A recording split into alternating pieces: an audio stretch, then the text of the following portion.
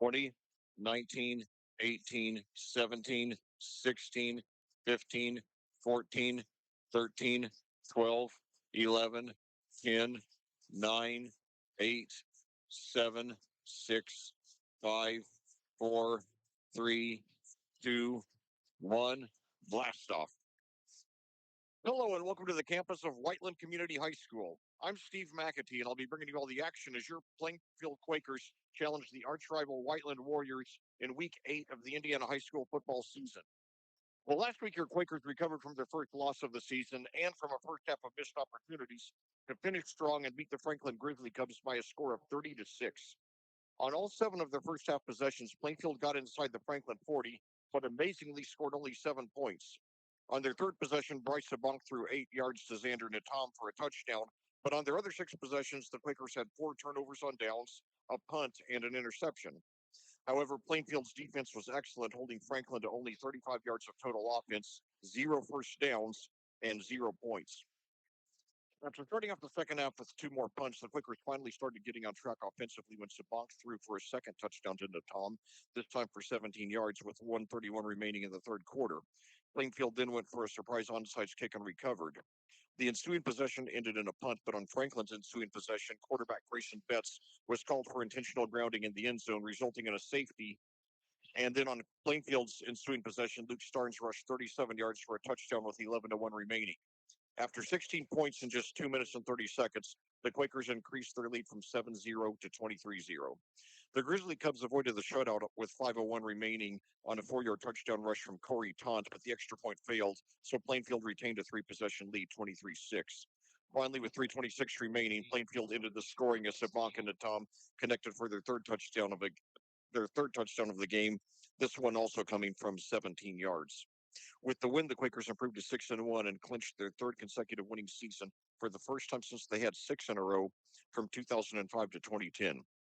It was Plainfield's third consecutive win over Franklin after the Grizzly Cubs had won 3 of the previous 4 in the series. The Quakers now lead the all-time series 32-11.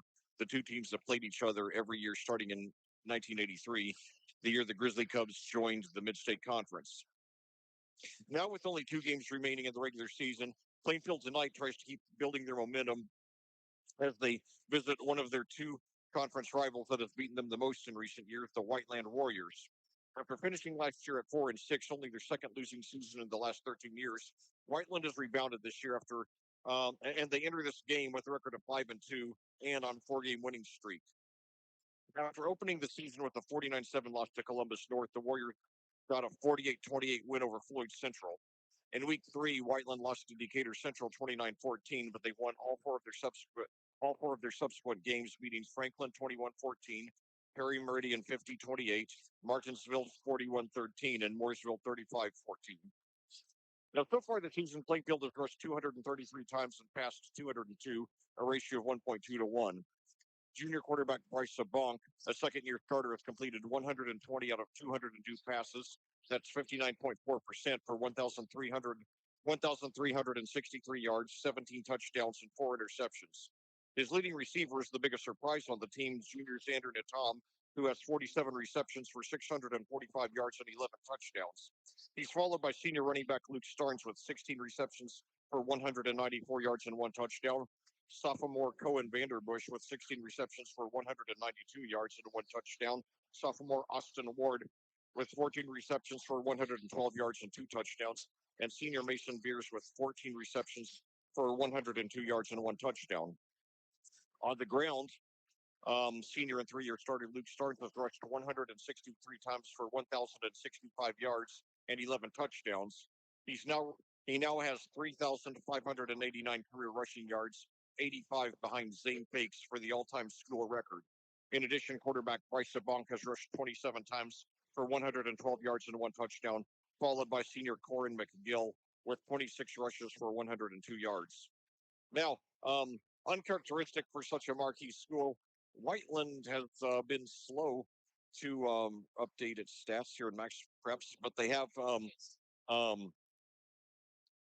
updated for 5 of the games of their 7, and so I'll give you those statistics.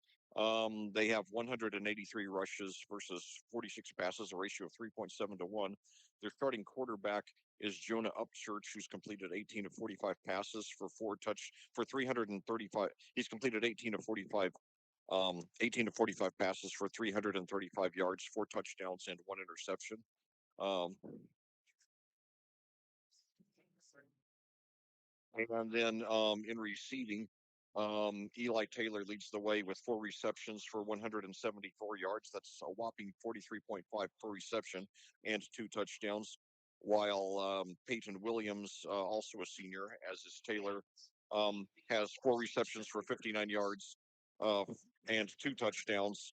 And senior Eli's there with 3 receptions for 39 yards and 1 touchdown. As usual, characteristic of Darren Fisher teams, um, the Warriors gain most of their yards on the ground and gain a lot of them, led by senior Jordan Palmer with 82 rushes for 607 yards and 8 touchdowns, followed by senior Tyree Nolan with 19 rushes for 170, 19 receptions for 170, 19 receptions for 172 yards. Sorry, that doesn't seem to be something that one would normally get tongue tied over. Um, anyway, um, head coach for Plainfield is Tyler Bless, who's 21-7 in his third season with the Quakers. Head coach for Whiteland is Darren Fisher, who is currently the dean of Mid-State Conference coaches. He's 146-85 in his 21st season with the Warriors, and 207 and 157 in his 35th season overall. He previously served as head coach at Cascade here in Indiana and at Nevada and Des Moines East High Schools in Iowa.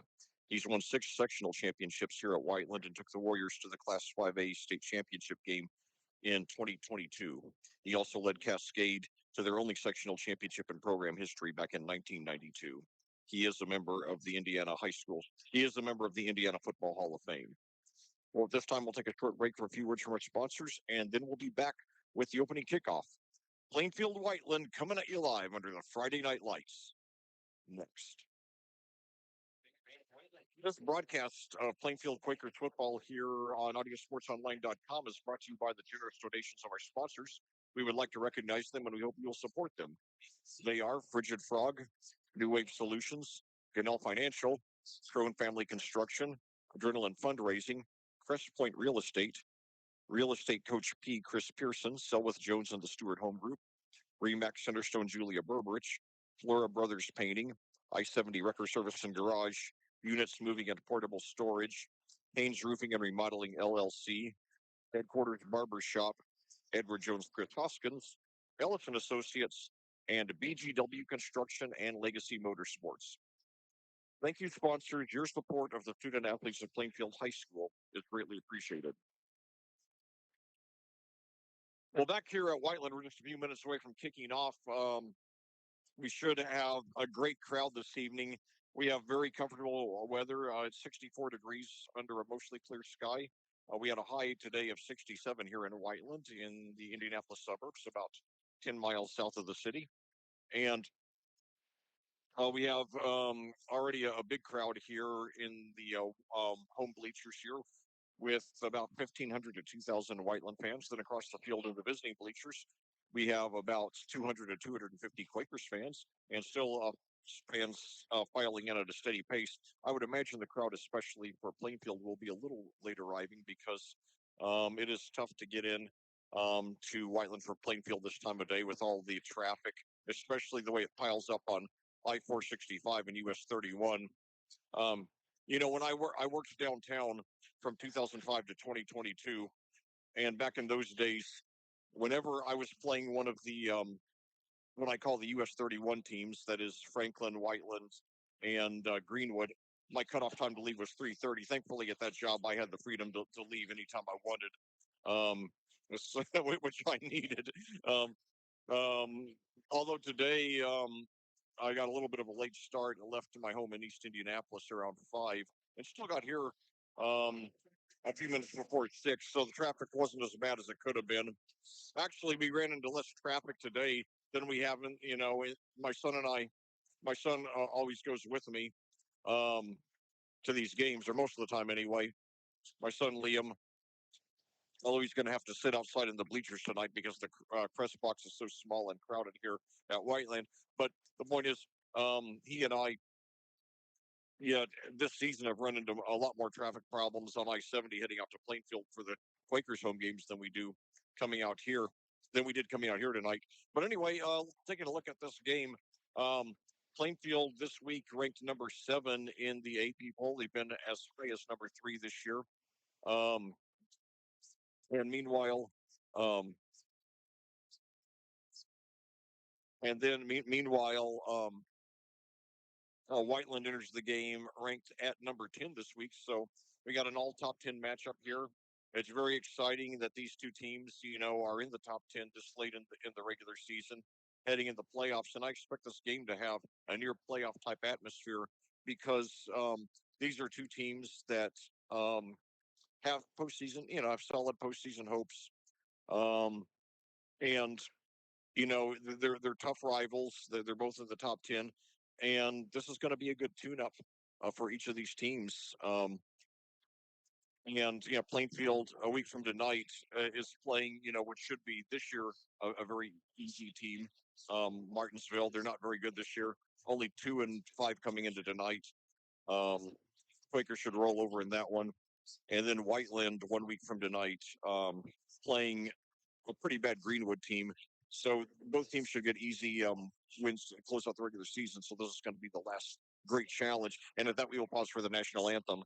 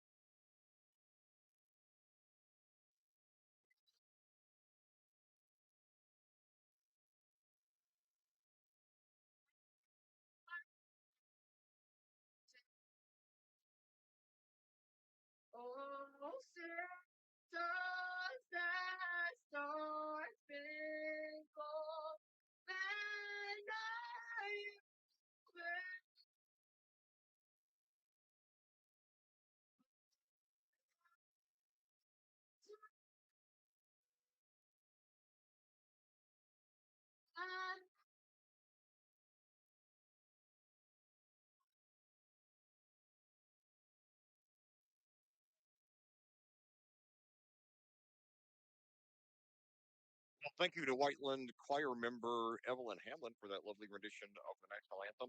And if you started following Quakers football in the last 15 years, you'd probably be surprised to know that Plainfield once dominated this series. In fact, they long did.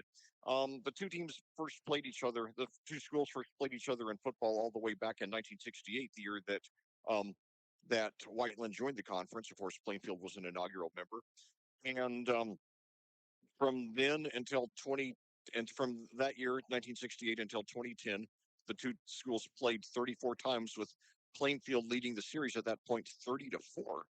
But then things started to turn around.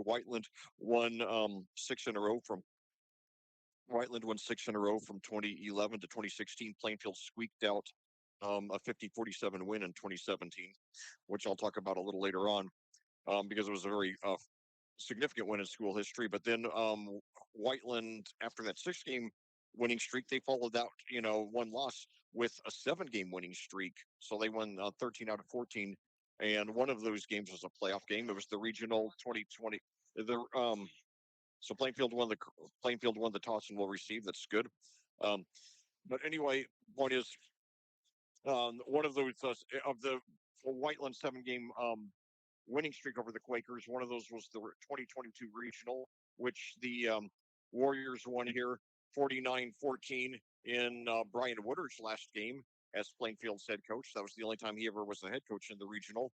And Plainfield, I remember, um, they were down 21-0 at the half. Came back in the third quarter to score 2 touchdowns, making it 21-14 and to have a fighting chance. But then everything collapsed in the fourth quarter, and we ended up on a running clock after 4 Warrior touchdowns. Um, so anyway, then finally Plainfield last year, after losing 13 of the previous 14 to the Warriors, Plainfield finally got that monkey up their backs after Whiteland started off the game 7-0 on their first possession. The Quakers were undaunted and they ran off 32 consecutive points to end the game. So the Quakers now lead the all-time series 32. The Quakers lead the all-time series 32-17. This is the 50th matchup between these two schools now, and although the Warriors have won 13 of the last 15.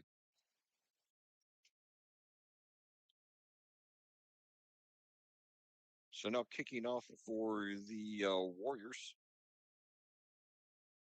And it goes deep, and it is taken around the 6, right up to the 10, 15, 20, 25. Starts, got some room on the left side, 30, 35. So the Quakers getting a solid return there, nearly 30 yards by Luke Starnes, who, if he gets 86 yards in this game, which is, quite a bit under his average, he will become Plainfield's all-time leading scorer. I would prefer that he break it at Plainfield next week for a big home crowd, but the main thing is tonight, whatever it takes to win. So 2 receivers to the right, one to the left, empty backfield, and now oh no, he fumbles the snap, and Whiteland's got it. Oh no, oh no. One thing I've learned, and a terrible, terrible start to the game. Plainfield does not make many fundamental mistakes. Um, 2 years ago, a big part of the reason that Whiteland, well, they're basically that game hinged on 3 plays. The one 2 years ago when Whiteland got its record seventh consecutive victory over us. Hold that thought.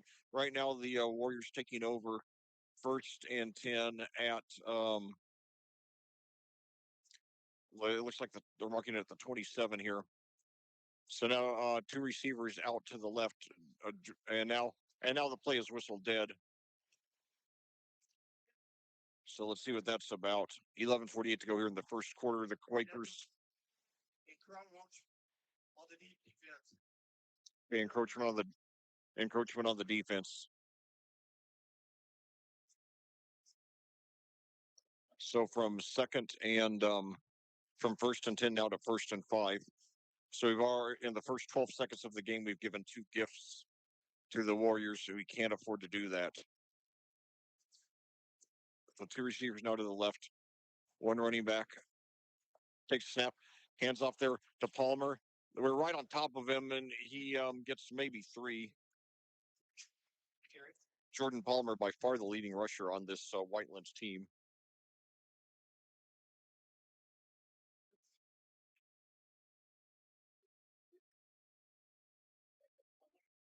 So it looks like they're going to give him 3 there. 2nd and 2 for the Warriors at the 19. The scoreboard mistakenly has it at the 24. Now 1 receiver to each side. Upchurch under center. Palmer behind him. Now and now it's that was Tyree Nolan, and it's a good fake there. And that was the first down. He got it inside the 10. Give Nolan 8 there. So obviously very concerning start for the Quakers. Not even a minute 20 into the game, and the Warriors already knocking on the door of a score. So now 1 receiver to each side. two running backs, including Palmer. Takes the handoff and takes it to Palmer and then gives it to he gets about two or three. Braden Yates. So Braden Yates. So already three plays from scrimmage for the Warriors. Three different players rushing: Palmer, Nolan, and Yates. So bringing up second and goal at the 7. Boy, if the Quakers get out of this without giving up a touchdown, they'll be very lucky. So now handoff this time to Palmer, and he's going to be close, and he gets the touchdown. So very, very bad start to the game for the Quakers. So Jordan Palmer already 2 for 10 and a touchdown. The Warriors open the scoring 7:06 your time of day, 9:44 to go here in the first quarter. Quakers fumbled the opening snap. Now attempt to attempt the extra point. Noah Pope. It is up and it is good.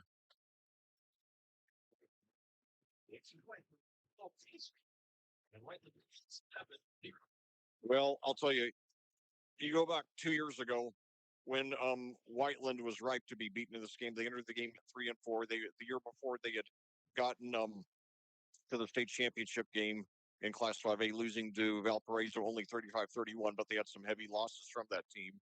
Um, and they entered at 3-4. We entered at 6-1. I thought, okay, this is the year we're going to get the monkey off our back. But Whiteland did a surprise onside kick, the opening play of the game, recovered. Then they did another surprise onside kick against us in the third quarter, recovered that one as well. And by taking 2 possessions away from us, they ran 28 more offensive plays than we did, 66-38. And then on top of that, when we were about to score and make it, I believe we were going to make it a 1-possession game late in the third or early in the fourth quarter, we lost a fumble at the 1. And, so yeah, those 3 plays cost us the game. We lost 22-8, a very winnable game. And we lost, as I said, and I've continued to say over the last 2 years, because we played the game that Whiteland wanted to play rather than the game we wanted to play. So now the Quakers, they got to get those points back. Last year, if it's any consolation, last year they led 7-0. We ended up winning 32-7. Hopefully history will repeat itself. So now Starnes takes it around the 5, up to the 10, 15, 20. You can see the urgency already in the way. And he dodges a couple of tackles, gets up about the 26. So now let's get to work, boys. Let's redeem ourselves.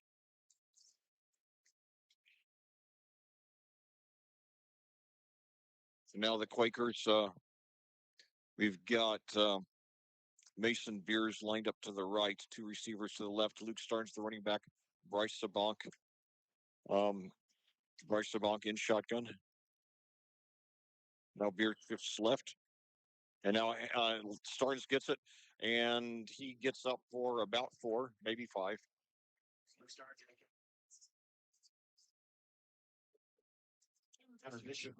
Give him credit for 4. 2nd and 6 for the Quakers at their own 29, trailing 7-0. The Quakers fumbled the first play from scrimmage in the game. Whiteland turned it into an easy score. Now the Quakers trying to get those points back. So 2 receivers to the left now. 2 running backs. Bonk in shotgun, takes it, drops back, throws. It's a completion, and he's got the first down and more. Breaks a couple of tackles, gets up just shy of the 40.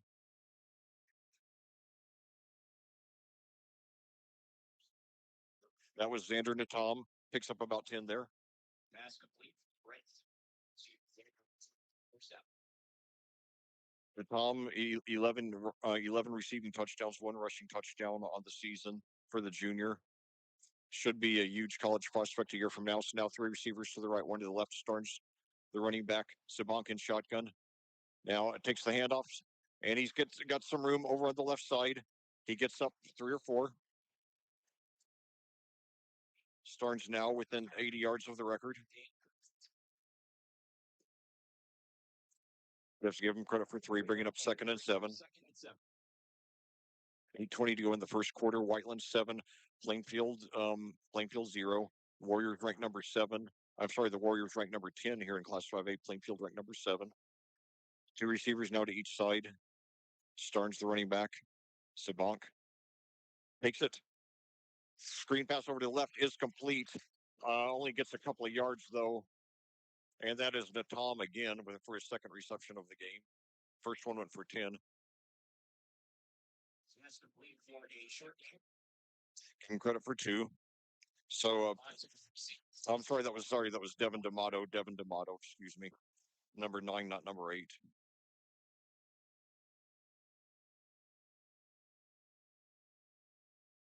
Very big 3rd and 5 for the Quakers.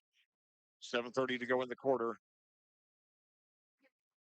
1 receiver to each side. And now a handoff there to McGill, and he's got the first down and more. About that's Corin McGill picks up about 7 or 8. One of his best games so far of his senior season. Boy, did we need that. Give him 8. I think they were expecting Starnes, so there's good call there. So now Natom lines up to the left. Beers joins him out there.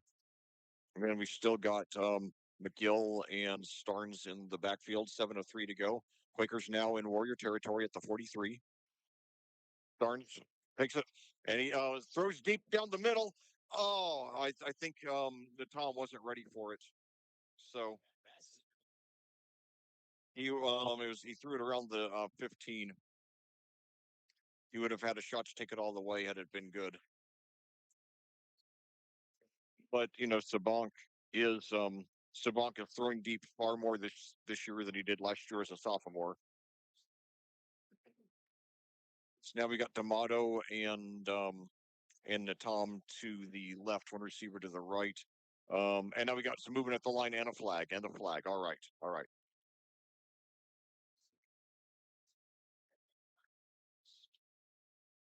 And encroachment against Whiteland. So 5 yards and 2nd and 10 becomes a much nicer 2nd and 5. 6:54 to go here in the first quarter. So now Beers out to the right, Natom and D'Amato to the left. McGill and Starnes in the backfield. Sabank in shotgun. Takes a snap. Hands off to McGill. No, fakes it and pitches back to Starnes, who takes it around the right side, and he's going to be up very close to the first down. He might have it. Might be a yard short. Let's see where they mark him. That's Starnes' 3rd carry of the game. His first 2 combined for 7.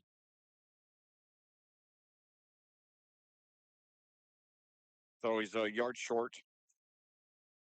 I have him 3-4-11, which would put him 74 behind. And now, are they going to do a measurement? I thought it was close. It looks to me like he's slightly short, but was within a foot. So I wouldn't mind a measurement here. No, apparently not. I thought that's why they stopped because there wasn't a flag. I thought that's why they stopped it. So anyway, 3rd and 1 here. Quakers now at the Whiteland 34. They've been composed on this drive after falling down 7-0. Now Sabank throws to Beers. He's got the first down, knocked out of bounds around the 26, pickup of about 8. So Mason Beers, the senior, about 7 or 8 there.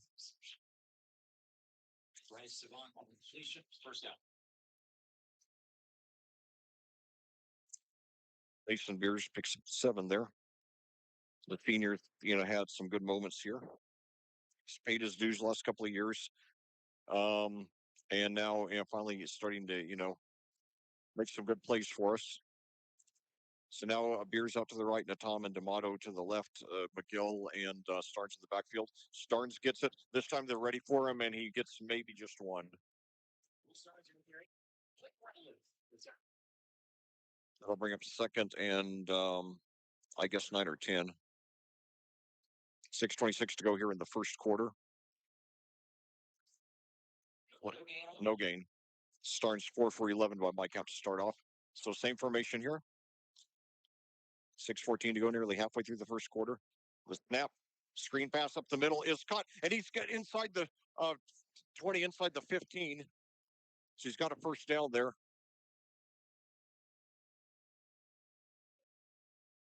So the Quakers strike the red zone here on their second possession. That was Sabankton to Tom for 12 there. The Tom's second catch of the game. The first was for 10, second for 12. So he's 2 for 22 now. Two receivers out to the right, one to the left. Starnes, the only running back now. And now Starnes takes it. He's inside the 15, gets up for 2 or 3. I like how the Quakers are, undaunted by that potentially disastrous start.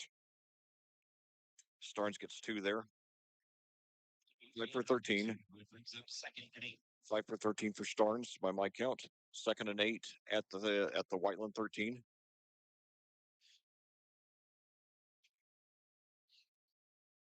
So now we've got the D'Amato and the Tom out to the right, one receiver to the left. Starnes the running back. Sabank in shotgun takes it. High snap, and he gets it. And he gets it to Starnes, who gets up the middle, and he's twists his way up for a first down inside the 5.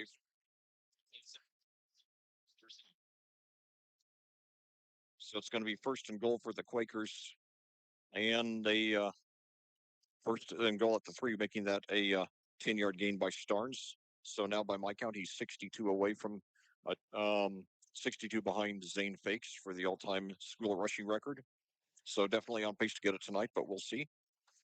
So now 2 receivers to the right, 1 to the left, and now handoff to Starnes again, and he's into the end zone for the touchdown. All right. I like the composure there. So Luke Starnes, a 3-yard touchdown rush, and the Quakers cut it to 7-6 with the conversion pending. The drive consuming 5 minutes and 8 seconds. Starnes setting it up on a Starnes set up that 3-yard touchdown rush on a 10-yard rush on the previous play. So now Ethan Edwards, who's 25 for 29 on extra points on the regular so far in the season, trying to tie it up here. And the kick is up, and it is good, and we are tied. So Quakers fans breathing a sigh of relief after the disastrous first couple of minutes to the game. They come back to tie Whiteland at 7. Keep in mind, last year, Whiteland scored on the first possession of the game, 7-0, but never scored again, and the Quakers won 32-7. Although, one difference is that when Plainfield got its first touchdown, we went for the 2-point conversion and made it, and at that point, we led 8-7 and had the lead the rest of the way. So, anyway, um, you know, certainly very encouraging. I mean, look, even the best teams make mistakes, but great teams rebound. Great teams don't get shaken and fall in. So I'm really proud of the way the kids bounced back on that drive. You know, I have so many bad memories, very painful memories of these Whiteland games over the years. So it brought back a lot of if this had been a movie, there would have been a lot of really bad flashbacks to past Whiteland games going through my head right after that opening fumble. So now feel a lot better now than I did a few minutes ago. 7:18 your time of day now. Just a little bit of sunlight here on the horizon in Whiteland. Ethan Edwards on the kick. His kickoffs have gotten progressively deeper as the season has progressed. He's starting to get some touchbacks now. Goes that, and he's going to be real close to one there. Fielded about the 6, right up to the 10, 15, 20, 25. Come on, we got him. He's got a space here on the left side of the field, inside the 50, 45, 40. Knocked out of bounds around the 35. That was Dane Kunz, last name Kunz. Good German name, but there is a flag, so let's see. Maybe it's coming back. Holding against Whiteland is coming back. Okay. Good break for the Quakers here. 4:27 to go here in the first quarter. Plainfield and Whiteland tied at 7. The Quakers lost a fumble on the first play from scrimmage of the game. Whiteland got a quick touchdown by their leading rusher, Jordan Palmer. However, Plainfield struck back on a very methodical drive, culminating with a 3-yard rush by Luke Starnes. That gives him 12 rushing touchdowns, 13 overall touchdowns on the season. He had a he had a receiving touchdown back in week 1 at Terre Haute South. So now the Warriors start the drive at their own 16 after the penalty.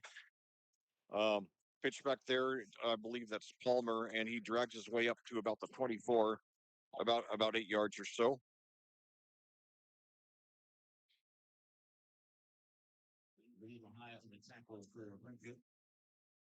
4:10 to go here and counting here after 8 yards there by Palmer.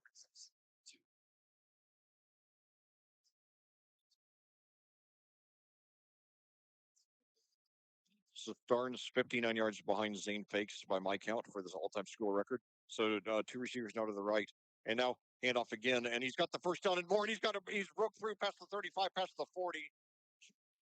Jordan Palmer, a gain of about 17 or so there.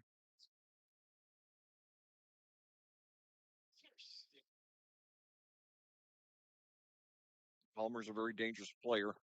Give him 18 on that, so I have him already 4 for 36 on a touchdown and even 9 a carry. 7:21 to go here. I'm sorry, 7:21 your time of day. 3:30 to go in the first quarter. Game 8 of 9 in the regular season. Last regular season home game for the Quakers.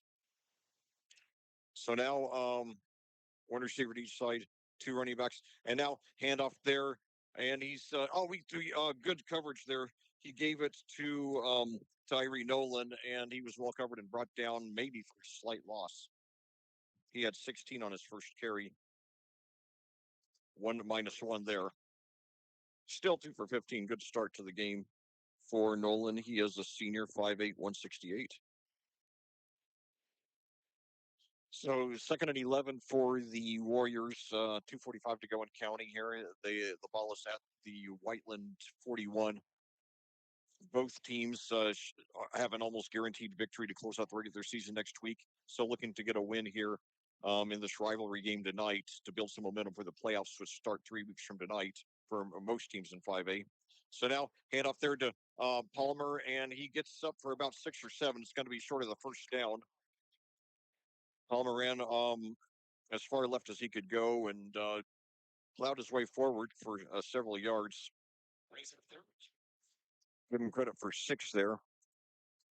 So a very big 3rd and 5 for the Quakers defense. Boy, that'd be great if we could get them off the field there. Whiteland, very likely, this close to midfield at the 47, likely in 4-down territory. So now they're sending Eli Zare out to the right, another receiver to the left. Palmer, the running back, Upchurch in shotgun. No, I'm sorry, Upchurch under center. And now they hand the ball off, and now he's got Coons there. He's got the first down. I'm sorry, Nolan. Excuse me, Nolan. He takes it past the Plainfield 40. So from their own 47 to the Plainfield 38. So a 15-yard gain there by Nolan. Already 2 double-figure rushes for him on the game. We got to watch him. 1st and 10 for the Warriors. Warriors now at the Plainfield 38. 1:18 to go now and counting here in the first quarter. 2 receivers to each side now. And a handoff there to Palmer. No, fakes it to Palmer. He's got some room on the left side, and he's inside the 25, gain of about 15 yards. Braden Yates there with his second carry. They're going to give him about 15. His first one went for only 1.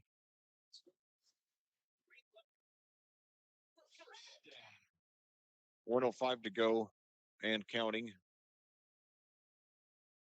Cool animated scoreboard here after Yates picks up 16 there. So 1st and 10. Whiteland at the Plainfield 23. Game tied at 7. It's 2 receivers to each side now. 2 running backs, I formation there. Don't see a whole lot of that anymore. And now they give it to Nolan, and he's met for a loss. So Nolan has gains of 15 and 16 yards, but then he has a 1 for -1 and then another for -2. So 2nd and 12 now for the Quakers. for the Warriors, excuse me. And they do not have to run another play here in this quarter. I don't know if they will or not. Well, they are getting information. 12 seconds to go now. I formation. Two receivers out to the right. And now fakes the handoff, looks to throw for the first time, and he's incomplete, and that's the end. That's the end of the quarter. So, after a potentially disastrous start to this game, your Plainfield Quakers fight back, and they're hanging tough with their longtime rival, the Whiteland Warriors, in this all top 10 matchup. Your score after one quarter of play, Plainfield 7, Whiteland 7. We'll be back after these words from our sponsors on audiosportsonline.com. This broadcast of Plainfield Quakers football on audiosportsonline.com is brought to you through the generous donations of our sponsors. We would like to recognize them, and we hope you will support them. They are Frigid Frog, New Wave Solutions, Gunnell Financial, Crone Family Construction, Adrenaline Fundraising, Fresh Point Real Estate Coach P. Chris Pearson, Selwith Jones and the Stewart Home Group, Remax Centerstone Julia Berberich, Flora, Flora Brothers Painting, I-70 Record Service and Garage, Units Moving and Portable Storage, Haynes Roofing and Remodeling LLC, Headquarters Barbershop, Edward Jones, Chris Hoskins, Ellison Associates, and BGW Construction and Legacy Motorsports. Thank you, sponsors. Your support for the student athletes of Plainfield, High School is greatly appreciated. Well, back here at Whiteland, we're about to start the second quarter of this very exciting, very fast-paced game with your Plainfield Quakers and the Whiteland Warriors. In game 8 of the regular season, tied at 7. Whiteland has the ball 3rd and 12 at the Plainfield 25. One receiver to each side. Jordan Palmer, the running back. And very big play for the Quakers defense. And now fakes the handoff, throws deep, and he's got a man open for the touchdown. Oh, no, he was wide open. Peyton Williams. Oh, no. Starts only the second pass of the game, first completion for the Warriors. Darn, we really wasted an opportunity there. Wow. 25 yards up the middle.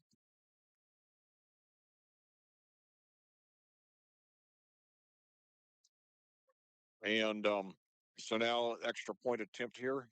It is up and it is, and we blocked it. We blocked it. So that could be critical.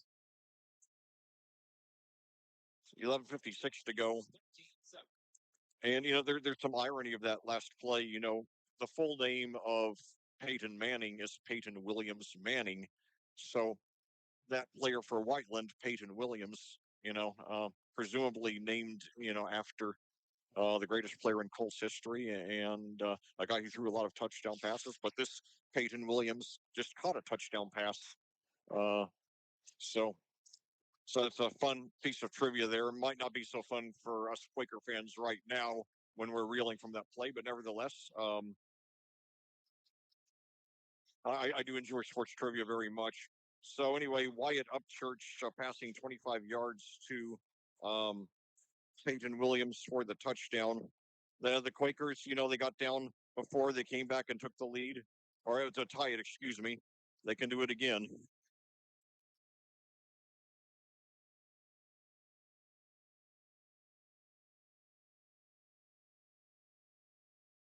So anyway, one thing that was really I was hopeful that we'd move the ball well against again. I was hoping we'd move the ball well against the Whiteland defense. We did a pretty good job on the first possession. Hopefully, we'll continue to. And we took our time, used over 5 minutes. So, a deep kick.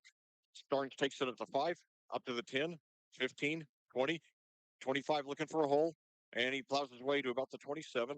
Luke Starnes, a very tough kid. Very well could become Plainfield's all-time leading rusher tonight. I have him 59 behind. He got 26 in the first quarter. That puts him 26 by my count anyway. That puts him on pace for 104, which should be well over what he needs. Whiteland, hasn't let him go crazy so far, but they haven't been able to contain him as well as Decatur Central did, or really as well as. Hold that thought. So now two receivers out to the right. Hand off there to Starnes, and he's got some room over there on the left side. We got a flag, however, after he picks up about 5, but let's see if it counts. Looks like it's going to be against Plainfield. I believe that's the first penalty that's gone against us tonight. No, that we had one right after on Whiteland's first play after the fumble recovery. So I believe that's only our second penalty of the game. But anyway, it's your Quakers now. That is a setback. Thankfully, I think this was the first game I've commentated all season in which the officials were mic'd. I wish they always did that.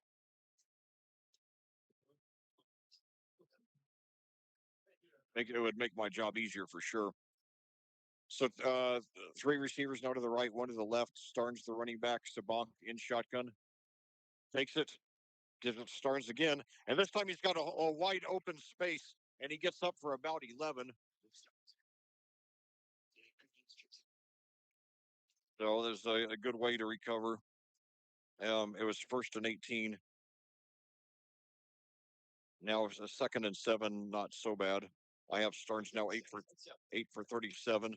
So it does look like he will set the record tonight. So 3 receivers to the right now. And Starnes still the running back. 10:51 and counting in the second quarter. Now hand up to Starnes again. And he's got up for about another 4 or 5, bringing up a very critical 3rd and short for the Quakers. Let's see where they mark him. Already 9 carries for Starnes in this game. They give him 4 on that one, bringing up a very critical 3rd and 3. I have him 9 for 41. So 2 receivers to the right, 1 to the left. So 3 receivers to the right, 1 to the left. Starnes, the running back. Sabank in shotgun. Takes it. Drops back. Throws. And he dropped it. He dropped it. Tom had it, didn't get the grip. I think he tried to take off running before he had the full grip. And it looks like we will punt here. Very, very, very disappointing turn of events. Still only down 6. Whiteland 13, Whiteland 13, Plainfield 7. 10:06 to go here in the second quarter. Coming to you live at Whiteland. Plainfield's last win here was 2017. So the Quakers now, they've done a few fakes here in the Tyler Bless era. This one, however, is not. Tucker Mitchell there. And a fair catch called for at the 38. So that'll be a punt of about 29 yards.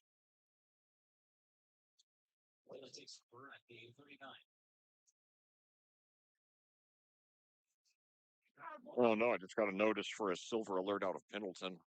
Hopefully, this young lady will be found safely. I get all the silver alerts on the WTHR app. But anyway, back to action here. 2 receivers to the right, 1 to the left. 2 running backs up church under center. Hands off there to Nolan, and he breaks through, and I think he's got the first down.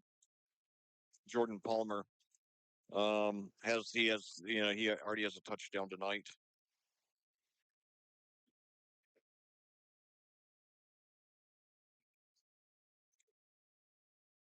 They're marking. It looks like they're marking him a yard short. Yeah.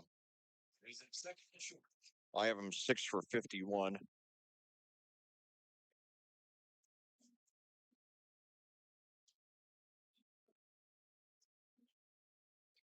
2 receivers to the left now, I formation. Now pitch back, and he's got the first down and more inside the Plainfield 45. That was Palmer again.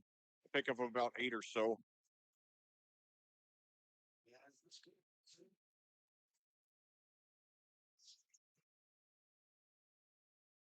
Let's see where they. Okay, well, they give him a slightly better spot than I expected. So they gave him 11 there. I thought it was more like 8. It was hard for me to tell from my vantage point, though, exactly where he stepped out of bounds because um, my view is obstructed by the Whiteland bench. So anyway, two receivers now to the right. And now hand off there to Palmer, and he's met it near the line of scrimmage, but he plows his way forward for about 5. Palmer, a very tough kid. Also a lot of size, 6 feet, 219. Drew White at the bottom of the pile there for Plainfield. Give him 5. So I have Palmer 8 for 67 and a touchdown.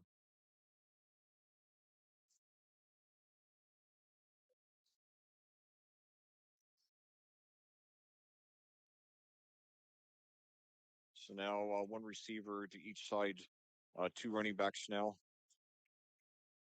And now hand off there to Palmer again, and he powers his way up past the 35, past the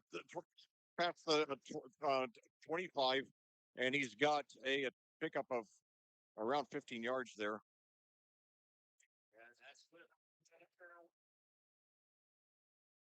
They give him 17, so I have him 9 for 84.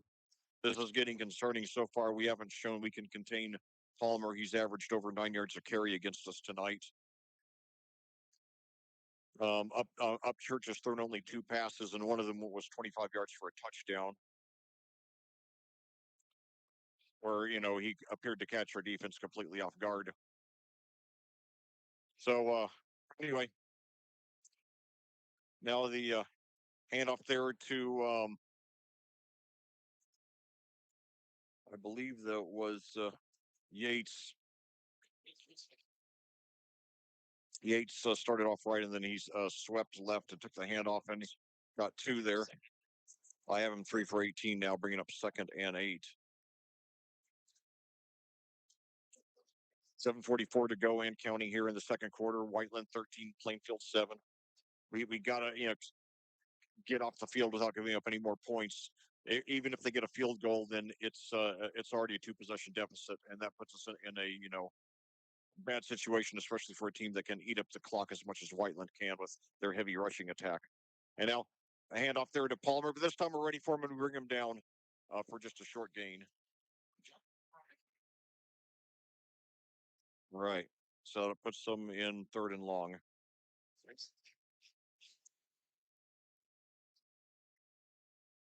So 3rd and 5 now for the Quakers. I have Palmer 10 for 87 and a touchdown. Very well could get into triple figures here in the first half.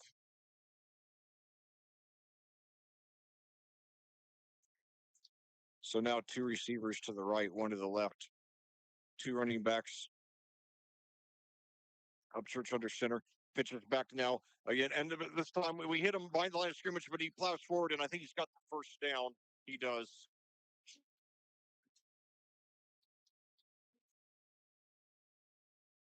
I think so. It should be 1st and goal for the Warriors. Let's see where they mark it.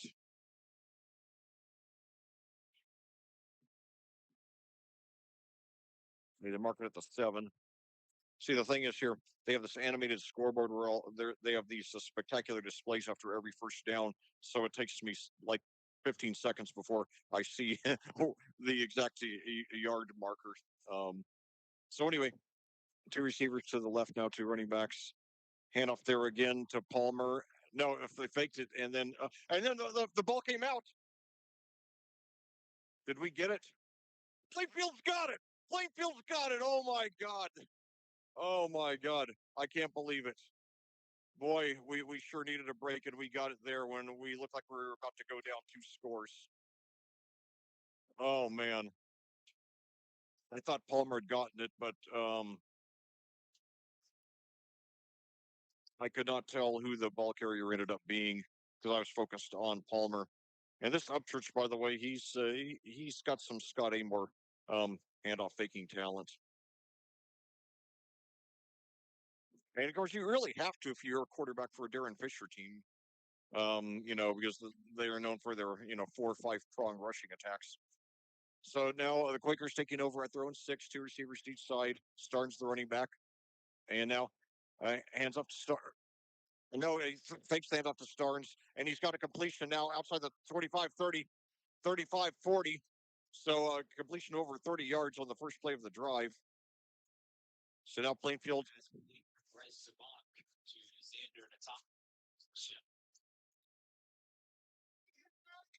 No, that's going to be a gain of 32 yards there, bringing it up to the 38 from the 6. And now hand off to Starnes, and he takes it up for about 2 to the 40.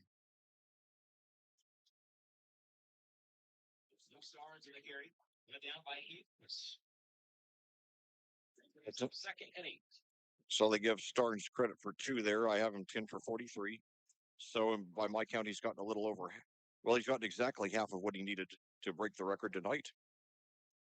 5:49 to go here in the quarter.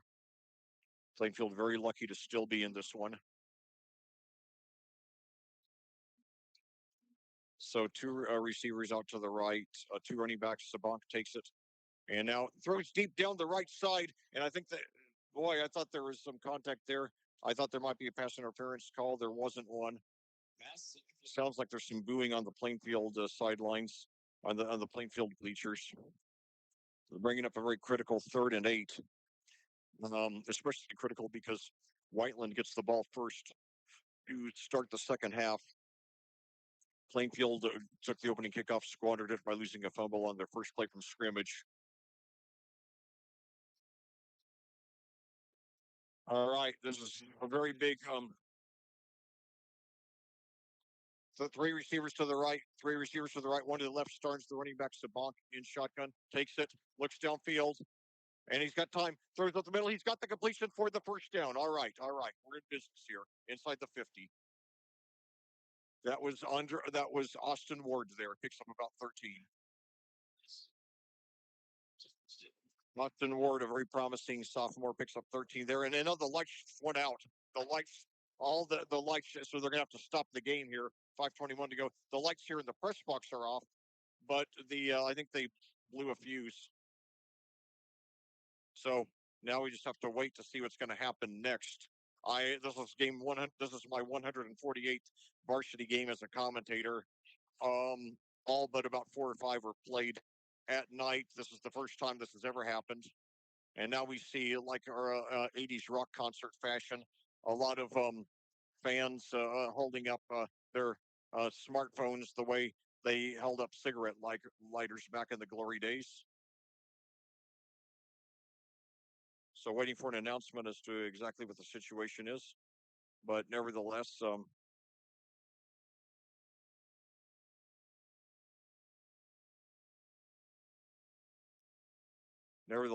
when we get back into action, Plainfield will be in pretty decent shape. 1st and 10 at the Whiteland 47.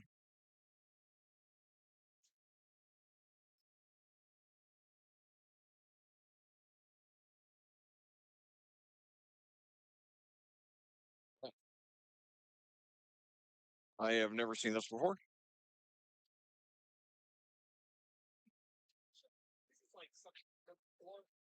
Yeah, my son Liam, a big horror movie fan, said this is like something out of a horror movie. Yeah, and well, unlike going the opposite of a line in the Blues Brothers, I think those lights are not off on purpose. So,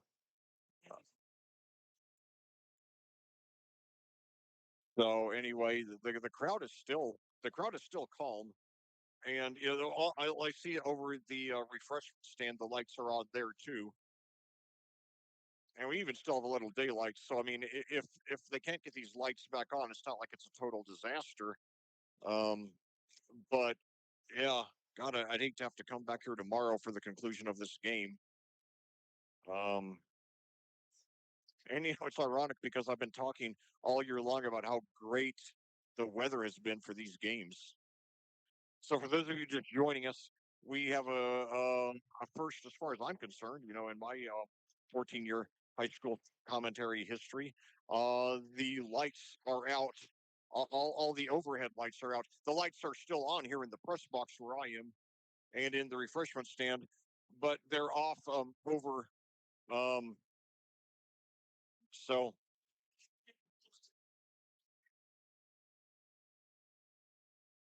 yeah, Liam just showed me a picture that he just took. Yeah, the light is brighter as he pointed out on the camera. The sky looks brighter in the picture he just took. So anyway, just bear with me. Hopefully, we'll have some more football to play tonight. If not, I guess we'll come back tomorrow for the conclusion. But anyway, it's a pleasure to have you with me to fill you in on what's been going on so far. Your score is Whiteland's 13, Plainfield 7. The Quakers got the opening kickoff, but fumbled. They lost the fumble on the first play, um, resulting in a quick touchdown by Whiteland. 9:44 to go in the first quarter. Jordan Palmer scored on a 7-yard rush. The extra point was good, making it 7-0.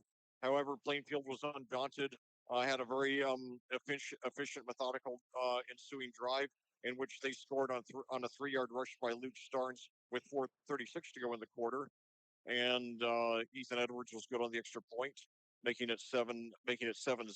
I'm 7-7, excuse me. Um, and then on the first play of the second quarter, Whiteland scored on a 25-yard touchdown pass from Wyatt Upchurch to Peyton Williams. The extra point failed, bringing us to our current score of 13-7.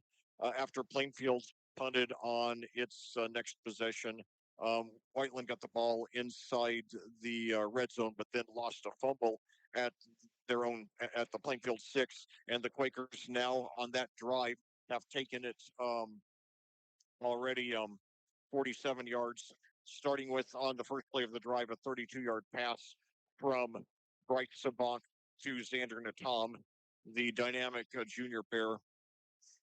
And so that's where we are now. And on the last play of the game, I shouldn't say the final play, the most recent play, what's his name? Sabank threw 13 yards to Austin Ward, advancing the ball from the um, Plainfield 40 to the Whiteland 47. And then the overhead lights on both sides of the field went off. And that's where we are now. Again, the lights here in the press box and the refreshment stand are on. Um, and obviously, people, they can use their smartphones as flashlights to get out of here if need be. So it's not a disaster. Just, we got to figure out a solution here. And uh, hopefully, hopefully be able to play the game here tonight. We shall see. Um, if we have to come back here tomorrow, so be it. It's an hour, really more like hour and 30 minute round trip for me. Well, tomorrow wouldn't be as bad in Saturday traffic, but you know, we'll see. Hold on. I think they're about to make an announcement here, so let me be quiet to listen for that.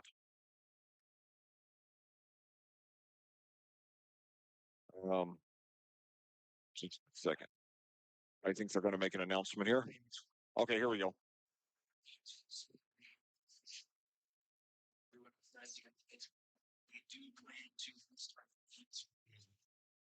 Okay, just a quick basic announcement saying they're trying to get the lights on and restart the game as quickly as possible, and they got some cheering out of that. And while I have a moment, I just want to give a big thank you to the Whiteland staff for the delicious Marco's pizza they served. Last time I was here, it was Chicago. So I think the time before that, it was Chicago's as well. Time before that, I don't remember. I think it was some local place. But, um, Plainfield, of course, being the awesome school they are, they give us pizza. Us media people, they give us pizza every home game. It's been Donato's for about 5 years now consistently. Um, it's been other places in the past. I think they used to get it from some local place. I don't remember the name of it. Um, but you know, of all of our opponents, our current opponents, Whiteland is the only one that serves us pizza. So big thank you to the Warriors. I will be sure to remember them in my will. Pizza is a holy sacrament to me. So anybody who gives it to me, um, I will be eternally grateful in my heart. So You know, um, whether it's Marco's or Chicago's or Domino's or Papa John's or wherever, or frozen pizza they make. I don't care. I have very low standards when it comes to pizza. I can stop by Circle K after a hard day's work and see a couple of slices that have been sitting under the heat lamp for 6 hours, and and um, to me, there's two slices of pizza from Circle K that have been sitting there for 6 hours, and a Polar Pop is a gourmet dinner. To paraphrase, or to slightly misquote uh, Jules Winfield, the Samuel L. Jackson character in Pulp Fiction, pizza, the cornerstone of any nutritious dinner. But my son Liam just reminded me of something when I said I have very low standards when it comes to pizza. I didn't, low standards is not the same thing as no standards because Liam reminded me that I did not like Panera Bread pizza. And I like Panera Bread. I'm in there several days a week because I work down the street from it. But, I'm a member of their rewards club. But they introduced pizza on the menu a couple of years ago. Well, I think it's been more like 3 or 4 years ago, and they had sour sauce. The tomato sauce was sour, and to me that ruined it for me. So you know, apparently a lot of people agreed because they didn't keep it on the menu very long. So I don't know why they used that kind of sauce. Um, but there's a lot of stuff on Panera Bread. A lot of stuff on Panera Bread I do like. So and now so Liam, thank you for reminding me about that Panera Bread. And and and now right now the on the PAs we're hearing Liam, what's the name of that Springsteen movie coming out? You know, right now they're playing "Dancing in the Dark" by Bruce Springsteen over the PA, and the last three times, okay, yeah, the last three times my son Liam and I have gone to a movie in a theater. The last three movies we saw were F1, Jaws for the 50th anniversary re-release, and then a couple of days ago we saw the new Leonardo DiCaprio movie, One Battle After Another, and we've seen a trailer for this new Bruce Springsteen biopic called Springsteen Deliver Me from Nowhere. It looks really good. I think I'm going to go see it. It's there at the theater. Probably, and I'm sure Liam will go with me. We usually go see movies together. We watch about 100 movies together a year. That's a great, you know, great father son tradition we have. And and I'm not exaggerating. It's probably about 100 a year. Um, and now we're now I've got this AMC VIP membership, so that I'm going to theaters a lot more. But yeah, from what I've seen in the trailer, Jeremy Allen White, who plays Springsteen, looks really good in the role. I mean, not only looking like Springsteen, but also talking like him. And looks like so far he's, from what I've seen, doing a good job copying his mannerisms and things like that. When the Queen biopic Bohemian Rhapsody came out in 2018, what impressed me the most about Rami Malek, who plays the late Freddie Mercury, wasn't that they have a fair resemblance, but it was that Malik must have spent hundreds, if not thousands, of hours just copying all of Freddie's mannerisms and just nailing them perfectly. I mean, he really nailed that performance and really carried the movie for me. So I didn't think the movie overall was that good, and I'm a super big Queen fan. Maybe that's why I didn't think it was that good because I picked out so many of the inaccurate details of the movie, but the performance by Malik it couldn't have been more realistic.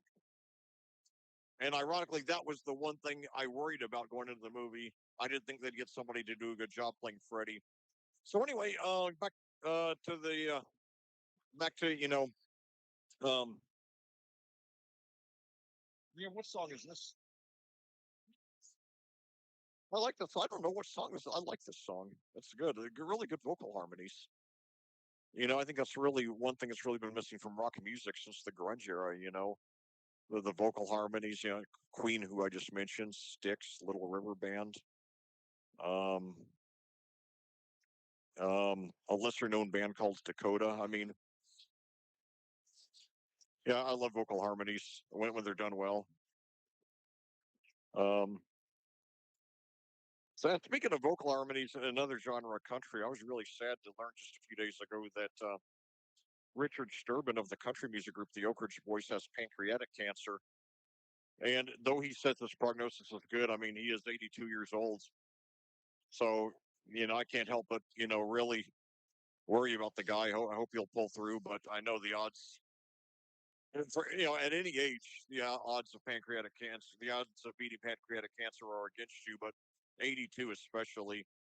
I wish him well. He just always seemed to me like a good guy, and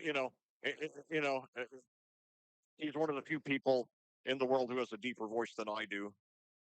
Um, for those of you familiar with the Oak Ridge Boys, but don't know his name, he's the guy who hits the super super deep notes that are like the backbone of their music. Also, I want to talk about another moving back to sports, to another sport, basketball. Um, one of the things that makes the NCAA Division One men's basketball tournament one of America's most loved sporting events every year is that you know there are so many unlikely heroes.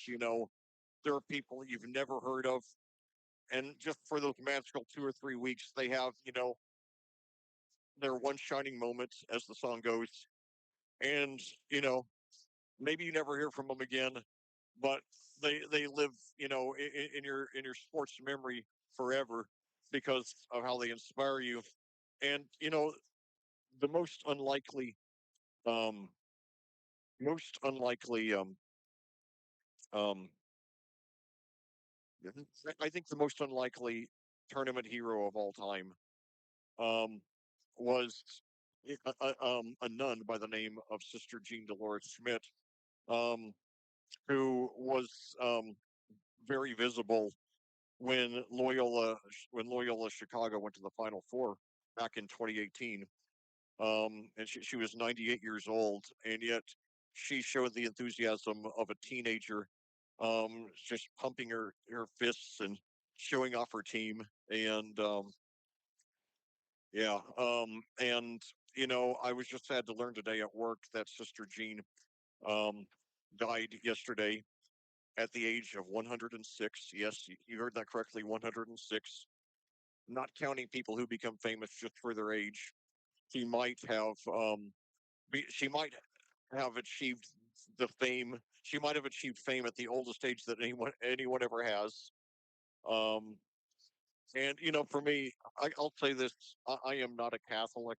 I was raised a United Methodist, but my perception. I think a lot of people, including me, we perceive nuns as being these, gentle, kind old ladies, very mild mannered. So to see a nun, especially at that age at 98, going crazy, showing the kind of love for sports that I have and that so many people have. That she overshadowed the team. She had been their nun since 1994, and then 3 years later when they got to the final 16 of the tournament in 2021, when she was 101, she went to those tournament games as well, although she was more shielded because of the COVID scare. Um, and though I think we now realize COVID was not as it was not the monster that it was made out to be. When you're 101, it's something you don't want to get. So they need it. They need it. I keep saying the solution to COVID was targeted protection, and obviously she's the type of person who would need to be targeted. Um, but anyway, um, I was sad to learn of Sister Jean's death, but um, I'm just so thankful that she lived such a long life. I mean, I'm 54, just a little over half her age, and you know, my grandparents lived to be 82, 86, 92, and 94. My mom lived to be 79. Um, like my mom died 3 years ago tomorrow. My dad's still alive at 82 and still in good health, thankfully. Hopefully, will continue to be so for a long time. And you know, I hope I have many more years left in front of me, but you know, however, you know, long it is before the good Lord calls me home. Um, I just want to live every moment, you know, with that kind of love and zest for life, that kind of childlike enthusiasm that I saw from 98-year-old Sister Jean. So what a great life, and how many lives she touched, um, for that magical 3 weeks back in 2018. Um, and I'll tell you another thing. One of my favorite memories. Um, as you probably know, because I mention it all the time, and quote the movie, my favorite comedy of all time is The Blues Brothers. And, you know, I know what I just said about, perceiving nuns as just frail, gentle old ladies. Of course, the nun in that movie, for those of you who've seen the movie, probably remember was quite different. She was uh, um, a telekinetic ninja samurai nun. Um, and but despite her harsh treatment of Jake and Elwood, they went to extraordinary lengths to save her orphanage, and thankfully did so near the end of the movie when they um, uh, came up with $5,000 legally. Although they certainly went through some illegal lengths to get the money to her after they raised the money legally, and paid the money to Steven Spielberg, who played the clerk at the Cook County Assessor's Office to save the orphanage. But anyway, all that to say, at one of the games, there was a fan who held up a poster. It was Jake, Elwood, and Sister Jean, not the penguin from the Blues Brothers, but Sister Jean. And it said something like, "We're on a mission from God," quoting the catchphrase of the Blues Brothers. So, um, anyway, what a great life she had. And, I think about the selflessness. Again, even though I'm not a Catholic, I think about the selflessness with which so many Catholic clergy serve. With the selflessness with so many, the selflessness that so many Catholic clergy serve with, giving a lifetime of service to others. And so she was an inspiration to all of us, regardless of what our faith was. And you know, another cool thing, since we're talking about Catholic clergy, I think it's really cool that we have that our new pope is not only American, he's actually from Chicago, so he's a Midwesterner like we are. I always figured if I ever went over there, to the Vatican and met the Pope, I mean, I'm sure it would be a pleasant experience, but that we probably wouldn't have anything to talk about. But it'd be cool if I met, Pope Leo, and had a good chat with him about sports. He actually attended the 2005 World Series. Um, and he's a Chicago White Sox fan.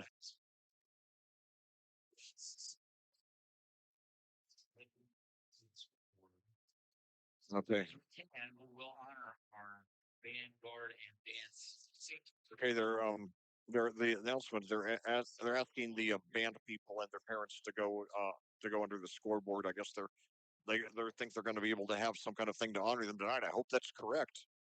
For those of you just joining us, um, and that's the thing with but when you're commentating delayed games like this, you got to have stuff to talk about. Unfortunately, that's never been a problem for me. But anyway, um, it's been several minutes since I gave an update on this game. Um, and um, right now, there's 5:21 to go in the second quarter. Whiteland is leading 13-7. However, Plainfield has the ball at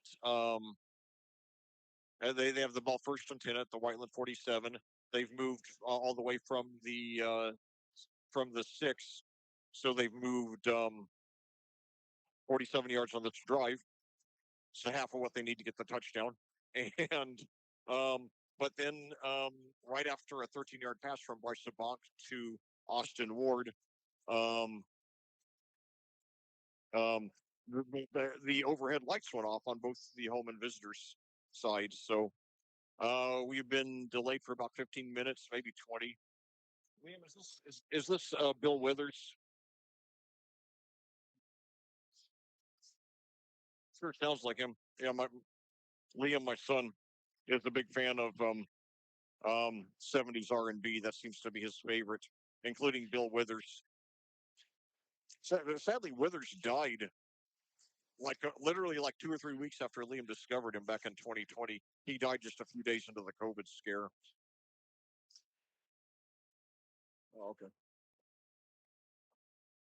Liam said he'd known about him for a good while before that. I didn't realize that. But is that Withers? And what's the name of the song? Ain't No Sunshine. Okay. So yeah, Liam's becoming a big music guru, like many people in his family, including me. It's interesting. Both of my kids are 20 and 21, and they like a lot of music that not only predates them but even predates me. I grew up. I started listening to radio. I started listening to the radio in the 81, 82 school year, um, when I was in fifth grade, and listened to the top 40 station in Louisville, WKJJ, and sometimes I'd listen 4, 5, 6 hours a day and never hear the same song twice. I loved it.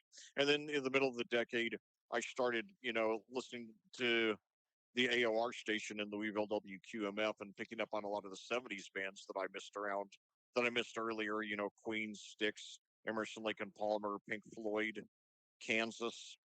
In fact, actually, that's the one thing I had to miss Kansas in concert tonight. They're playing, I think, at White River Park with Jefferson Starship tonight. But as much as I'd like to be here, if I had to choose between there and here, I would choose here. Another thing, I had to, 3 years ago in the Martinsville game, um, I had to miss Nick Mason's "Saucer Full of Secrets." That's the Pink Floyd tribute band led by Pink Floyd drummer Nick Mason. They played at Butler University that night. I think it's Clues Hall. And now, speaking of music that predates me, Creedence Clearwater Revival with "Bad Moon Rising." I'll tell you, I was once an aspiring rock musician. Actually, released an album back in 2007. Maybe do another one someday if I you know find the time. Which now that my kids are adults, it would be easier. Um, but I always say, if I just made music and didn't sell much, but I had a great time making it and was proud of the music, that would be rewarding for me. But if what happens to John Fogerty happens to me, that would eat me alive. That is making millions of dollars for somebody else and getting screwed. Um, I was glad to hear he finally did get the rights back. Finally did get the rights back to his song several years ago after about 50 years. But he's John Fogerty, Lindsey Buckingham, Prince, Stevie Wonder. I'm just awestruck by guys like that who can literally make a whole album by themselves. Write all the songs, play all the instruments, perform all the vocals, produce it, mix it. I can do some things in music, but I'm not that multi-talented. So, I play some keyboards, some bass guitar. I know the basics on guitar. Not much of a singer, unfortunately. Wish I were. I wish I could sing like Steve Perry, but fortunately, I talk well enough to do sports commentary and to do voice acting. So, you know, I'm thankful. The good Lord's blessed me, and so anyway, and hopefully we will be blessed with the lights going back on here after it's been about 20 or 25 minutes now.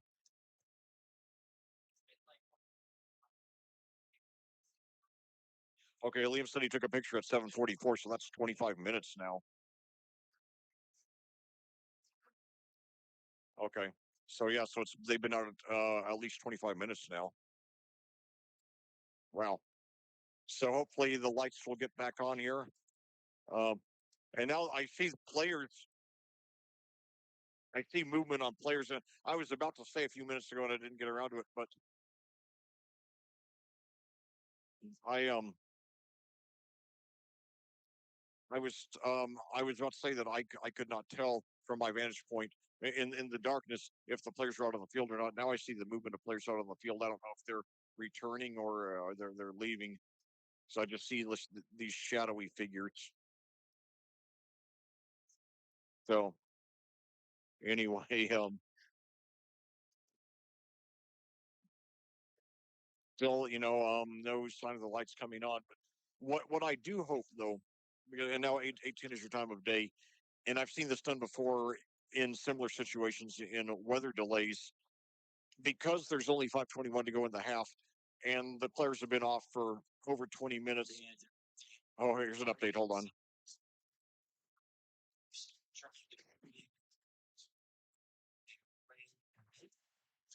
If for some reason we cannot play tonight, the game would be resumed tomorrow, Plainfield. The time would be to be determined. The goal is to try to play tonight. If not, that is the backup plan. Okay. Oh, I just hold on.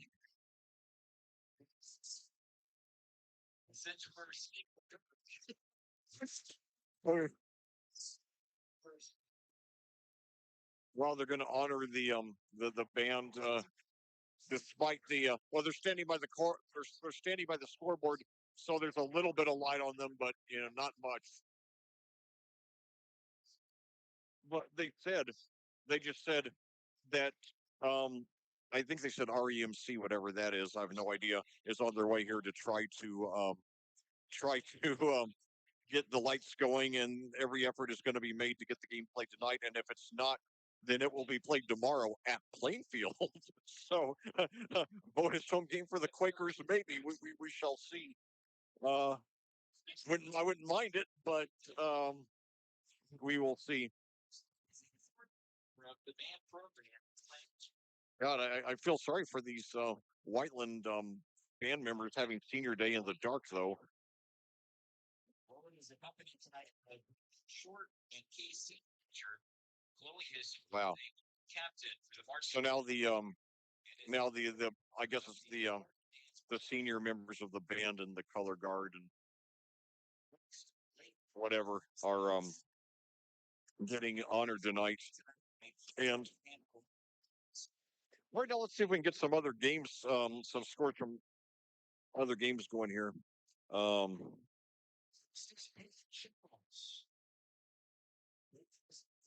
By Garen and Amy Charles.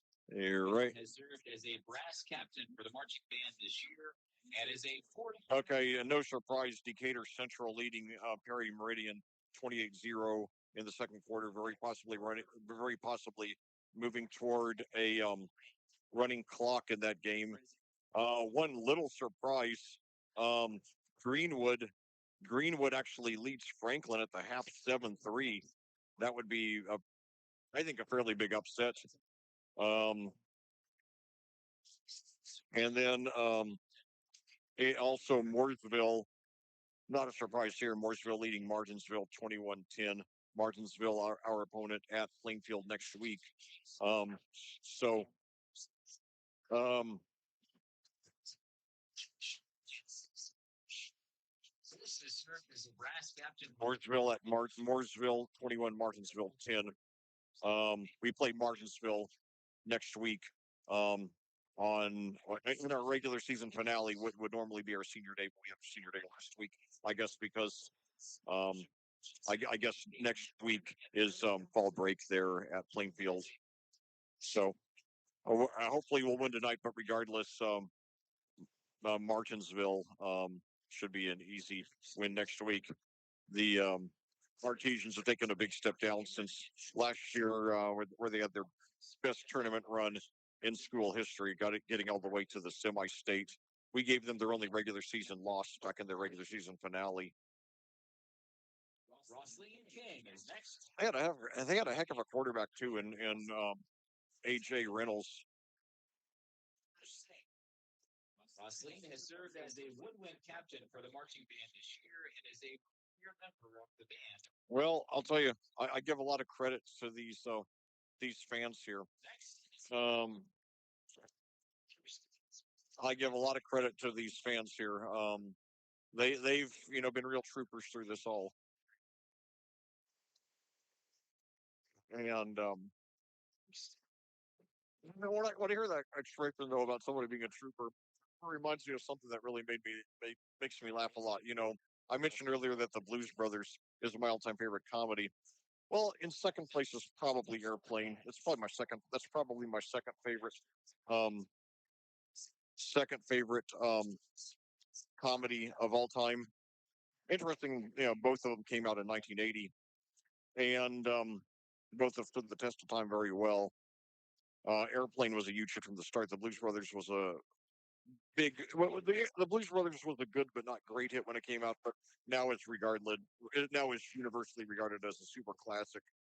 And anyway, you might remember that the Lloyd Bridges character in that movie, um, at one time in the movie when he's really nervous about this potential crash, plane crash, he says it looks like I picked the wrong week to quit smoking. And at that time, it doesn't even seem like it's funny. And of course, that was a verbatim line from the movie that Airplane was based on, Zero Hour, which is a serious movie. Airplane was a parody of that. That they copied a lot of the lines verbatim or near verbatim, but recontextualized them. So anyway, a few minutes later, the Bridges character then says, "It looks like I picked the wrong week to stop drinking," and then a few minutes later, "It looks like I picked the wrong week to stop amphetamines," and finally, a, a few minutes later, "It looks like I picked the wrong week to stop sniffing glue." And anyway, I was watching a YouTube video of that part of the film, and one of the comments said, "In all fairness, this guy tried to quit smoking, drinking, amphetamines, and sniffing glue in the same week, and it took a near air disaster to drive him over the. It took a near air disaster to drive him over the edge, and even then, he still showed up for work. What a trooper!" Next And is I couldn't help but laugh at that one. Uh, you got to have a sense of humor on a night like this. For those of you just joining us, expecting to hear Quakers football, we had over 3/8 of the game, and Plainfield was hanging tough. But then all the lights went out. The overhead lights, um, the lights here in the press box are on. Actually, it looks like there's a visiting press box too. It looks like the lights there are off, but the lights of the refreshment stand are on. So um, obviously, we can't have the game in these dark conditions. So we will see what happens from here. Um, and well, right now, well, let's take a look at what the other Hendricks County teams are doing. Starting in Class 6A, Brownsburg remains at number one this week. Their record remains perfect at 7-0. Last week an easy 38-6 win over Zionsville. Tonight they should get an even easier win over 1-6 Noblesville. Um, boy, I've thought for years that Noblesville is a sleeping giant. I thought that for Franklin for a long time too. A community that seems to have enough money to fund a good football program. They just haven't found the person to do it yet. Franklin showed some signs. Um, Franklin has shown some signs of turning around under Chris Cole, but they haven't gotten over the hump yet. Anyway, so once again, Brownsburg ranked number one, 7-0. Should move to 8-0 tonight at Noblesville.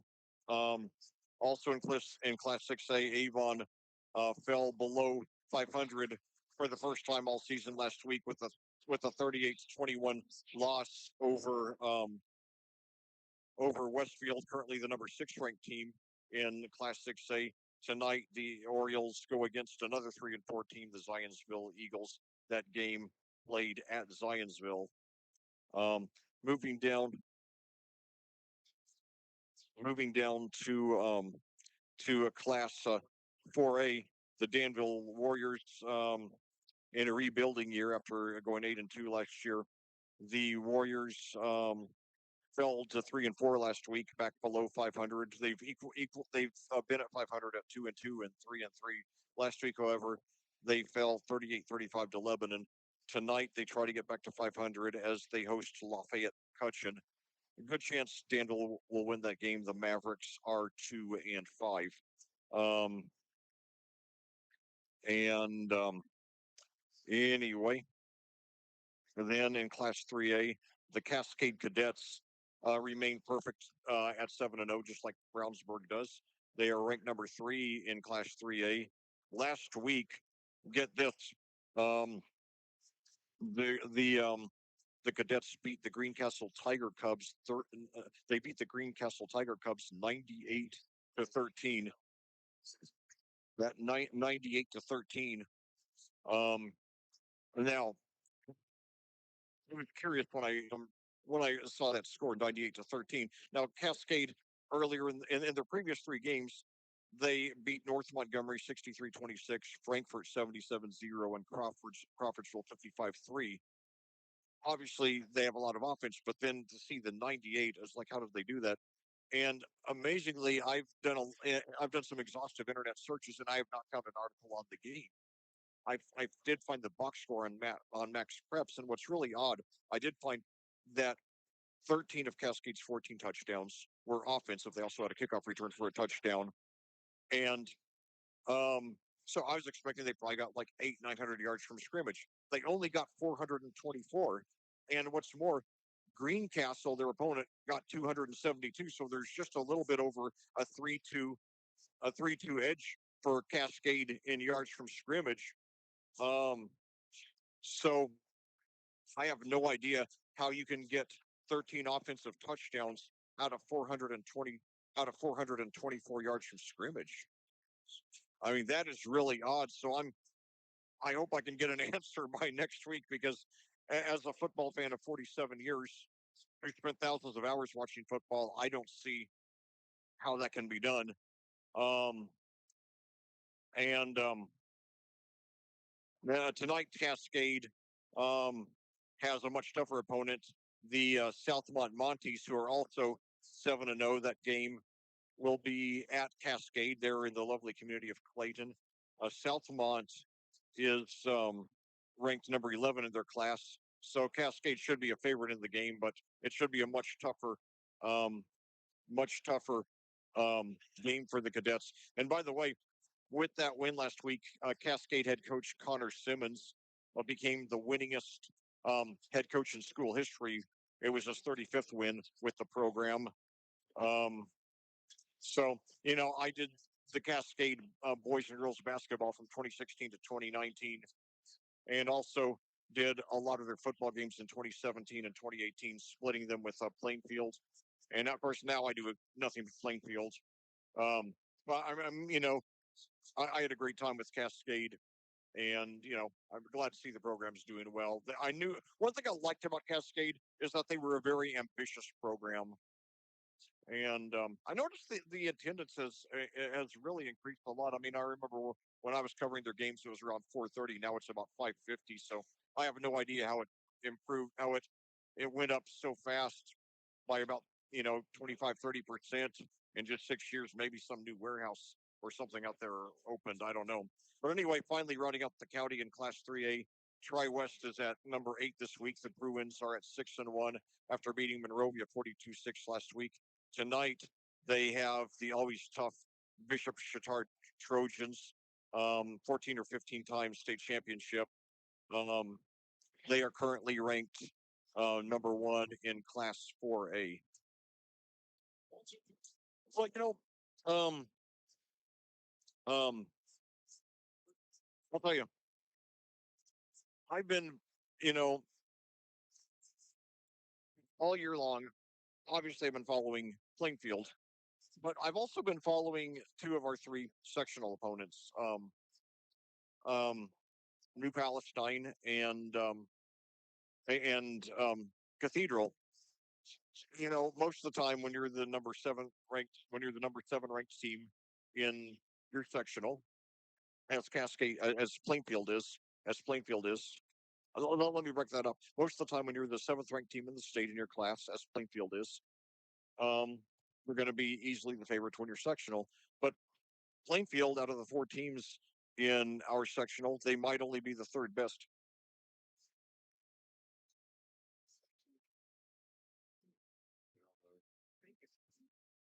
The second air. I, I know the audio will be on Plainfield's channel on Audio Sports Online. Audiosportsonline.com, yeah. So,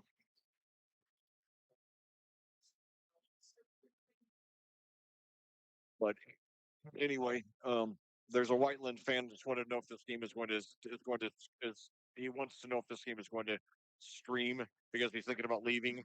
And one of the Whiteland people here said he didn't think so, but so I invited the guy to tune in to the audio broadcast for Plainfield. Um, so hopefully he will. And if there are any Whiteland fans, if there are any Whiteland fans listening, you're very cordially welcome here. I am a Plainfield guy. I cheer for Plainfield, but I have great love and respect for the other teams here in the Mid-State Conference too. And I want you to know that whenever the Mid-State Conference teams are in the playoffs, obviously when they're not playing Plainfield, I cheer for them. I was cheering for Whiteland in the state championship game in 2022, just like I cheered for Decatur Central in the state championship game the last 2 years. I was thrilled to see them finally give our conference its long-awaited first state championship in football. Hopefully, the first of many to come. Hopefully, Plainfield will get some of them. We were the first team in the conference to get to a state championship game in football. That came all the way back in 2000. Okay, but anyway, so getting back to our sectional, there's four teams in our sectional. Anderson, I'm sorry to say, is very bad.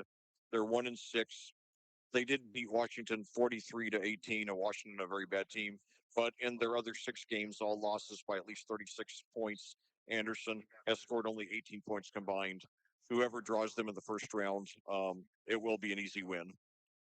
Um, and I feel for those kids. I'm sorry that they're put in the situation that they're in, with a program in such a bad shape. I hope they have better days ahead. But anyway, so Plainfield's ranked number 7, which usually is going to make you the best team in the sectional. But um, New Palestine is the unanimous number 1 here in Class 5A. They're 7-0, and this season, oh my God, I didn't realize they were that good. Their opponents have scored only 19 points. None of their games have been close. Um, they've played. I will say this: they have not played a real tough schedule. Um, they're a 5A team. I believe they're still 4A by enrollment, but had to move up to 5A this year because of their tournament success. Um, they played Kokomo, a um, a 5A team, 152-0. Then they played Decatur Central, a 6A team, and won 28-6. So the team that beat us 37-19 beat Decatur, Decatur Central, who beat us 28-6, lost to New Palace. I'm sorry, Decatur Central, who beat us 37-19, um, lost to New Palestine 28-6. So, you know, we better be ready if we play those guys. And then since then, they've played nothing but 4A teams: Yorktown, Mount Vernon, Fortville, Pendleton Heights, Greenfield Central, and Shelbyville. The average score of their games this year has been 48.9 to 3.6. So, anyway, then keep in mind that Decatur Central, and that was their first game without Bo Polston there when they lost to New Palestine. How much of a difference a healthy Polston would have made, we don't know, but it is worth mentioning. Then also in our sectional, the number 3 team in our class, Cathedral, um, they're 5-2, and I always say for Cathedral, you can throw the regular season record out the window because they play such a tough schedule. I mean, I know at least twice they've won the state championship after a losing regular season because they travel out of state and play all these national powers and sometimes lose. But that, sometimes their regular season is so tough that the tournament is a cakewalk by comparison. And a lot of the Catholic schools do that, but Cathedral is the most extreme. Um, like they've played, for example, Cincinnati St. Xavier. They lost that game 24-6. Also, a couple of weeks ago, they played Trotwood Madison from Ohio, 132-18. Tonight, they're in suburban Cincinnati, in Kentucky, playing Covington. Um, And last week they went to Center Grove, currently the number 5 ranked team in Class 6A, and Cathedral actually won that game 21-15. So one of our sectional rivals beat Decatur Central 28-6. The other beat Cathedral 21-15.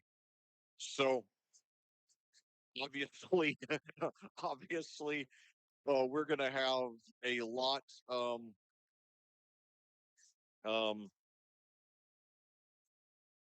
if we're gonna beat either of those teams or both of them, we're gonna have to bring our A+ game. So, you know, that's why what I wanted to see tonight was an A+ performance. And it hasn't been A+, but it's been a very good performance. It's been better than last week, where we really didn't get on our game until late in the third quarter. I mean, you look at last week's final score, 30-6. You think we, had a comfortable win.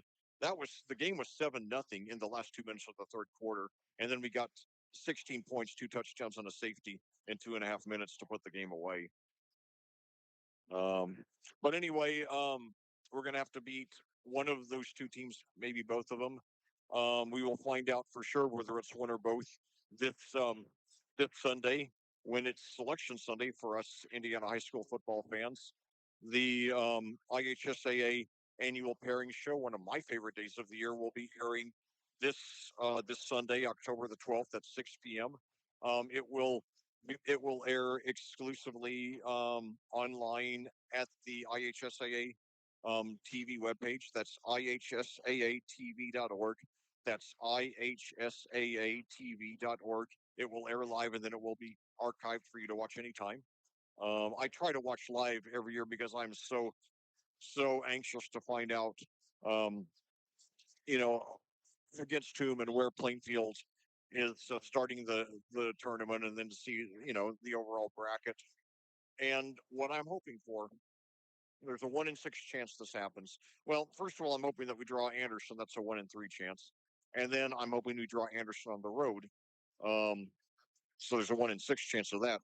Um, and you know, my reasoning is this. Obviously, I want to play Anderson first because that's going to be a gimme win. Um, but if we play at their place, it will increase the chance by a big margin that we will play the sectional championship game at home. It is possible we could, play Anderson at home in week 1 and play the sectional championship game um, at home. It's possible that we could play. It's possible that Anderson could play at Plainfield in the first round of the playoffs, and then the sectional championship game would also be played at Plainfield. But the chances of that are a lot less, and it's a very complicated process. But if you the basically if you have a road game in week 1, there's a bigger chance that you're going to have a home game in week 2. And anyway, but the main thing is that we get Anderson, and then that means that Cathedral and New Palestine play on the other side of the Cathedral and New Palestine play on the other side of the Cathedral and New Palestine play on the other side of the bracket, and we only have to beat one of those teams to win the sectional. And whether that's a 10% chance or 5% chance to beat either of those teams, I don't know, but I do know that our chances of beating just one of them are better than the chances of beating both of them. So you just got to go with the odds, and not that we have any control over it, but to quote the Hunger Games, may the odds ever be in our favor. Uh, and I also want to say I'm prepared for the possibility, and I've been for a while, especially when it became obvious how good New Palestine and Cathedral were. They're always good, but they've been even better than I hoped they would be. I hoped we would get one or both of them on a semi down here. I want to say I've been prepared for a while that we would go 9-0 in the regular season. Now it looks like the worst we're gonna go is 7-2 in the regular season. Hopefully, 8-1. Hopefully we'll win tonight, and then next week almost certain to win. But anyway, but the important thing is, um,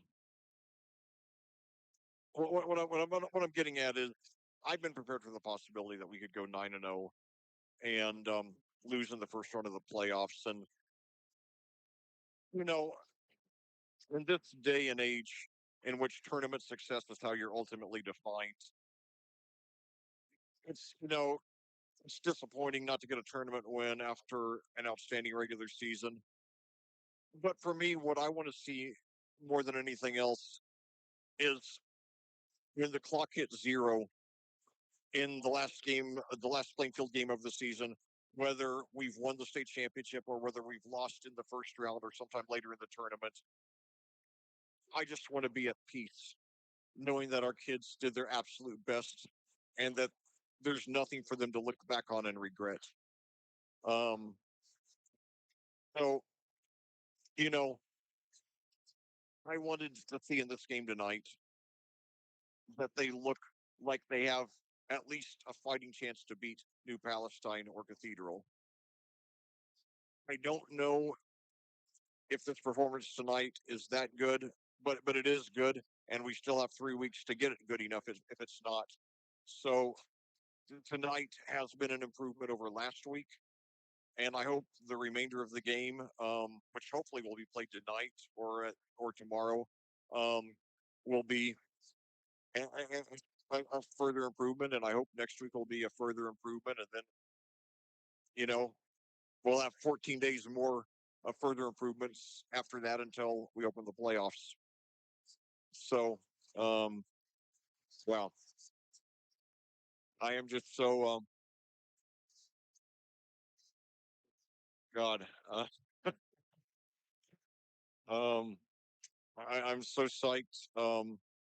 And at the same time, I also get very sentimental. The further the season goes along. I mean, it seems like just yesterday we were out at Terre Haute South in week one, and now here we are. Next week's the regular season finale, and 2 weeks from tonight, our season could be over if we lose in the first round. I get sentimental because every time our senior class, at the end of every senior class, I feel sad knowing that it's the last time I'm going to commentate these kids, and then I get sad knowing that I'm not going to be in the broadcast booth for about another 40 Fridays. Um, so um, now my coworkers at my job, they'll be glad because they know that I'm not going to be. That's about 40 weeks that I won't be leaving early on Friday. But that was when I got hired there almost 2 years ago. Um, the leader of the department said, "Are there any things that would interfere? Is there anything that would interfere? Is there anything that would interfere with you working 8 to 5 Monday through Friday?" I said, "I'm the Plainfield high school football radio guy. If I could leave at 4 instead of 5 on Fridays in football season, I would greatly appreciate it." And yeah, he said yes. So anyway, um, but all that to say, the last day, the last my last game of the season is always a sad occasion for me, and I miss it so much during the off season, especially since the off season's about 3/4 of the year.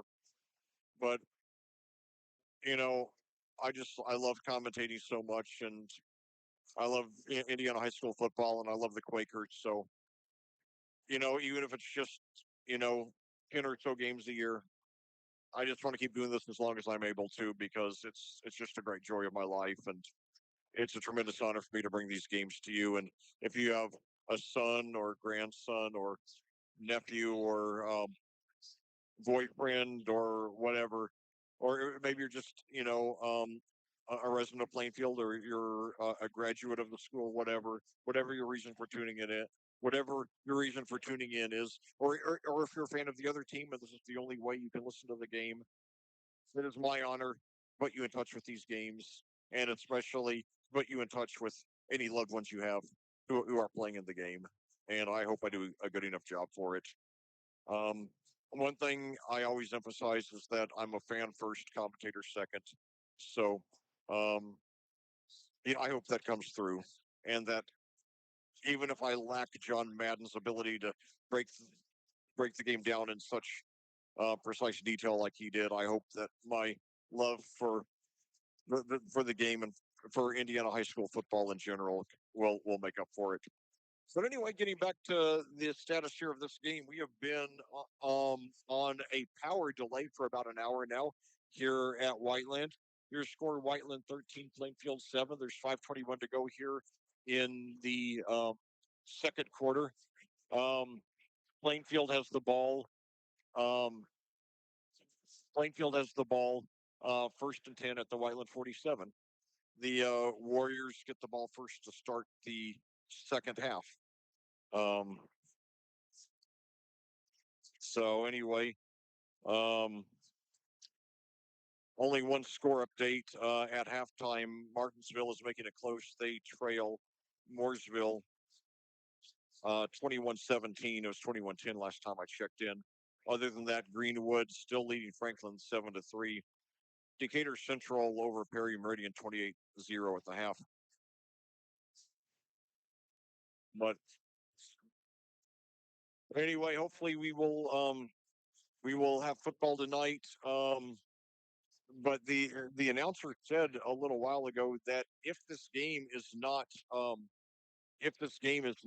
finished tonight, um, then it will be finished tomorrow at Plainfield, not here at Whiteland, but at Plainfield at a time to be determined. And that announcement, by the way, was met with some boos from the Whiteland crowd.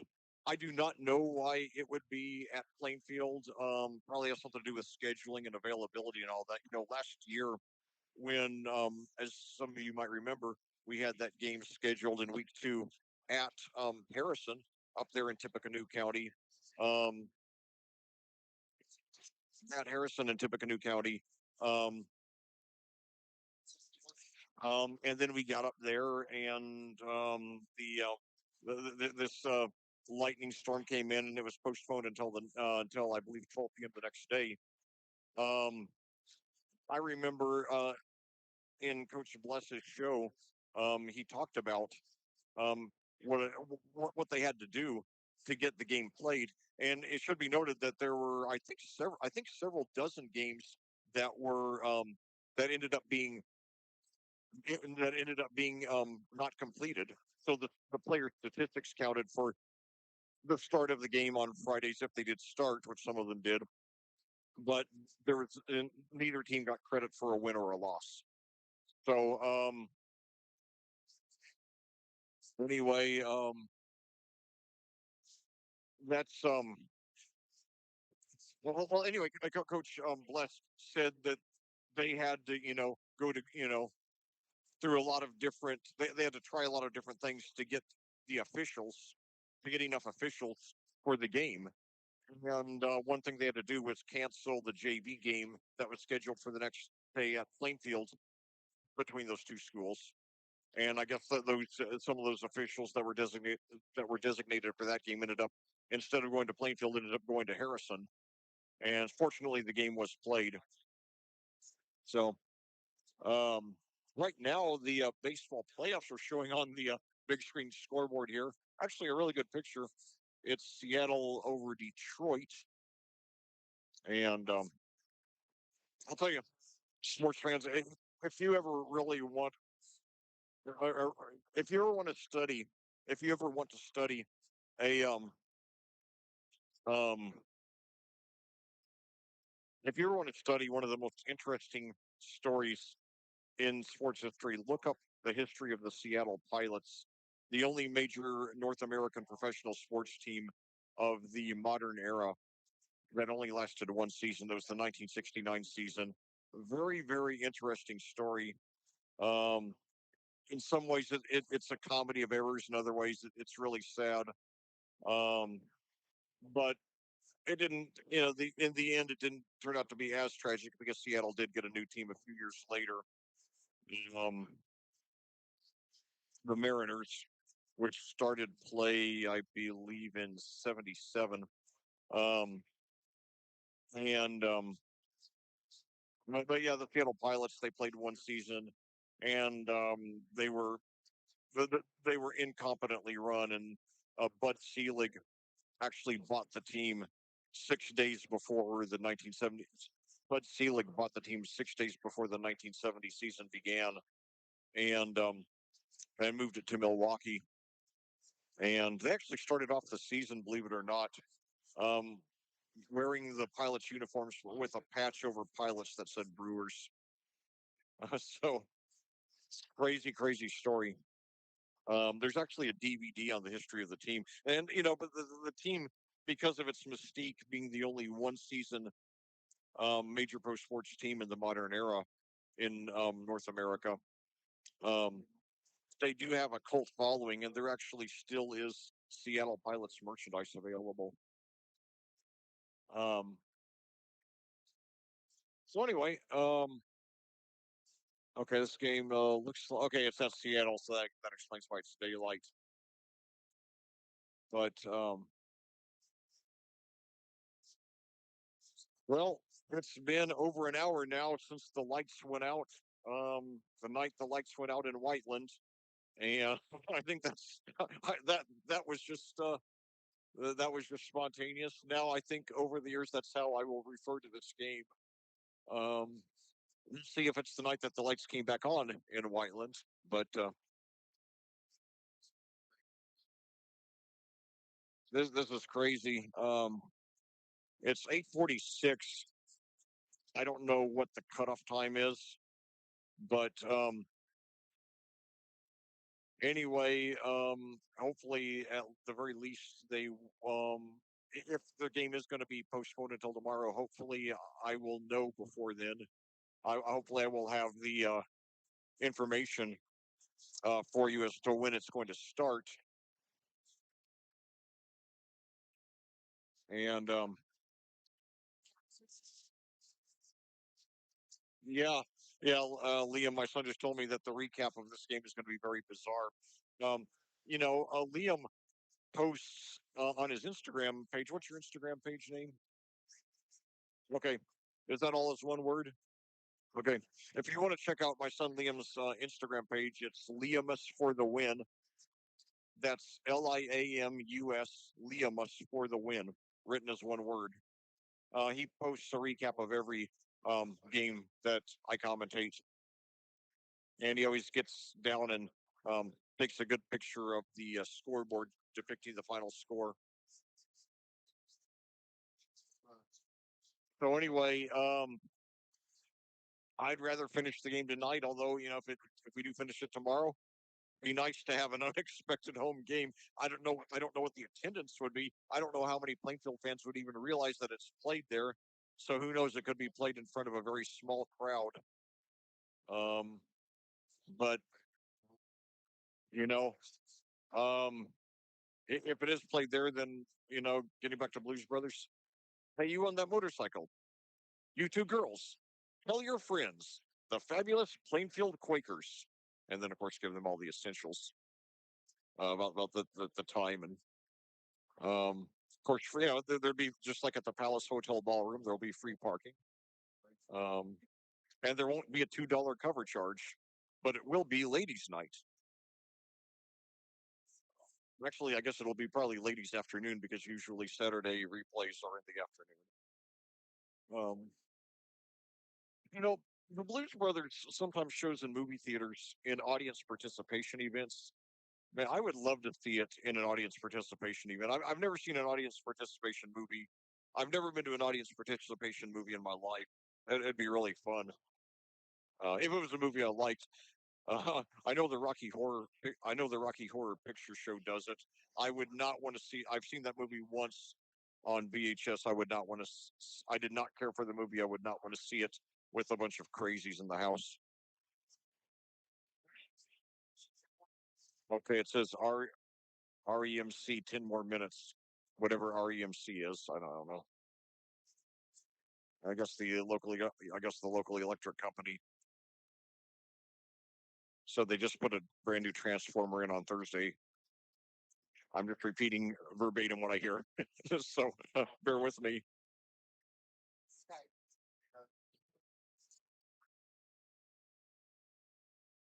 Okay, so the scoreboard is on a different transformer. But anyway, if the game is resumed tonight, what I'm hoping, and I've seen this done before in similar situations in which was a game was postponed late in the second quarter because of a lightning delay. I'm hoping that they will decide that the delay will serve as halftime. So as soon as the second quarter is over, we'll go straight into the third quarter without the 15 or 20-minute break. So anyway, those of you just joining me, expecting to hear Quakers football, we got a little over a quarter and a half in, and then this became, as I said a few minutes ago, the night the lights went out in Whiteland. Yeah, just reminded me actually. Um, I do remember the Super Bowl. There was the Ravens 49ers Super Bowl of the 2012 season that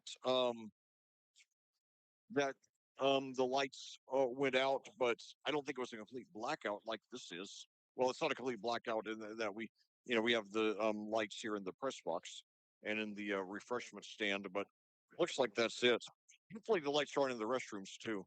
I guess they would because that's in the same building as the refreshment stand.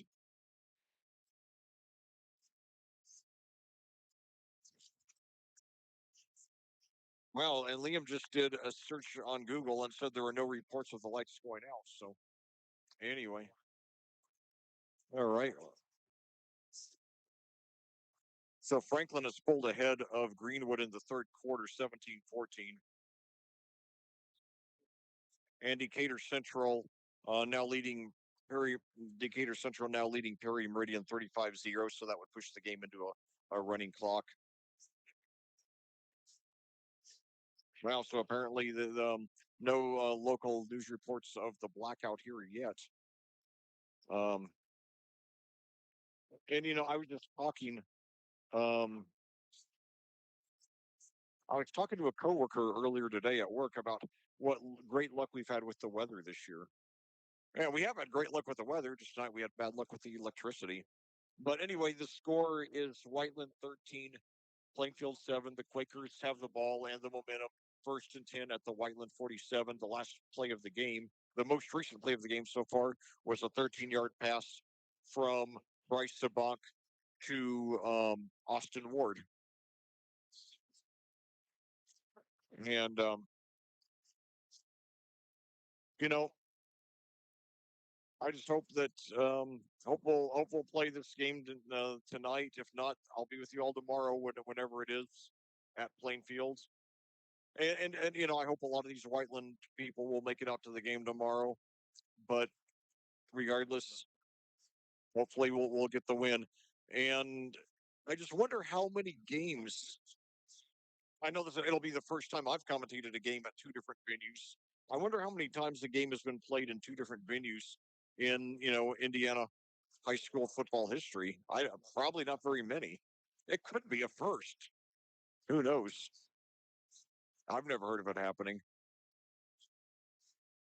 But I really think though that as great as this season has been overall, I really think next season can be even better. It has the potential to be. The big question mark is will we get will we get um will we get a running back to step in and do um at least two-thirds of what Luke Starnes has done? Because if we can get that, and better yet, if we get two solid running backs who we can count on giving us 4 or 5 yards of carry, that'll really open up a lot of doors for our because our whole receiving core, not Mason Beers, but everybody else on the receiving core is going to be back. So Bonk will be a senior, and Tom will be a senior. Ward will be a junior. Um, and Vanderbush will be a junior. I mean, we're going to be loaded. Um, we're going to have an incredible receiving arsenal next year. So hopefully, I'll be back commentating you all next year and many years beyond that. And I'm 54 now. Vince Scully commentated until he was 88. So I've always said, well, I've said for a long time I want to outdo him, so that would give me at least 35 years. So yeah, I'd welcome another 35 years of Quakers football. That would be, about 400 or so games. Hopefully, I'll be able to see and think and talk well enough when I'm 89. If the good Lord is gracious, if the good Lord is gracious enough to keep me around that long. Two of my grandparents made it past 89 that lived to be 92 and 94. And, I have a grand aunt who lived to be 100. And, I'm probably a healthier person than you'd expect for someone who talks about his love for pizza as much as I do. Um, well, what's really odd, I heard that Marvin Harrison ate junk food all the time, and that his Colts teammates never figured it out.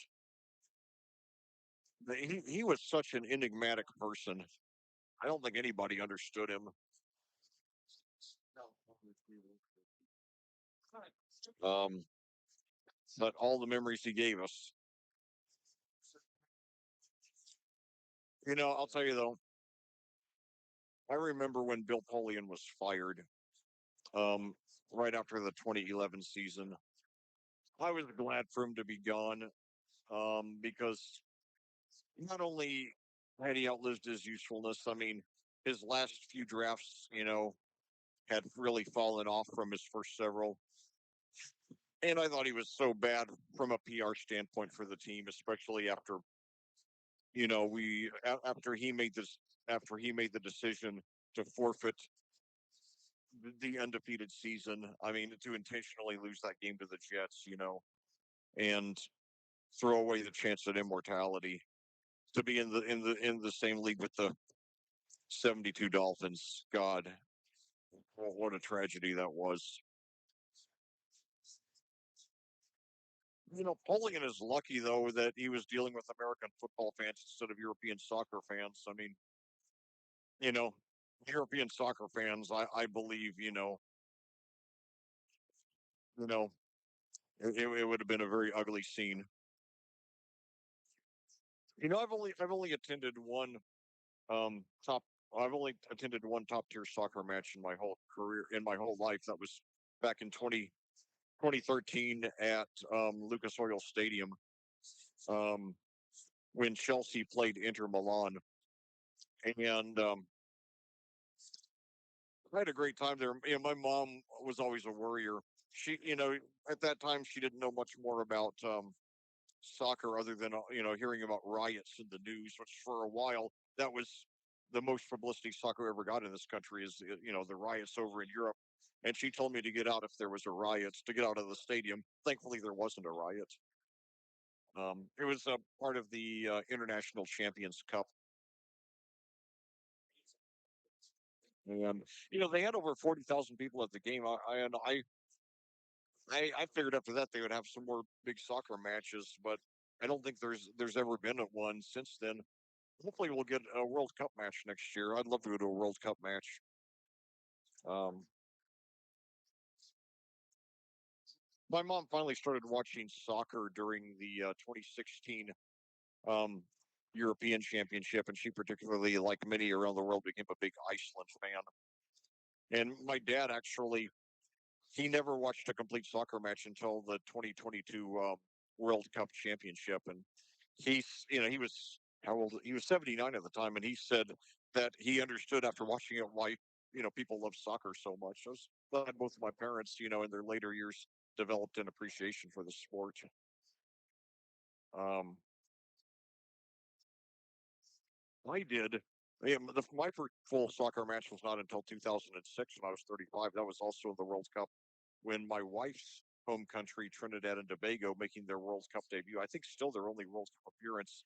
Um, Played my ancestral Sweden, and fortunately the game was a draw, so that avoided any uncomfortable situations as, that might have resulted from one country or the other winning. But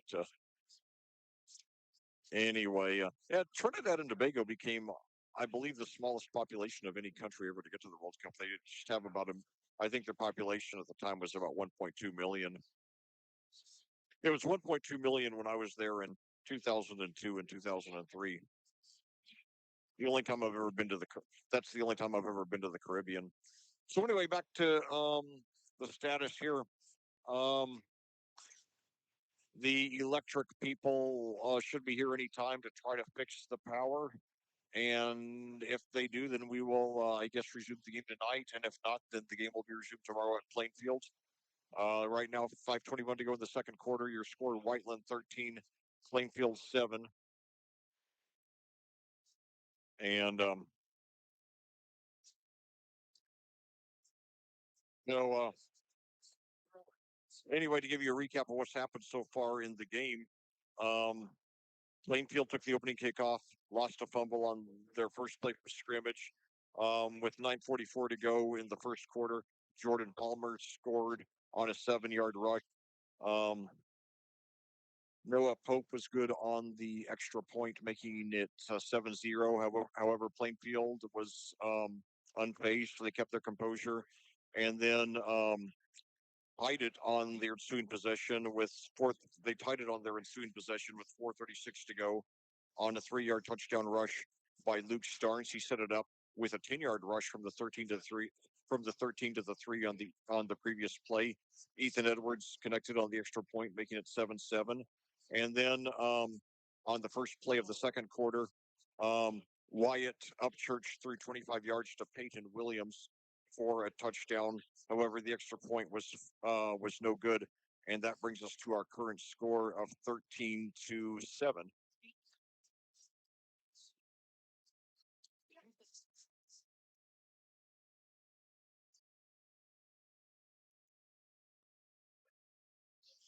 Okay, Liam just came up with me about what's his name? Okay, a Swedish soccer player named Teddy Lucic from that 2006 yeah, that 2006 World Cup team. Where was his mother from?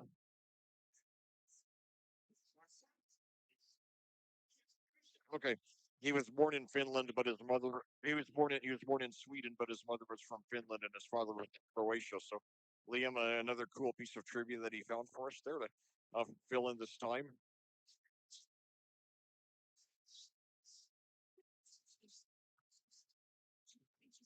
Yeah, well, Liam, like Liam pointed out, there is a lot of immigration going on a lot of immigration that has gone on in Europe in the last generation, in Western Europe, and I'd love to get back to Europe again someday. I haven't been there since '02. Um, you know, I read an article several years ago. It's probably been about 20 years now about a local basketball player named Oliver Howell, who I guess would be in his 80s now, and he never made the NBA, but he ended up going over to Europe, and he ended up marrying a woman from Belgium, and he ended up settling over there. He ended up learning to speak German, Dutch, and French, and ended up becoming a nightclub owner over there and just really enjoying it over there. And it's interesting. He said that he and his wife have moved back and forth across the Atlantic several times, and she prefers it here in America, but he prefers it there in Europe. So really interesting. Sometimes I guess familiarity breeds contempt, and you always you like it better somewhere else. Um,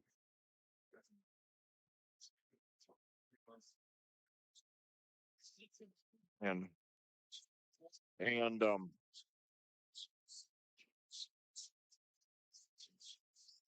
Oh yeah, and of course there's Zlatan Ibrahimovic, another Swedish soccer player with a Croatian mother. Where was his father from?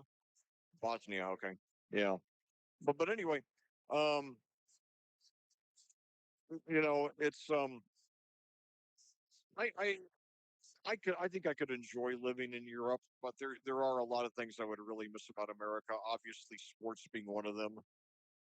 Um, I love football, love basketball, love baseball. So yeah, there are a lot of things I would miss about America. And but anyway, we are now about uh an hour and 25 minutes into a blackout delay, the first of my career. This is my 148th varsity game. I've had several weather delays, including um last year too. Well, one I got on the air at Harrison, got on the air, and then the game was never started. It was postponed until the next day. Then week six, the game before I made the trip out to, for the Decatur Central game that was postponed till Saturday because of the weather. And then I forgot to mention the week before down at Greenwood we had about an hour and 10 minute lightning delay. That game was thankfully finished that night, even though I was on the air for nearly nearly 4 hours. But anyway, I'm going to, you know, if the game is not resumed tonight, I'm going to at least hang on until I find out the status of, when it would be played tomorrow. Again, for those of you just joining us, if this game is not resumed tonight, it will be resumed tomorrow at Plainfield, not here at Whiteland, but at Plainfield. So, um, you might you just might get a surprise Quakers home game tomorrow. We shall see. I would guess probably it would go down in the record books as a still as a Whiteland home game, but who knows? I don't know how they will do that actually. Um, yeah, Liam just called it a hybrid. I think that might be the best way to do it. Um, but I'm going to walk outside the press box here and see if I can because without their and wow, and most of the fans it looks like are still here. So these fans are okay. It looks like I could get a much better view outside here because there's not the reflection on the window, and it looks like um and it looks from what I can see here, it looks like a lot of the Quakers fans are here on a lot of the Quakers fans are still here, have not gone home yet. And the crowd doesn't look like it's thinned out a whole lot. I mean, there's looks like some people have gone home, but the majority, a strong majority, are still here. And I think these two trucks in the distance are the electric company. So hopefully they will get us up and running again. Um, but we shall see. Um, Thanks so much to all of you for bearing with us here for this now nearly 90-minute power delay. Um, the lights, the overhead lights, the Friday night lights, as I affectionately call them, um, they just suddenly went out without warning, all at once. The press box and refreshment stands lights remain on. It looks like those are the only lights on in the stadium. The scoreboard also remains on. Um, Now that I'm out here in the bleachers, um, I can see that a lot of the fans actually are getting the light not only of the baseball playoff game that's on the scoreboard right now, but also um, coming from the press box. So that probably makes it more tolerable to stay here. Um, Surprised that the PA hasn't made an announcement in a good while, but hopefully hopefully these trucks are the electric company and they're going to get us get our power running again. And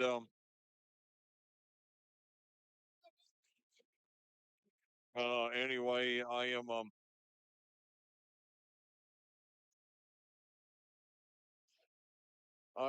have never seen anything like this before. I mean, the thing is, when you have a lightning delay, you just know it's part of. part of the life of a high school football commentator. You run into that every once in a while. I mean, I think I've run into maybe six, seven, eight lightning delays over the years. But this is the first power delay. Hopefully, the only one I'll ever have. And and now we've got. It looks like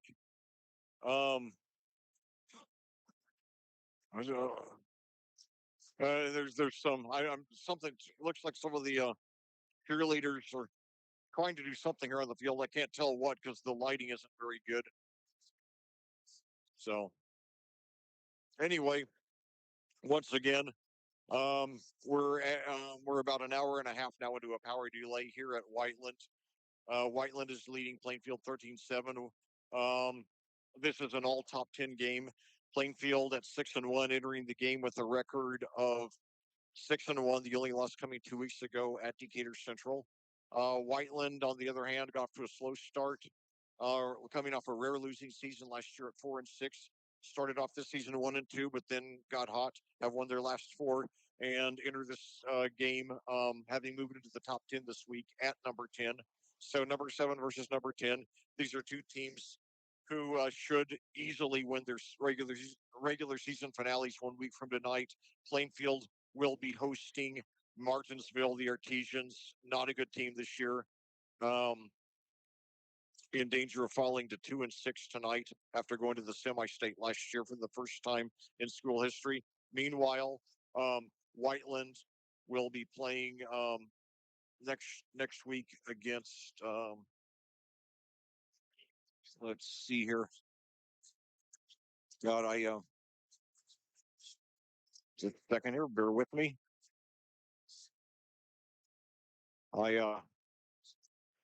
Greenwood. That was Greenwood is very bad team this year. So hopefully we'll have more football for you here tonight. If not, we will have football for you tomorrow. Both of the Saturday reschedulings I've done at Plainfield, I think both started at 12 p.m. That was Decatur Central. No, that's not true.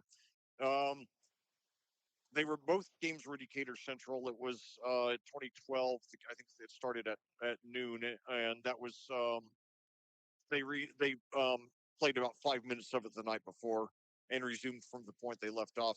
And then last week was just moved to Saturday at 3 p.m. Probably some of it depends on when referees are or officials are available, things like that. And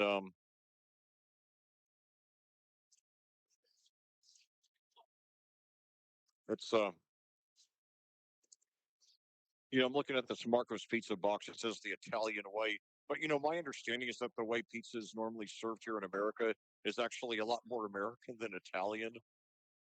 Um, I went to Buca di Beppo, the fine dining Italian place, one time, and I ordered a pizza, and it was just like cheese, bread, and spices.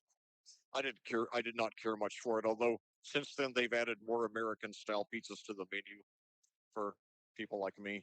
But anyway, yeah, it's great to see how many fans have stuck around for an hour and a half. It just shows the great passion that these fans have for high school football here in Indiana, and you know um,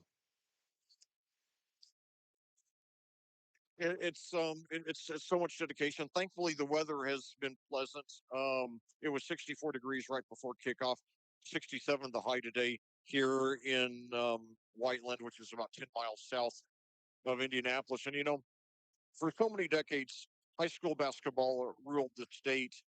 Um, I occasionally mention that my late uncle Bob Wishman, who just died last year, was a member of Milan's. He was a member of Milan High School's 1954 boys basketball state championship team, which inspired the movie Hoosiers. And I have mixed feelings about the movie Hoosiers. I like more about it than I dislike about it. Um, the one thing I do like about it is that it really did a great job portraying um, Indiana's. Hold on. Okay, they're going to do the fourth quarter free kick, whatever that is. There's not a whole lot of light to do it with, but we'll see. Of course, the thing is, there's so little light. Is anybody going to know if the kick is even good or not? I'm not sure about that because I'm having a hard time seeing the goalpost. Right now in this lack of light, since all the overhead lights are out here at the stadium. Um, and About an hour and 35 minutes. Liam and I have seen a lot of movies. There a lot of the movies that Liam and I have seen. We could have watched the entire movie during this power outage. Yeah, yeah. It's 9:15. Um, yeah, Liam said yeah, he could finish Toy Story by now. Yeah. Oh, Quiet Place. Oh God, if you don't like being scared, don't watch A Quiet Place. That's a horror movie that Liam introduced me to about a year ago. It is a very very chilling, eerie movie. What do you think, Liam? Yeah, and how did you discover that movie, A Quiet Place?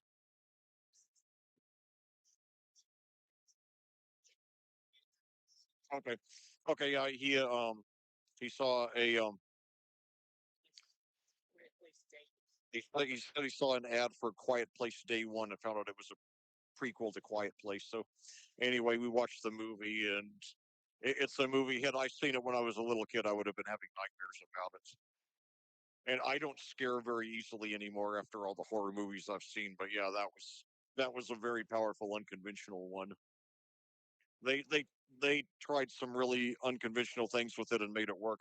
But anyway, as for Hoosiers, what I really loved about it the most is that it did a great job portraying Indiana's um, unique love affair with high school basketball during the glory days. And a lot of people not from Indiana who saw the movie probably would think that certain things were hyperbole or too far fetched, like the emotional school board meeting where they determined the coach's fate, or the caravan of cars you know, uh, going to the road game, um, you know, heckling the coach out in the streets. But no, all that stuff happened in real life. I mean, those were normal occurrences in small Indiana towns.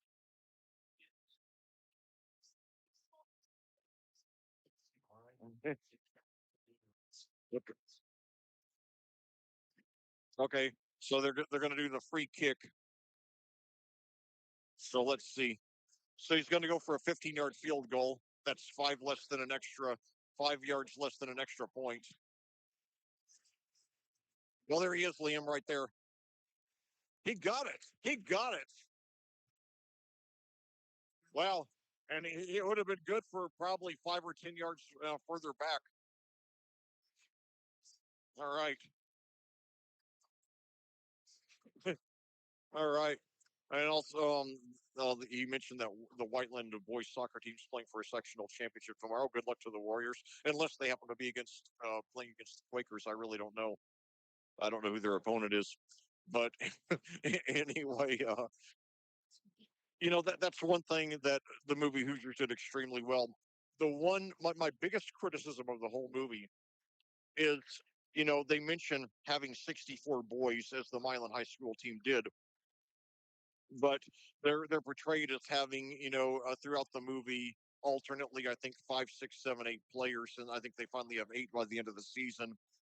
And in so many ways, the movie accurately portrays Indiana's passion for high school basketball during those glory days. But that's one area in which they completely fail, because any school with 64 boys would have had no problem, and I mean no problem, fielding a full 12-man team. In fact, you know, um, no, I'm sorry. In the movie Hoosiers, the school had 64 boys. In real life, Violent had 71 boys, only 7 more, and 58 of them tried out for the team. So obviously, no school with even 64 boys, probably no school with even 20 boys, would have a hard time getting 12 kids to be on the team. And, my uncle Bob, he did not start that year. He was a junior on the championship team. He did not start that season. He did start the next year as a senior, and he helped Milan get to the regional championships, which was the third deepest they'd ever been in the tournament up to that point. Um, and you know, but just the fact that to get on the team, he had to beat out 46 other guys who tried out. I mean, that in itself was a great accomplishment. And Bobby Plump, the guy who made the winning shot in that game, he ended up having a very good career at Butler, and went on. I think he still runs a restaurant up in Broad Ripple called Plump Slash Shot, which is a theme restaurant based on that championship team. I haven't been there in probably over 10 years now. I've been there about 3 times. And when I was one time when I was there, Bobby was actually there, and I met him. He was a lot of fun to talk to. I told him I was Bob Wishman's nephew, and he was very welcoming to me. Um, and anyway, let's see. The Seattle leading Detroit still 1-0, and let's see here. Let me see if I can get some more scores. So Franklin looks like we'll pull away um, to beat Greenwood 24-14. Meanwhile, Mooresville leading Martinsville 28-17. Both of those games in the fourth quarter. And once again, don't forget to tune in to the tournament pairing show on Sunday at 6 p.m. On ihsaatv.org to find out the pairings for this year's sectional. So we'll see where Plainfield will be opening the playoffs and against Toom 3 weeks from tonight. It will be hopefully Anderson. There's a 1 in 3 chance, and then there's a 2 in 3 chance it will be one of the two super heavyweights in our sectional. New Palestine, the number 1 ranked team in our class, and Cathedral, the number 3 ranked team in our class. We will see what kind of luck we have. Um, but anyway, we're trying to get some more scores here of interest. I want to at least get some of the Hendricks County scores here, and Brownsburg will likely. Okay, well, there's only one Brownsburg high school in the whole country. I figured there'd be at least a couple.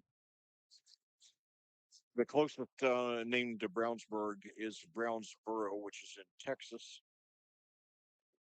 So Brownsburg leading Noblesville 42-7. So that's a running clock game. No surprise the Bulldogs pulling away with that one. And then let's see. Avon apparently on their way back to 500. They lead Zionsville 14-7 in the fourth quarter. And also that would be their winningest season, believe it or not, in 5 years. And if they win next week, that would give them a winning regular season. And they've won only 8 games total the last 4 years. So that's good to see. Rob Gibson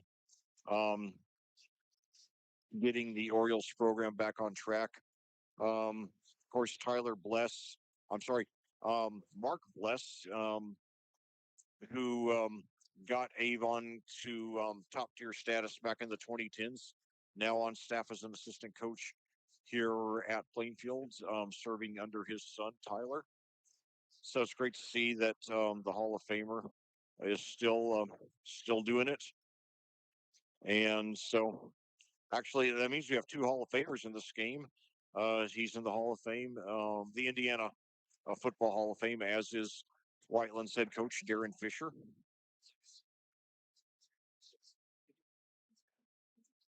And so let me see how Cascade is doing. Tonight they had a wow. They were playing 7-0 Southmont, and Cascade is leading 46-0. So maybe the Cadets are for real. So can you imagine being 7-0 and then losing 46-0? And by the way, okay, the game is already over. Cascade scored 46 in the first half, and then obviously there would be a running clock in the second half, and there was no scoring.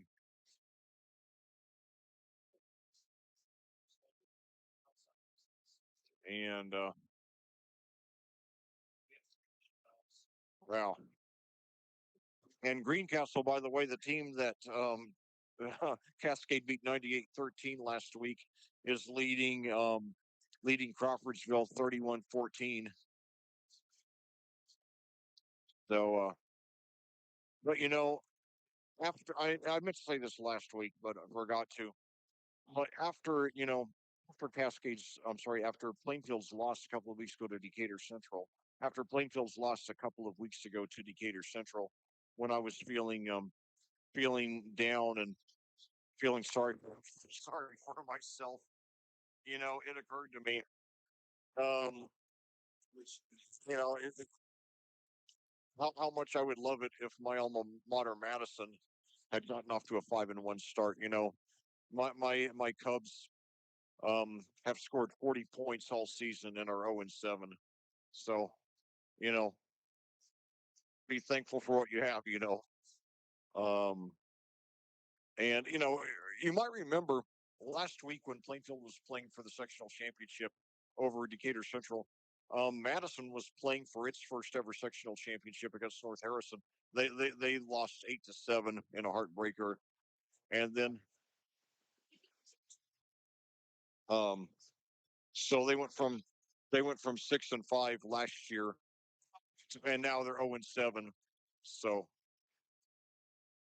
wow.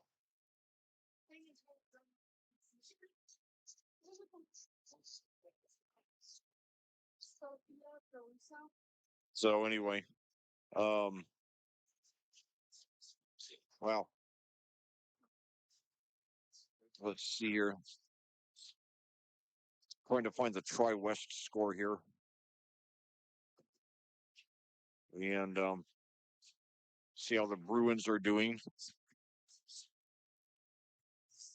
4 of the 6 Hendricks County teams ranked in the top 10 in their class this week, and so let's see here.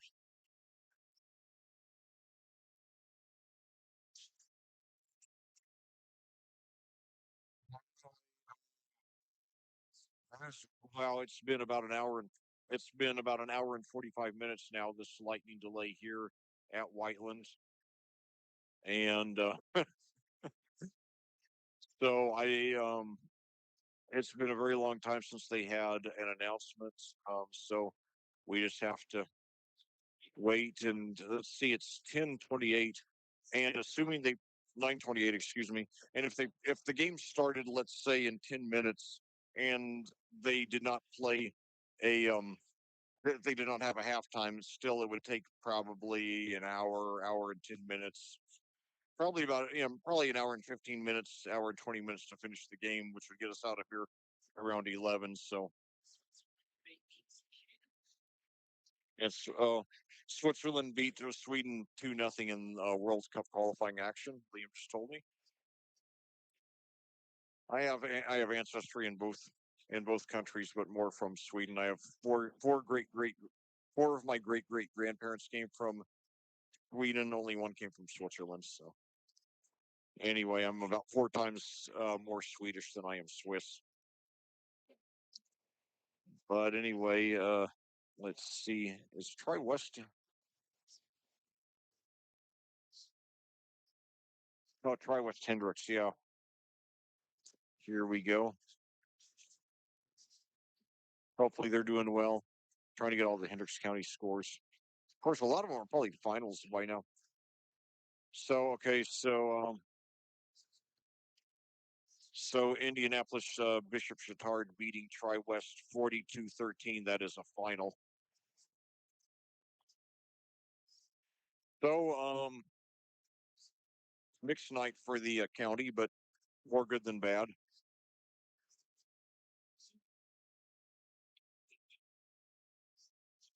And now it is 9:30, a time that we're usually finishing the game, and we are not even halfway done.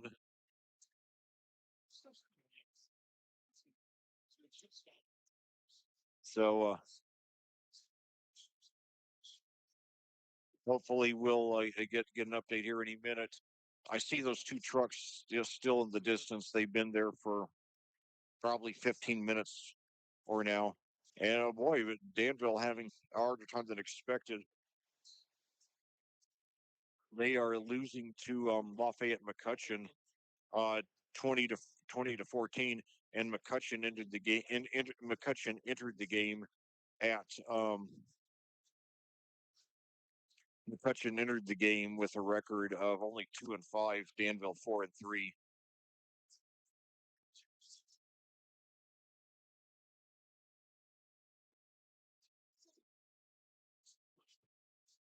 Let's see if that is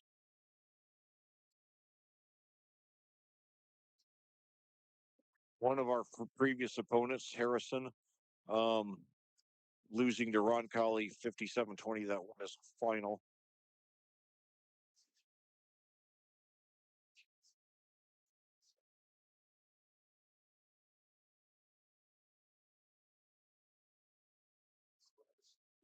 Well,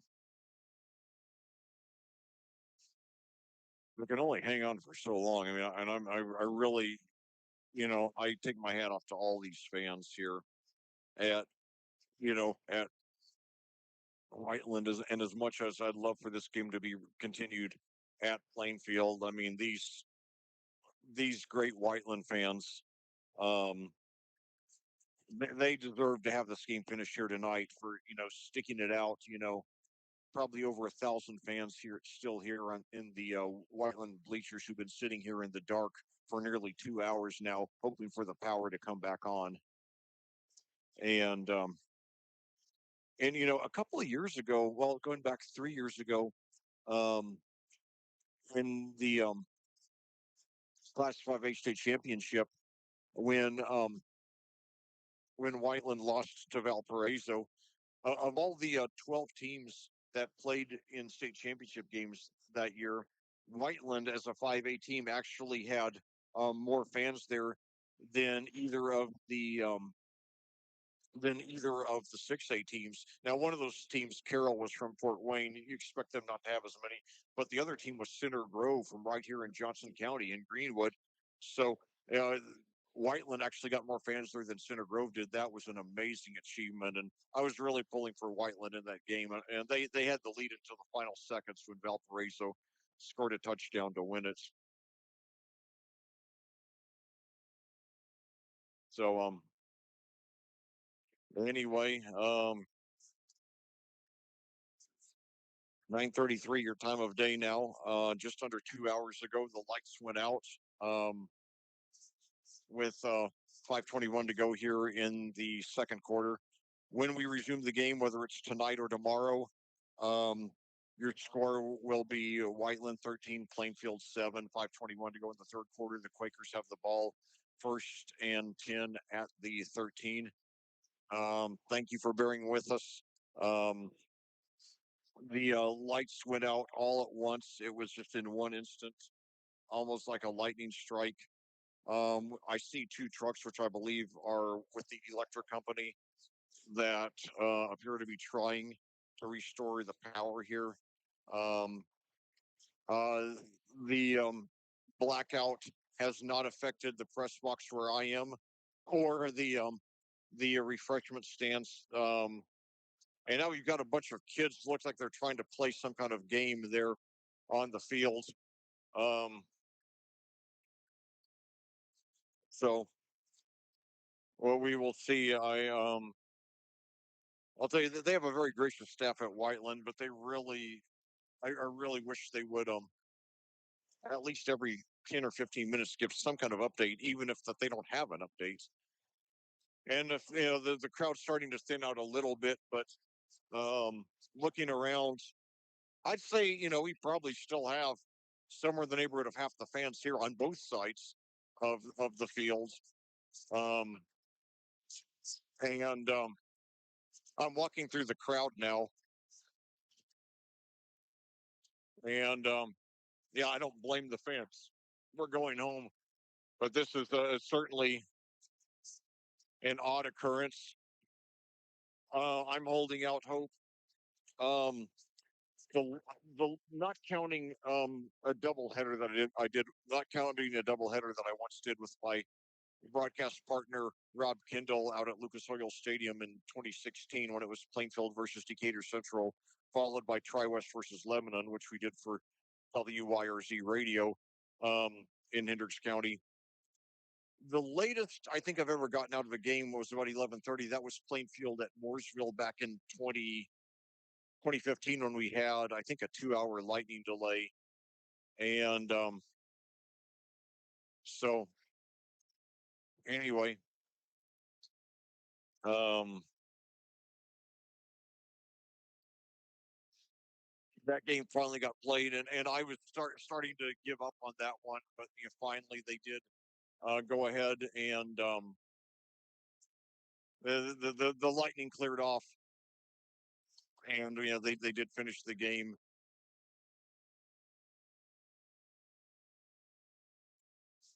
Okay, I just heard somebody say they're going to have it done before 10, so um, that they are going to resume the game tonight. So now the question is, you know, which team, which team will be more affected by the layoff, assuming it is finished tonight. And I can think of two times over the years when I believe that a game, really harmed one team more than the other. Back in 2012, I commentated nearly the first half of Decatur Central at Martinsville. Um, then there was a lightning delay. It was postponed until the next afternoon. And at that time, Martinsville ran the run and shoot offense under head under head coach Fred Cutruff, and um, their offense, which had been explosive, was just really out of sync and hardly got anything going at all there in that on the Saturday in the resumption of the game. And then the night that in 2015, when it was Plainfield versus Mooresville at um, at Mooresville, I felt that Plainfield. I felt that Mooresville was the team that was more adversely affected by the delay. They had a high power offense then, led by quarterback Alex Favorite, who went on to play for Hanover College in my home county in Jefferson County near Madison. And um, they just, after the delay, I don't remember exactly where they were in the game when they had the delay, but I remember Mooresville when they came back from the delay, they just didn't get much going offensively at all, and Plainfield, you know, rolled to a comfortable 24-7 win. And of course, I was glad they did. Don't get me wrong. Always glad when the Quakers win. Um, and anyway,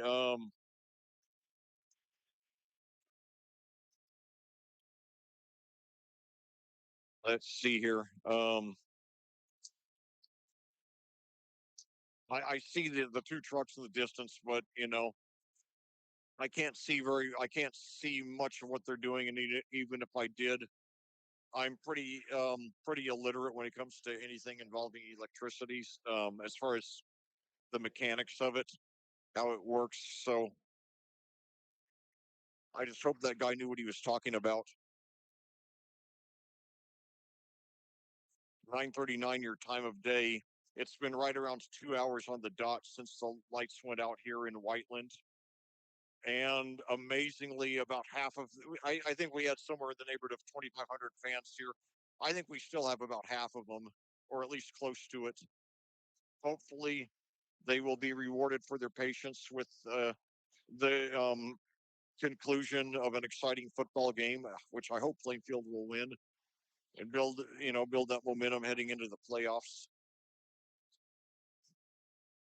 Um, Liam, do a favor. Not, you don't have to do it immediately, but when you get a moment, just call your mom and explain to her the situation. Tell her there's a blackout and they're trying to get the lights going again, and it's unclear whether the game will be resumed tonight. So anyway,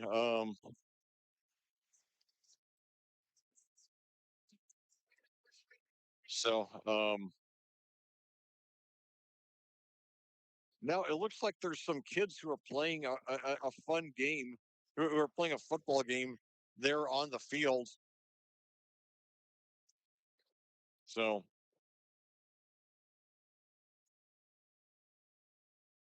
so I'm glad that looking around, these people, they don't seem bored. They look like they're having friendly conversation, and um, I'm thinking about walking over there to the visiting bleachers and hanging out with some of the Quaker fans. And so anyway, if um if the lights come on, I think there's going to be a big explosion. This is a time when I would normally be signing off the air, and Liam and I would be going down to McDonald's to have a late snack before heading home, usually celebrating a big Quakers win, um, which has been increasingly the case. The Quakers now 15-3 the last two seasons, with the only loss coming to Decatur Central, and the only three losses coming to Decatur Central. And it's cool outside now, but I've got my short sleeve shirts. I've got a short sleeve shirt on, my Plainfield golf shirt, um, and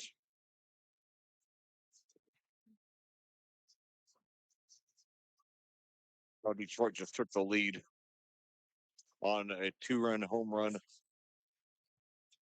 by Carpenter.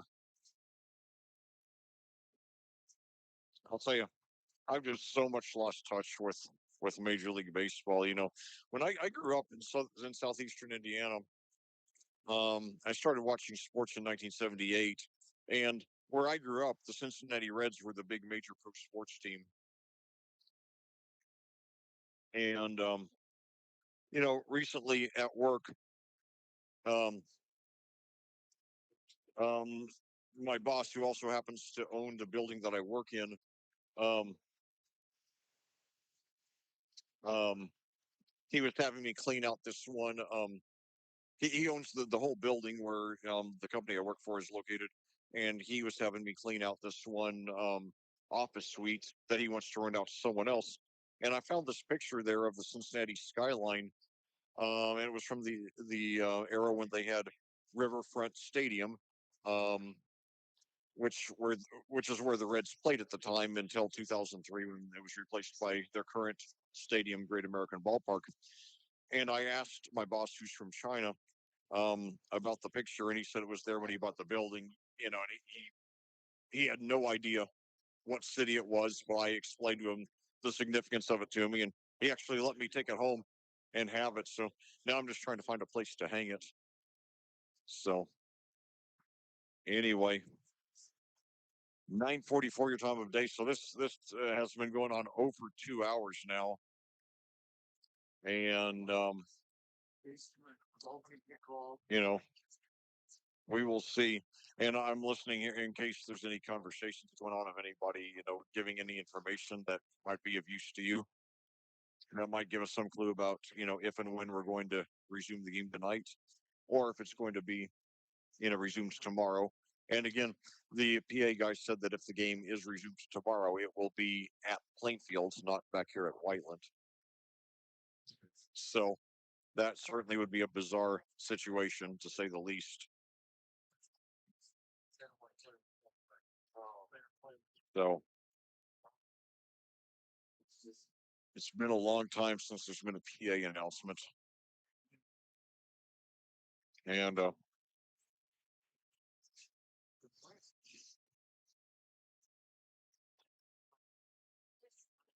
I just wish that at least every 10 or 15 minutes they wait. Well, here's some cheering. Yes, the lights are on.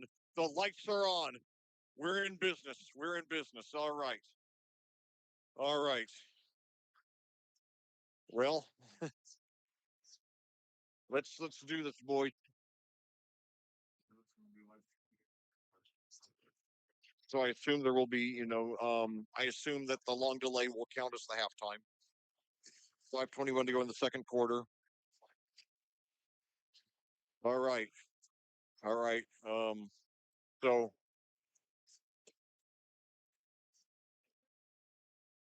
now I've got a lot to do this weekend.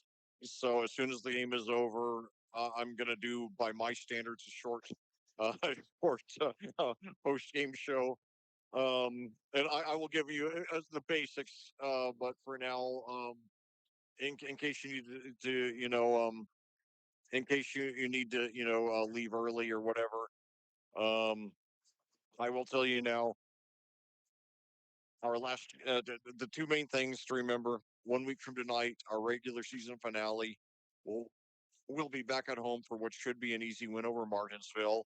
Don't want to, count your chickens before they hatch. I still want the kids to come out and execute and bring it all 48 minutes. Um, but then besides that, um, remember the tournament selection show this Sunday, 6 p.m. at IHSAA TV, ihsaatv.org. And it's shown live at 6, and then it will be archived. William, did you talk to your mom? Okay, well, call your grandma then and tell her. Tell her the lights just came back on. Yeah. So, um, tell her we'll probably be done with the game around 11 or so. So, anyway, I'll tell you, the one of the guys here in the press box time for Whiteland told me that they are working on building a bigger press box, which they definitely need. I mean, this is probably the smallest press box in the Mid-State Conference, and with the success that Whiteland has had in recent years, they're going to want to they're going to certainly have a lot more demands for people from the media covering these games and wanting press box space. We are packed in here like sardines. Um, and they got a great staff here. I mean, the pizza speaks for itself, but you know, um, and now both teams have returned to the field. And there's a movie that I'm a fan of. Um, it's not exactly obscure, but it's not super popular either. It's from 1979. It's called The Warriors, and the trailer for it's I believe it was the first movie ever with a synthesizer based soundtrack. I could be wrong about that, but I think it was. And I really enjoy the music to it. It's one of those movies that's not very deep, but it's just a lot of fun. It's about this gang that's framed for the murder of a leader who's trying to bring all the gangs of the city together, and they have to travel 26 miles throughout New York City to get back home to Coney Island. And anyway, in the trailer of the movie, the narrator he introduces all he introduces several of the other gangs, and then finally he says, "And these are the warriors." And yeah, I wonder if there are any sports teams called Warriors that introduce the team like that. I think that'd be a really cool introduction, especially if they use the music from the movie.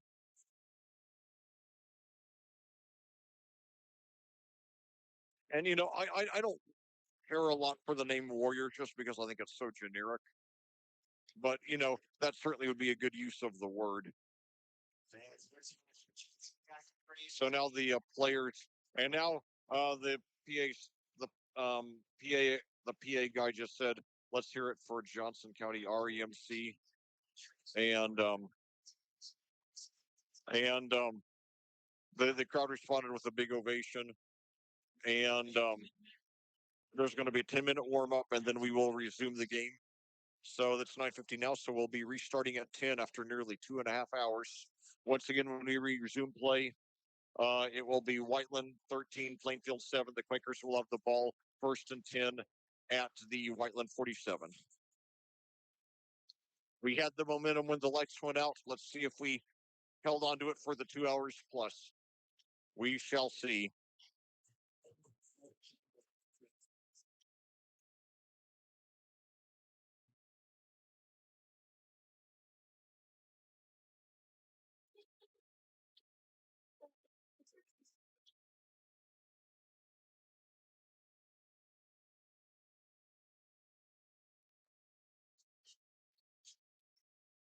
You know, I'll tell you, I remember how much it weighed me down when we lost to Decatur Central a couple of weeks ago. And it reminds me, I just do not take losing very well. It would, I don't want you to think that I get home and I break things or anything like that. It's not that bad, but it weighs on me emotionally. And you know, the worst time I ever had with it was the last of my 3 seasons doing Cascade boys and girls basketball. Because the boys were 5-18, the girls were 4-18 that season.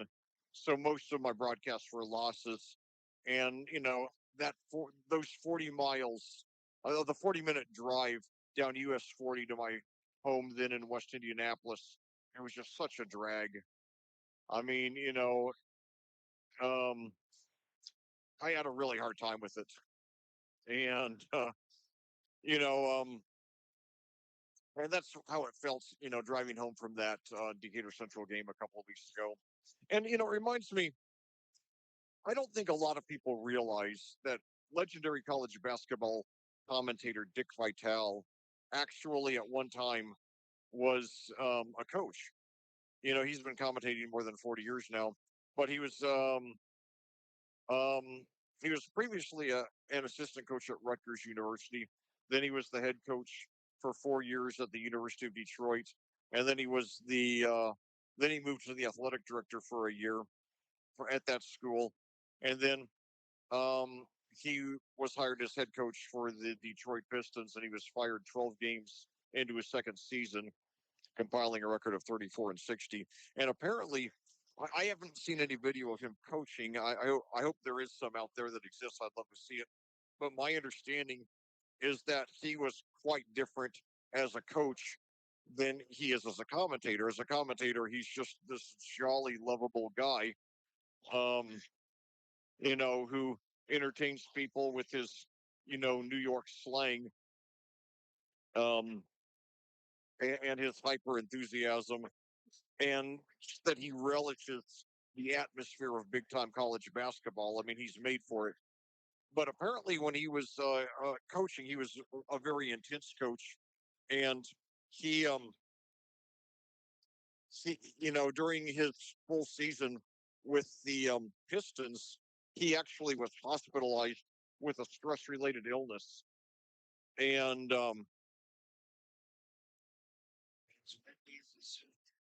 hold on.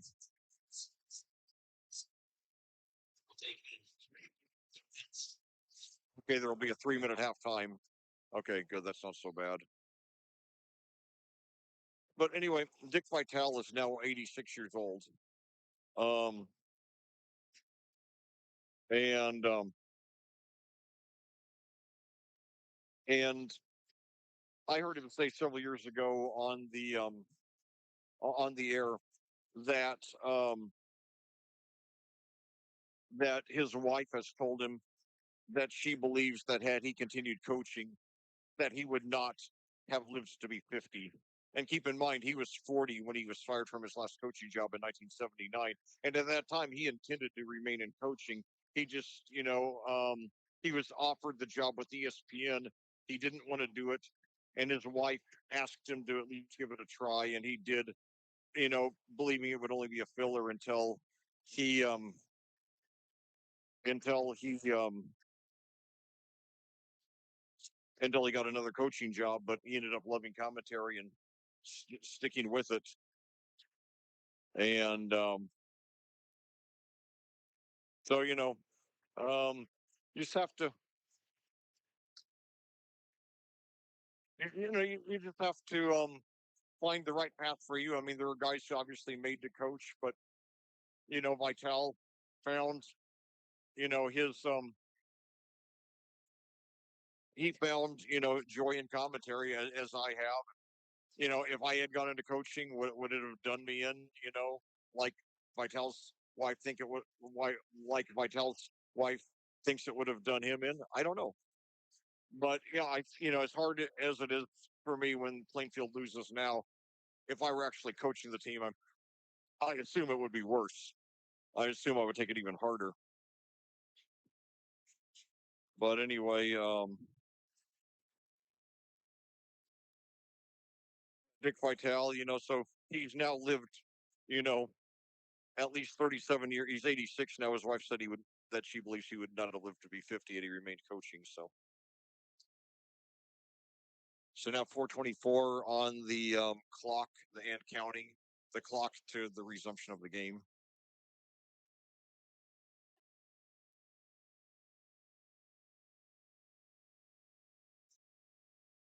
And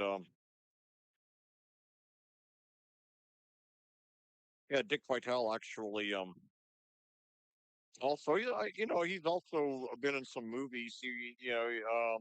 I think I can think of at least two movies in which he plays himself: The Naked Gun, the 1988 original with Leslie Nielsen and George Kennedy and O.J. Simpson, for better or for worse. Um, and also the 1994 college basketball drama Blue Chips, which was partly filmed in Indiana. In fact, the interior shots of the team played by the team coached by the Nick Nolte character was actually done in Frankfort, Indiana, about 30 miles north of the city at Frankfort High School. Bob Knight also has a cameo as himself in that movie, as do dozens of other real life basketball players, commentators, and coaches. Well, I was starting to think we weren't going to have a resumption of the game tonight, but we will. So now, who knows what time who knows what time I'll get home, and hopefully, I'll be able to make it to the end of the game without a restroom break. But we shall see. But thank you to all of you for hanging in there. You are awesome. Um, and looking out. Um, I really believe looking across the fields. Um, I think over half the Quakers fans. I think we still have over 100 Quakers fans there. We probably have half of the Quakers fans who attended this game still in attendance. Not as high a percentage of the Whiteland fans, maybe down to a third of them. I guess the thing with Plainfield is you came all this way. You feel you feel more inclined to give it a chance rather than if you live close by. And who knows, maybe some of the you know the Warriors fans, they might come back because I assume there's probably nobody taking it, you know, taking tickets. Like the Saturday resumptions that I've commentated. I don't think there was anybody taking tickets at any of them. I think anybody could just walk in for free. So now 127 on the resumption clock. So the Quakers getting ready to resume play here. The game should be over by now, but anyway, as it is.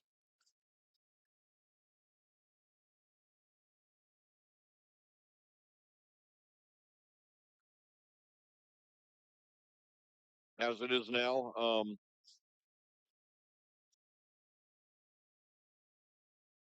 Well, we got probably, we'll probably be done an hour, 15 hour, 20 minutes. William, did you talk to your mom or your grandma? Okay. And you told,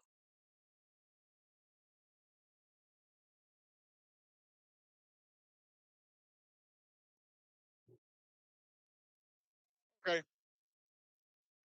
So now to wild enthusiasm, the players take the field to resume the game now. So the Quakers, here it is. Let's go, boys. Let's prove that you haven't lost that momentum in the nearly 2.5 hours of downtime. Let's do it.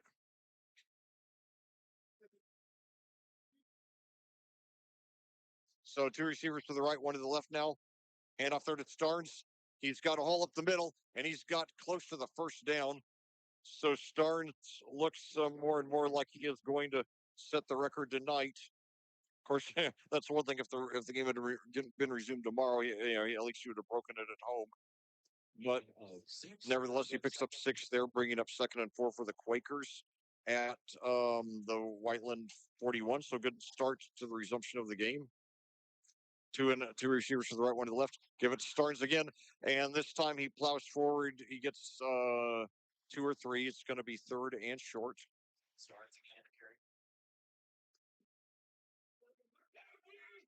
Give him 3, so it'll be 3rd and 1. I have Starnes 12 for 52, just under 4.5 a carry. 4:20 to go here in the second quarter. Halftime will only be 3 minutes. So 2 receivers each side now. A big 3rd and 1. The Quakers obviously in 4 down territory though. And now screen pass is complete to Vanderbush. He's got the first down and more. Breaks and he gets inside the 30. So Cohen Vanderbush's first reception of the game picks up about 15. Nice on to Cohen Vanderbush, first down. All right. So that'll be a 12-yard pickup there. So Sabank has completed 7 of 10. And Vanderbush gets his first reception of the game. 1st and 10 now for the Quakers at the 26. Give it to Starnes again. And now he gets some room on the left side, and he gets up about 5 or 6.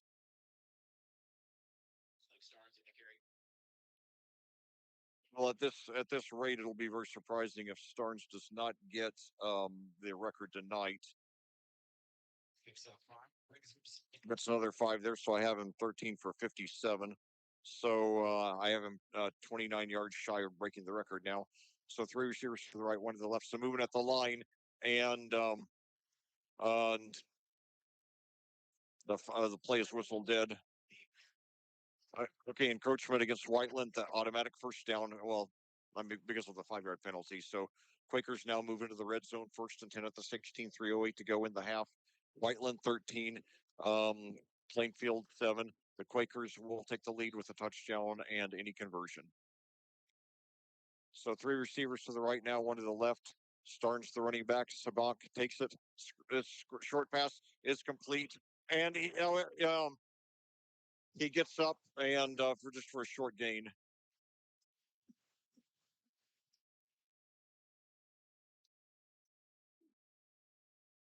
Let's see here.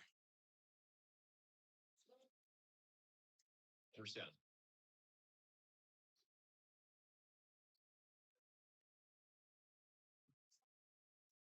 Was a 2-yard gain there for the first down. I believe that was Vanderbush there. I could not tell from my vantage point. So anyway, 1st and 10 for the Quakers at the 15. 2 receivers to the left, 1 to the right. Starnes, the running back. Starnes gets it, and he's got some room on the right side, inside the 15, inside the 10. He's close to the end zone. Let's see where they mark him. He's got the first down. So it'll be 1st and goal from very up close. So they give him 13. So I have him 14 for 70 and even 5 a carry. 1st and goal for the Quakers. And he hands off to Starnes, and he walks into the end zone for the touchdown. So we're tied with the conversion pending. Starnes 2 yards for the touchdown, his second of the game. He has both Quaker touchdowns, and the Quakers will take the lead with any conversion. And that's especially important because Whiteland does get the ball to start the to start the um, to start the second half. So Starnes now 13 rushing touchdowns, 14 overall touchdowns on the season. 2:16 to go in the first half. Ethan Edwards, and this will be for the Plainfield's first lead of the game. High snap, but he gets it down. The kick is up, and it is no good. No good. So there's a tie. It hit the upright. So bad break for the Quakers. Only the fifth miss on the season on an extra point for Edwards. Um, so he's 26 of 31. He's a junior. He's improved throughout the season. Hopefully, he'll improve a lot during the offseason as well and have a banner senior season. So now the trick for Plainfield is going to be, making sure that the Warriors do not score in the remainder of this half because they get the ball first to start the second half. And that would be a disaster if they got a 7-point lead here to end the first half. And then it took us 2-possession lead to start off the second half. It is very hard to come back from a multiple possession deficit against Whiteland because they are so good at eating up the clock. I remember they once back in the 2019 season they did an 11. They did one drive that lasted over 11 minutes in a game that was over at 8:54, despite not having a running clock. The shortest non-running clock varsity game I've ever commentated.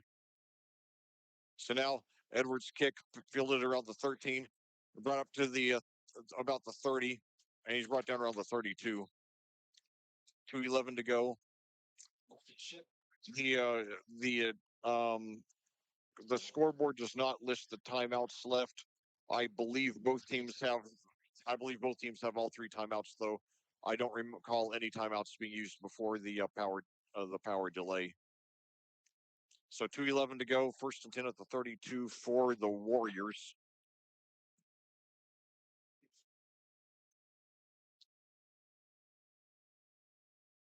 Two running backs, two receivers to the right.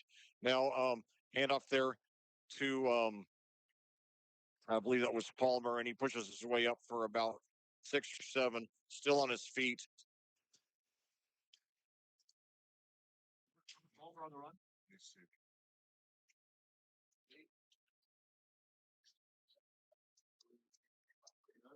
Let's see where they mark him here. That was Palmer, but then second and 3. Give him 7 there. So he already has over 100 on the game. I have him 12 for 103 and a touchdown. So second and 3 for the Warriors at their own 39, 131 to go and counting in the first half, tied at 13. And now brought down right around the line of scrimmage. And now we've got a little scuffle there. That was Palmer again. This time he gets 2. Palmer on the carry. 3rd and 1. And so surprisingly, the Whiteland's not showing any urgency. They are not taking a timeout. I think they still have all 3 now, and an even minute left. 2 receivers to the left, 1 to the right now.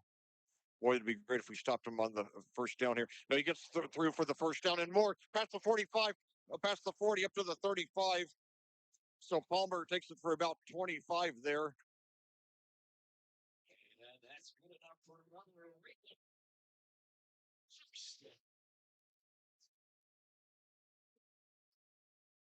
So that'll be 23 yards there by Palmer. So now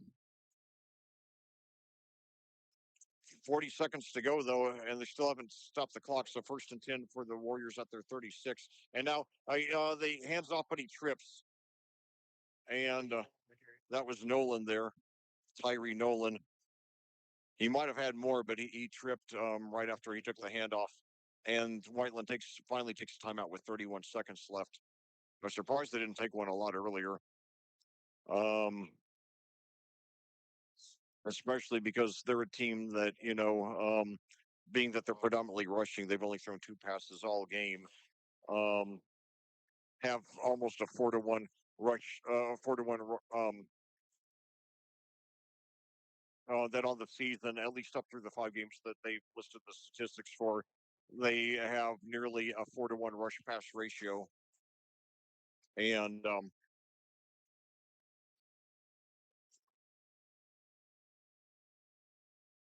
so let's say now they've got they have a really cool scoreboard here at Whiteland. The only problem is they have so many advertisements and celebratory segments that sometimes sometimes they go long periods of time without having without telling what yard you're on, without and telling what down it is and all that. So now 2nd and 8 at the 34, and now a handoff there. Um, he's got the first down and more inside the 25, and he's still on his feet, and he's right. There's a big scrum there, and finally the official blows the whistle, and I believe so now Yates there, And that's good enough front. and that is a first down. So that's a first down. I think he got about 12 or so, 11. So Yates now 4 for 29 by my count. So now the Whiteland with 13 seconds to go, they take a timeout. I believe that's their second, and still at the 23. So Whiteland not showing a lot of Whiteland not showing a lot of urgency on this drive. Um, I and obviously that's if they don't score, that could be a big part of the reason. So now when they return, it'll be 1st and 10. Um, with 23 seconds. I believe they still have one timeout. Again, they don't list the timeouts here on the scoreboard, but um, for a team that doesn't pass much, it's tough for them to gain 23 yards in 13 seconds. It can be done. I mean, their one touchdown was their second touchdown was a 25-yard pass. But obviously, in this situation, Plainfield's going to be geared simply to take away the big play.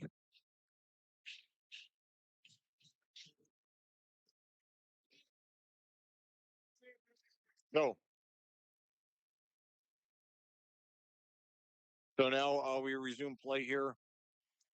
We're still tied at 13 with 13 seconds to go in the half. 13-13. Two receivers to the left, one to the right. Two running backs. Up Church under center. Drops back. Looks like he's looking to throw. He throws up the middle, and it's through his hands. It's through his hands, so the clock stops with 9 seconds to go. That's only Up Church's third pass of the game. His only completion was the 25-yard touchdown to Peyton Williams on the first play of the second quarter. So now the clock stops with 9 seconds to go. Not a very harmful play for Whiteland, because they only lost 4 seconds, and they still have a good shot to get at least two more plays. Ball at the 13 now, so two receivers to the right, one to the left. Only one running back this time. Drops back, and now it throws into the end zone, and it's incomplete. Incomplete. The crowd wanted pass interference. There is a flag. There is a flag.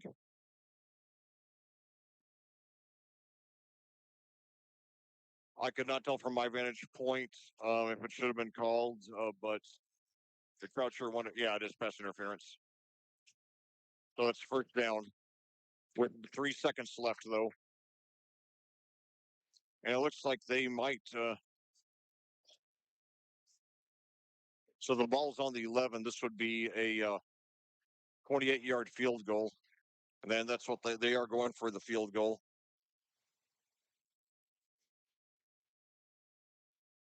So they're going for a 28-yard field goal there or it could be a fake, of course. And now there's been a timeout. Whiteland taking its last timeout.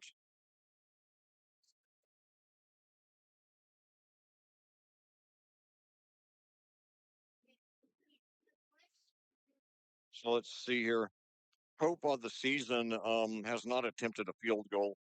Um, he's at least through the 5 games that they listed here, the 5 of their 7 that they've listed here on Max Preps.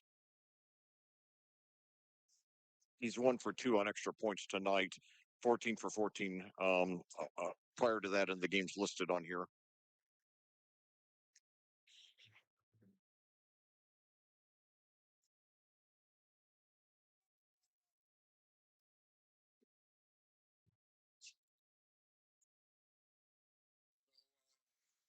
Well, they go for the field goal after all.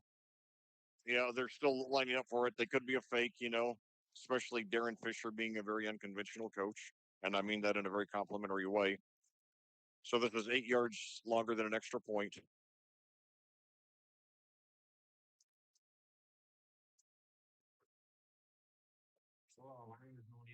3 seconds to go. Third, and in case you're just joining us, this is 3 seconds to go in the first half, not the second half. And I believe Plainfield has just taken a timeout. Um, so anyway, the good news is that the halftime will be a very abbreviated 3 minutes, 10:16 your time of day. So hopefully we'll get out of here before 11:30. Um, thanks so much to all of you for sticking in there with us, or maybe you just joined it, hoping you could catch the end of the broadcast. And we still got a half of football to play, plus these last 3 seconds of the first half. And it's a barn burner, 13-13 between this all top 10 matchup. Plainfield number 7 in the AP poll, Whiteland number 10, Quakers 6-1, Warriors 5-2. Whiteland has dominated the series in recent years, winning 13 of the last 15. Though Plainfield did get the monkey off the back last year, breaking a 7-game losing streak to Whiteland with a 32-7 win. So now the Warriors lining up for the field goal. Snap. The kick is up, and it is good. So the Warriors do take the lead into the half.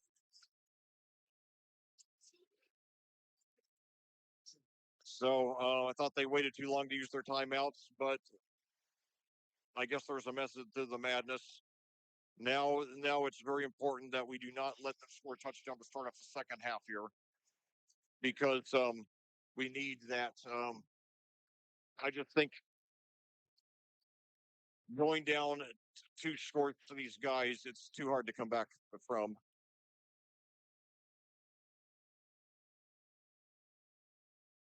So a 28-yard field goal by Noah Pope gives Whiteland the halftime lead 16-13. The Quakers have never led in the game. Um, both times that Whiteland scored previously, the Quakers came back to tie it. First at 7, then at 13.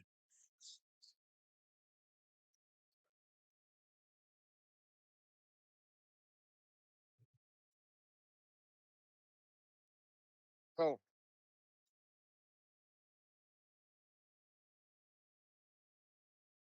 a crazy, crazy night. Um, for about 2 hours, it looked like the game would not be completed tonight, and it was said that if it were to be completed, it would be the next day at Plainfield. If it could not be completed tonight here at Whiteland, now it looks like it will be completed at Whiteland. So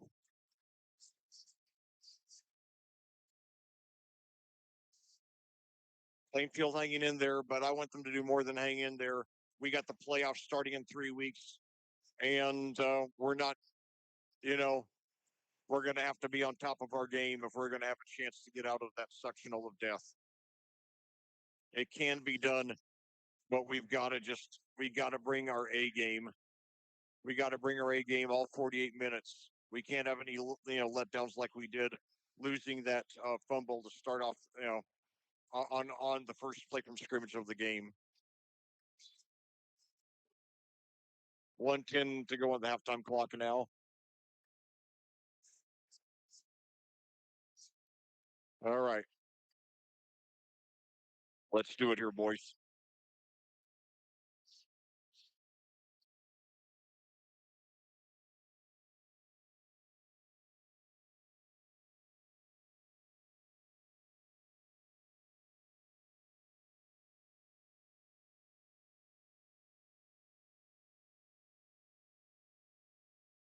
Well, it's now Whiteland coming out to kick off for the second half. This game was delayed because of a power outage for more than 2 hours. Apparently, they're going to finish it tonight. Plainfield's hung in there, but we're going to have to make a stop here.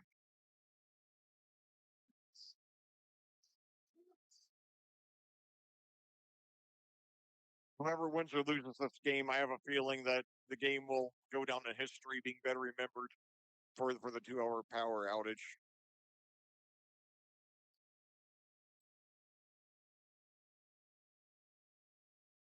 So now the Quakers coming out to kick off for the second half, trailing by 3.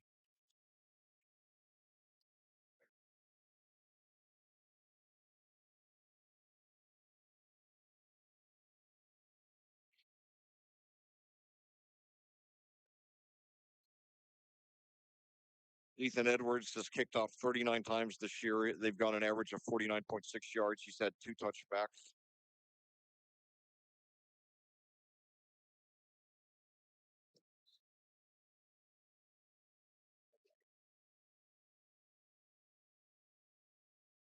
Now it's a mid-range kick, and it's taken around the 30 and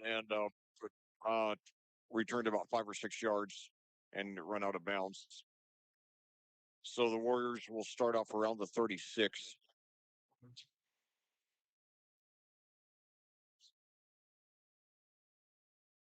We've got to get a stop here.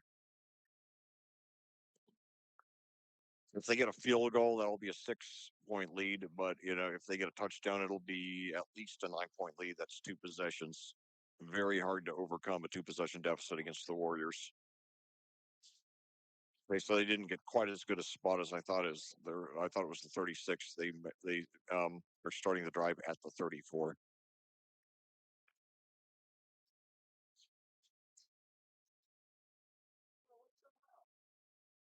Now they're moving it back. I didn't see a flag. Not sure what the situation is. They're marking it right at the 30. Okay.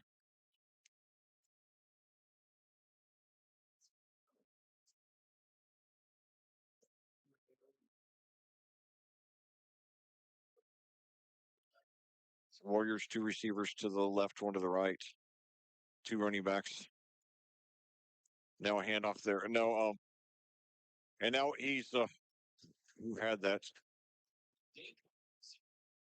So that was Coonsley. So that was a great fake. Dane Coons, that was his first carry of the evening.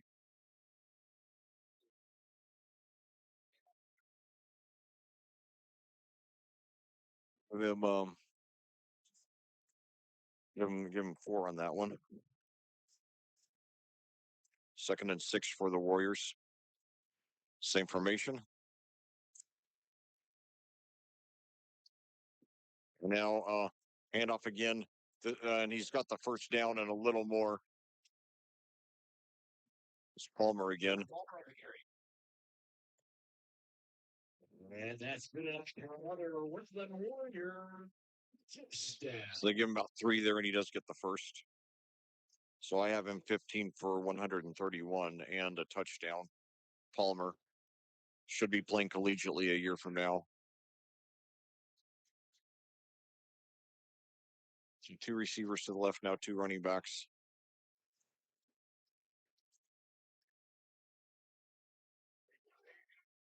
And so Palmer again, this time a gain of about 3, bringing up 2nd and about 7. Give him 3 there, so I have him 16 for 134. 2nd and 7 now for the Warriors at their own 47. 10:26 to 10:26 and counting. In the third quarter, we had more than a 2 hour power outage delay. The overhead lights on both sides of the field went completely out. So 2 receivers to the left, 1 to the right, 2 running backs. And now handoff there, and he's got some room on the left side. He's got the first down and more. And now he goes up to about the 40. So it's going to be a pick of about 13 or so. That was Yates there. And that's good enough for Whiteland. So he picks up Yates. Yates, I have him. After 13 yards there, I have Yates 5 for 42. Ball now in Plainfield territory at the 40. And I'll tell you, I remember when Whiteland got to the state championship game 3 years ago. They had that awesome 5-prong running attack, and this one isn't quite as good, but it's still very good. They have still several good weapons they can hit you with. And now Palmer again, this time up for about 6. And Plainfield just has not shown that they can contain this off. Give him, give him, give him 5 there, so bringing up 2nd and 5. But Plainfield has not shown that they can contain this Whiteland rushing attack well enough. I mean, we're not getting completely run over, but they're still getting well over the 3.4 yards they need to keep the clock and the chains moving. So we're going to have to get a stop here if we're going to have a chance to win this game. 8:52 to go now, and counting 2nd and 5 at the Plainfield 35. And now, um, we telegraphed this one, and we got him down possibly for a loss. Tyree Nolan, and it's going to be possibly a short loss. Let's see where they mark him. I actually gave him forward progress out for 1. So 3rd and 4. Obviously, though, at the Plainfield 34, the Warriors are in 4-down territory. We lucked out when they fumbled, when they lost that fumble at the Plainfield 6. So now handoff, and he's got the first down inside the 25. Palmer again. And that's good enough. Picks up about 10. Under 8 minutes to go in the quarter now. Give him 12. I have him 18 for 151. So 2 receivers now to the left, 1 to the right, 2 running backs. Upchurch under shotgun. And now he hands off there, and we're right on top of him, and he gets maybe 3 or 4.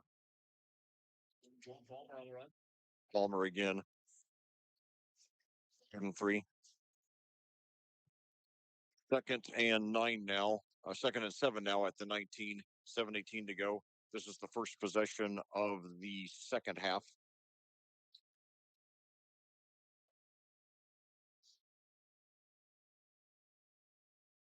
Like I said, the last time Plainfield played here 2 years ago when they lost 22-8, the game hinged on 3 plays.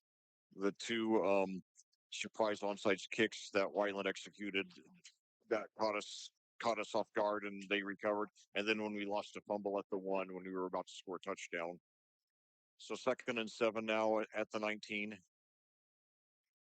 And now, and he's got through on the right side, and he's going to be up.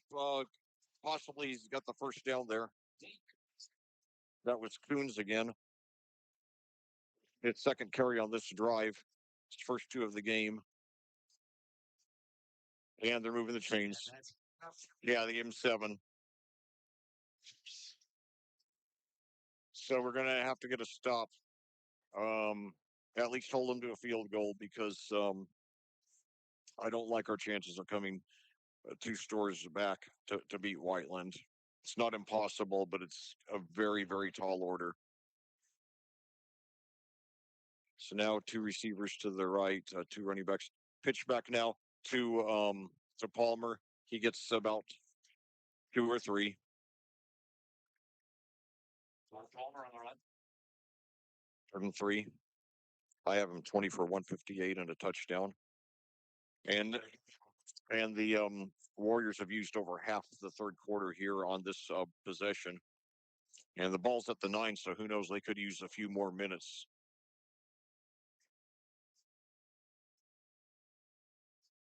Could be especially damaging if they score a touchdown. So And now we've got some movement, but no flag.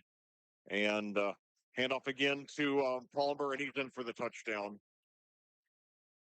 His second of the game. So now your score with 5:23 to go here in the third quarter, and this is where that field goal hurts that they got at the end of the first half. Um, it's a two-possession lead. Whiteland 22, Plainfield 13 with the conversion pending. Now the Quakers less than a quarter and a half to do something. Nice snap, but he gets it, and so the kick is good.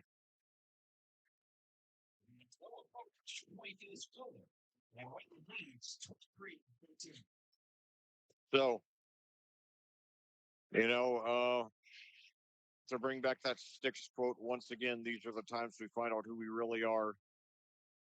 I'm sorry to say that,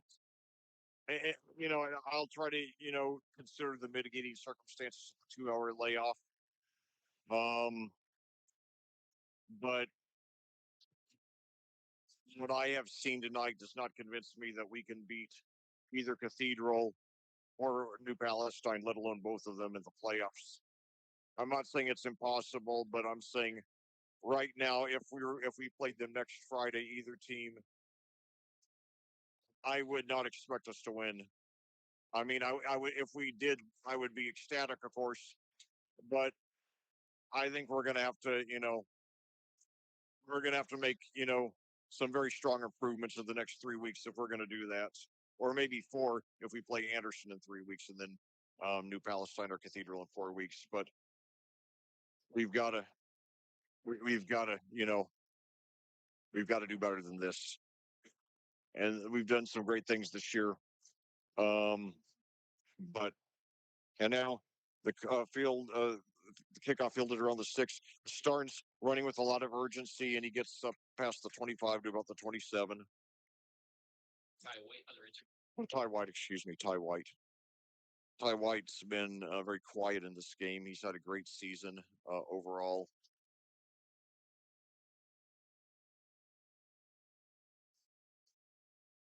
He's had a couple. He's a star on offense, defense, and special teams. So two receivers each side now. Screen pass. Oh, he dropped it. He dropped it. And that just sums up, the way the game has been slipping away. But if we're going to make a deep playoff run, first of all, the rushing defense is going to have to improve. That's one thing. And then we're just going to have to not leave any points on the field. I believe we can fix that, but we're going to have to work very hard. And now, hand off to Starnes, and he's stuffed right around the line of scrimmage.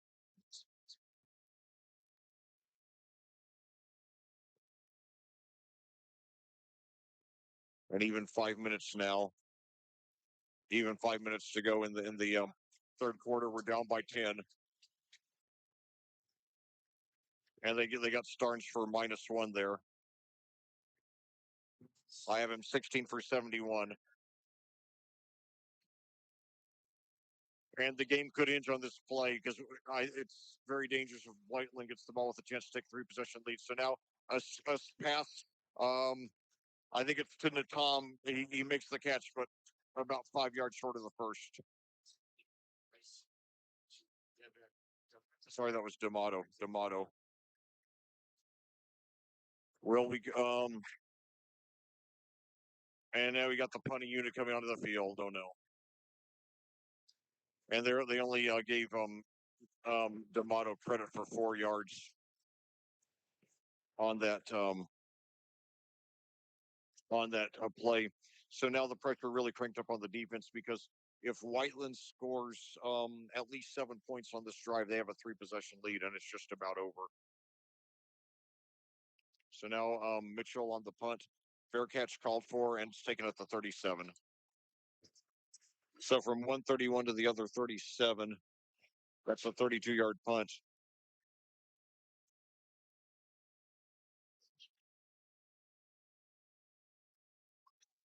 But it looks like we got a penalty, though.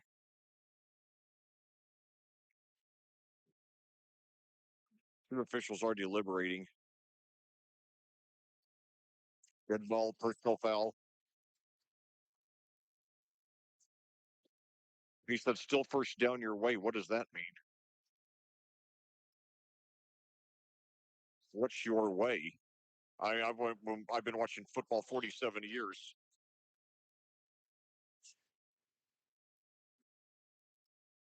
Okay, so the penalty is assessed after the play. So it's still Whiteland's ball, but they back it up 15 yards.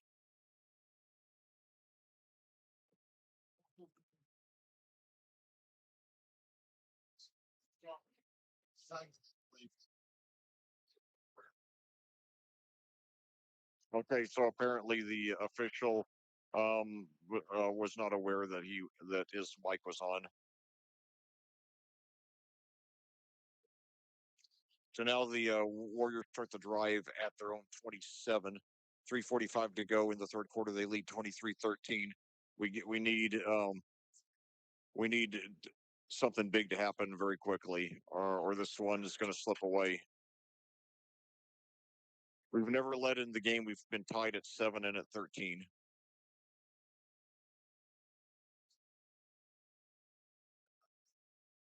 And now I believe that was Palmer, and he was stopped right on the line of scrimmage. We haven't had a lot of answers to him. He's run wild on us, but we did stop him there for a gain of only one, bringing up 2nd and 9. We got to do no worse than a 3 and out here because we need 2 scores, against a team that can milk the clock like a cow. 2nd and 9 for the Warriors at the 28, 3:10 to go here. 10:37 your time of day.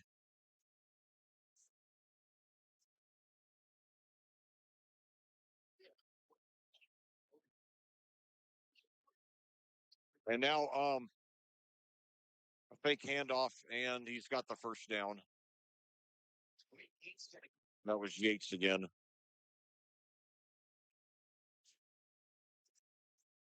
Plainfield just isn't able to contain their rushing attack enough. So Yates 6 for 52, 2:43 to go and counting. We need a wild momentum shift right here.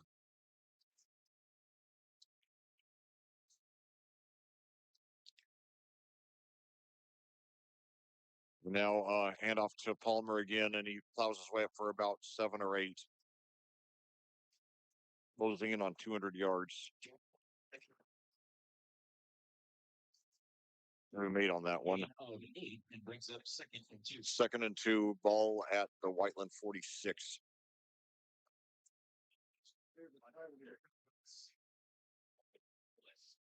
And my throat is dry. I'm ready to down a large soda after this game, but more on that later. So one receiver at each side now, 2 running backs. We got Palmer and Guevara there in the backfield. And now hand off to Palmer again. He's got the first down and 3 or 4 more.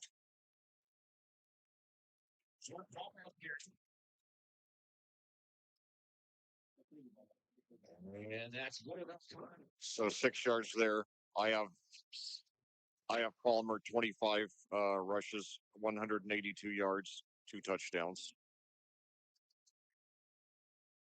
Yeah, and hopefully over the hopefully for the remainder of the season, but especially the off season, obviously our rushing defense is one thing that we do need to improve. And we will. We're only in year 3 under head coach Tyler Bless, and we've come a long way in that time. And Palmer takes it up again for about another 10 or so.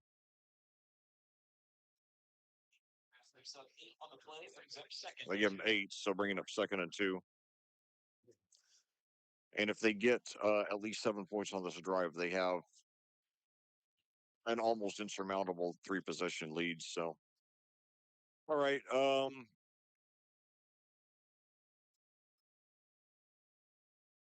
2nd and 2 now for Whiteland at the Plainfield 40. And now they got the first down again and about 6 more. Palmer again closing in on 200.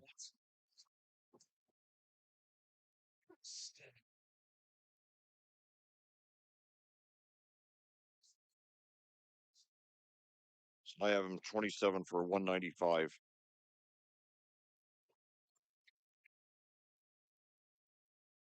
First and 10 at the another and then they're going to let the quarter clock run out. So your Plainfield Quakers 12 minutes to go to save the game, but right now it looks bleak. They trail the Whiteland Warriors 23-13 in danger of going down by 3 possessions. We'll be back with the conclusion after these words from our sponsors on audiosportsonline.com. This broadcast of Plainfield Quakers football is brought to you by the generous donations of our sponsors. We would like to thank them and we hope you will support them. They are Frigid Frog, New Wave Solutions, Ganell Financial, Crone Family Construction, Adrenaline Fundraising, Crest Point Real Estate Coach P. Chris Pearson, Selwith Jones, and the Stewart Home Group. It's Chris Pearson, Real Estate Coach P. Chris Pearson, Selwith Jones, and the Stewart Home Group. Remax Centerstone, Julia Berberich, Flora Brothers Painting, I-70 Wrecker Service and Garage, Units Moving and Portable Storage, Haynes Roofing and Remodeling, LLC, Headquarters Barbershop, Edward Jones, Chris Hoskins, Ellison Associates, and BGW Construction and Legacy Motorsports. Thank you, sponsors. Your support for the student athletes of Plainfield High School is greatly appreciated. Well, back here at Whiteland, we're about to start the fourth quarter in this power outage delayed game with your Plainfield Quakers trailing the Whiteland Warriors 23-13. Whiteland has the ball first and 10 at the Plainfield 35. Plainfield in desperate need of a stop. Their difficulty containing the Whiteland rushing attack is the story of this game, other than power outage. So 2 receivers to the right, 1 to the left. Jordan Palmer, the running back, and now a rusher on the left side, and that was Tyree Nolan there for the Warriors. Give him credit for 6 on that one. I have him 7 for 37.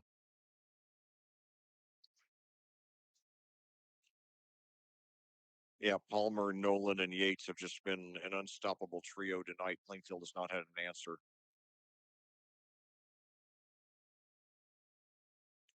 So now, handoff there once again to Palmer. This time we stop him dead in his tracks. So it'll be a very critical 3rd down for the Plainfield defense.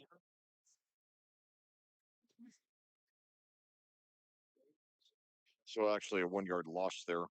So 3rd and 5 at the 30. Plainfield needs to get a stop here if they're going to have, much chance to come back and win this game.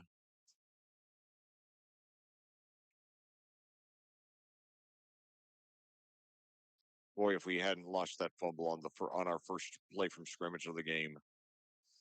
So now Palmer again, and this time he plows forward. He might have the first down. He's going to be very close if he doesn't have it.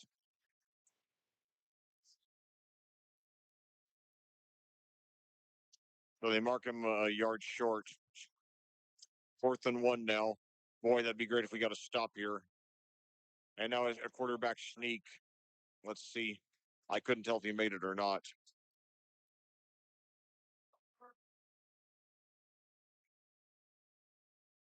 It was Upchurch's first rush of the game. Still no signal on whether it's a first down or not. No, we stopped him. So big break for the Quakers. This home crowd doesn't like it, but that's a very big break for the Quakers. Now let's see if we take advantage of it.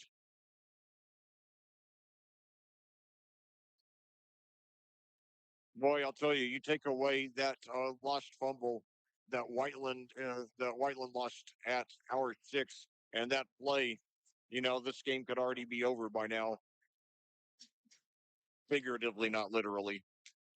So the Quakers now two receivers each side, one running back. Sabak throws over to the left side. He's got a first down, and he loses his man and gets past the 45.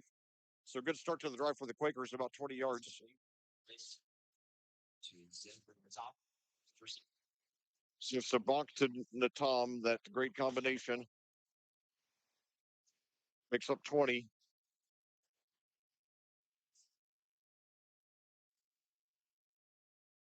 And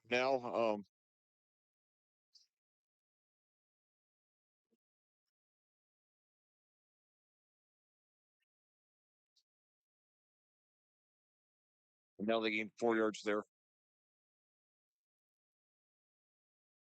And now, so 2nd and 6 now. So Sabak got plenty of time. And oh no, it was off target. He was throwing for Starnes.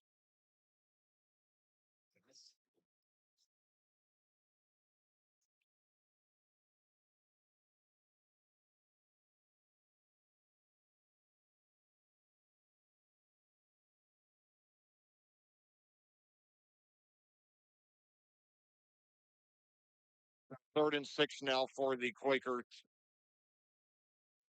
Very critical play. 9:39 to go. Three receivers to the right, one to the left. And now throws deep yet. He's got a man open. He's got the catch and he's got the touchdown. Oh my God, we're still in this. Oh my God, 51 yards. Oh, we're back in this game. It's 23-19. The that was Mason Beers. I think it's by far the longest of beer, the longest reception of Beers' career, and it came at the perfect time. So now it'll be a field goal deficit if we hit this extra point here.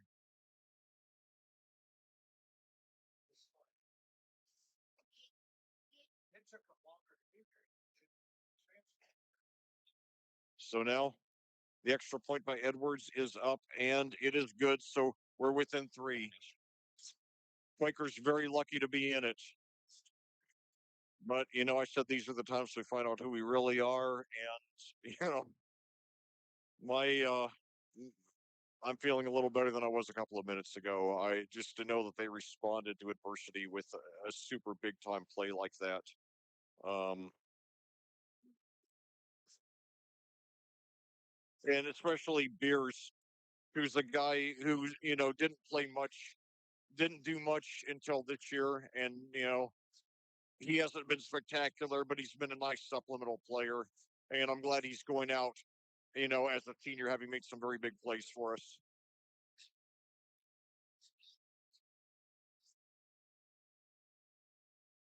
So we're still in this 9:31 to go.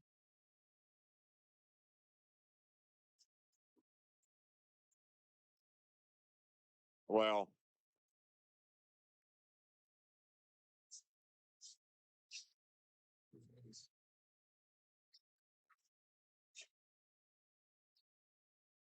all right.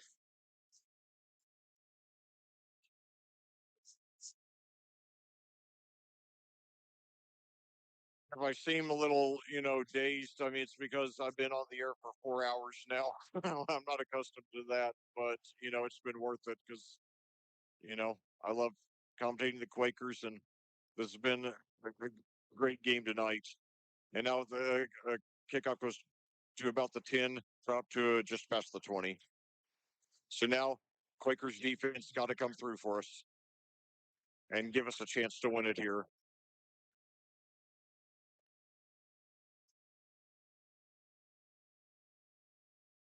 That was a super big time pass though from from Sabank to Beers. I don't think anybody saw that coming. I sure didn't. I mean, Sabank is a guy. I mean, Beers is a guy. I like him, but I just don't. He's not the guy I associate with 51-yard plays. I mean, he's the guy I associate with important short gains. Um, and now on the first play of the ensuing drive, Palmer goes about 20 yards. That puts him over 200.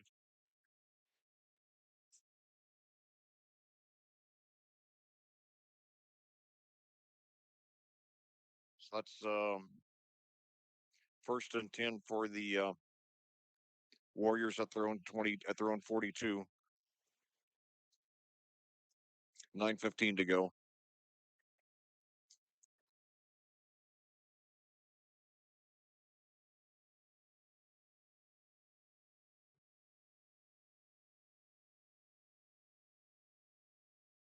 So two receivers to the right, one to the left, two running backs, and now a handoff again.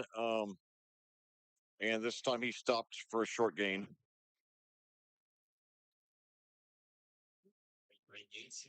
That was Yates there.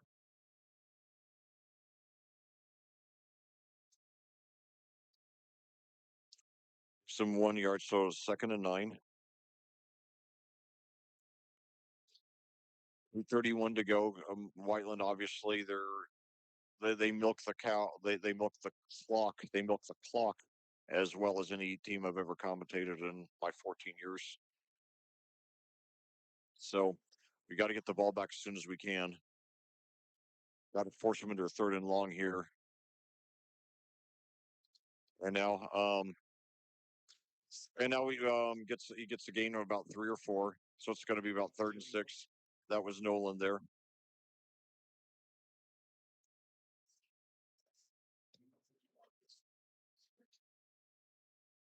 I have him 8 for 40, Pyrie Nolan. So 3rd and 6, a very critical play for the Quakers here.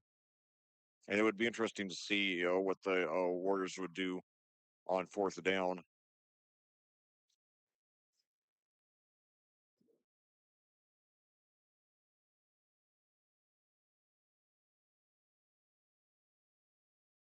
Now,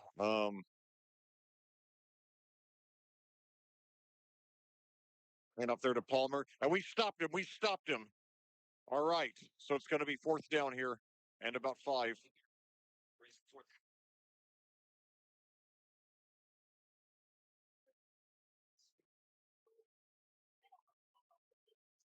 Who was that who carried? Palmer. Okay. So Palmer, they got him for no gain there. So now the Warriors ready to punt. 6:50 to go. So Plainfield will have the ball with a chance to win. High snap, and they're going for the block, but he gets the punt away. And now it bounces and it goes out of bounds around the 15.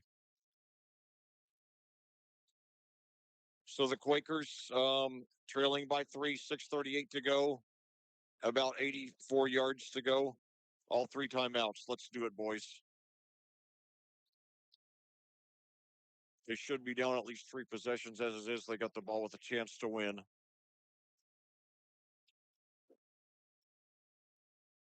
Let's do this.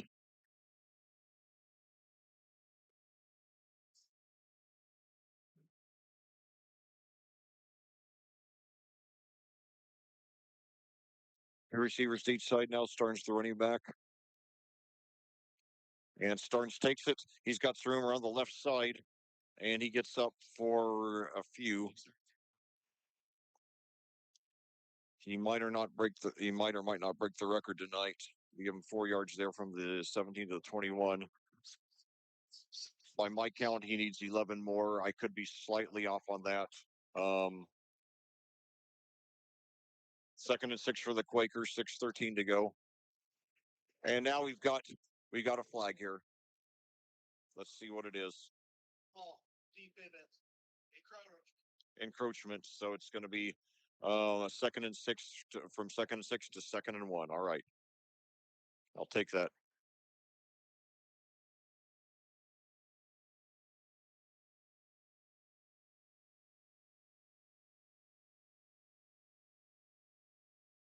All right, 2nd and 1 now for the Quakers, and even 6 minutes to go in the game. They trail by 3, 79 yards, 74 yards now, shy of the end zone after that penalty. 2nd and 1.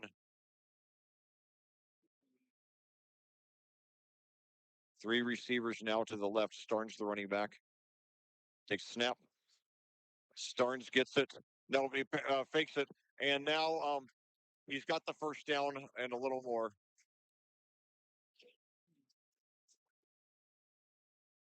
And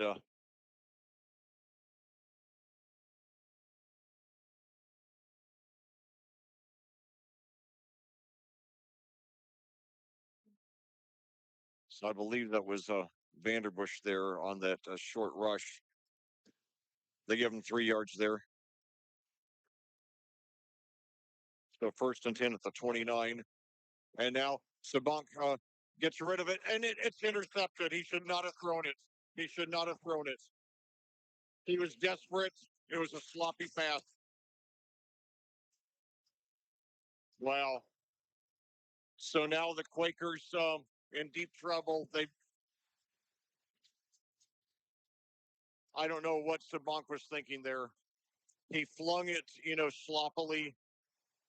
Um, Only his 5th interception of the year.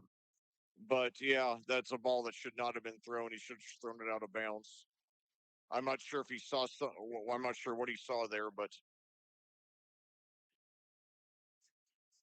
right after we'd gotten a first down too. So now the pressure cranked up on the Plainfield defense with 5:11 to go. They trail by 3. They got to get the ball back, and with enough time to do something about it. They do have all 3 timeouts left. So now hand off there to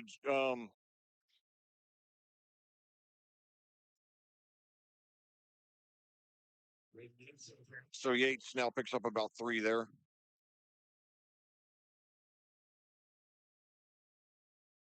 Very hostile. Some very hostile fans here for Whiteland. Uh, they've been upset about several calls or non-calls here in the second half. In the thinner crowd, such people stand out more. So 2nd and 7 at the 35 now for the Warriors. 2 receivers to the right, 1 to the left. Pitch back now to Palmer, and he could have the first down. He's going to be very close. Palmer over 200 yards and 2 touchdowns, undoubtedly the MVP of this game. And yeah, they move the clock. They move the chains. Excuse me.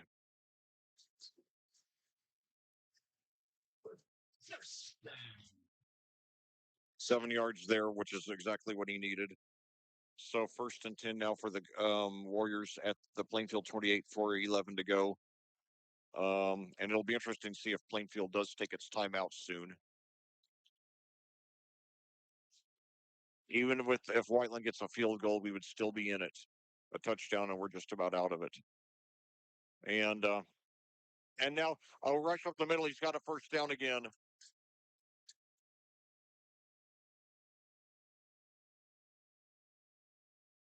It's about 13 or 4. It's 13 or so. And that's good enough. Give him 15.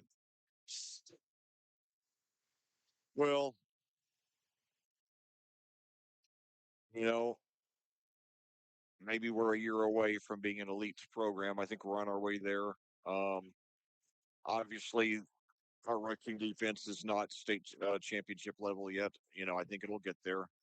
We just got to keep on working and moving up the ladder. So 1st and 10 now at the 13 for the Warriors, and now a handoff there,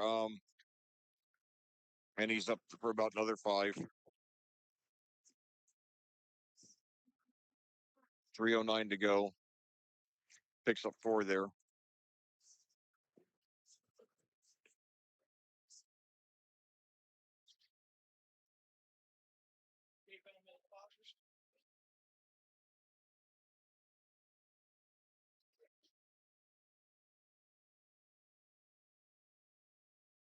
Now 2nd and 6 for the Warriors. 2:42 to go.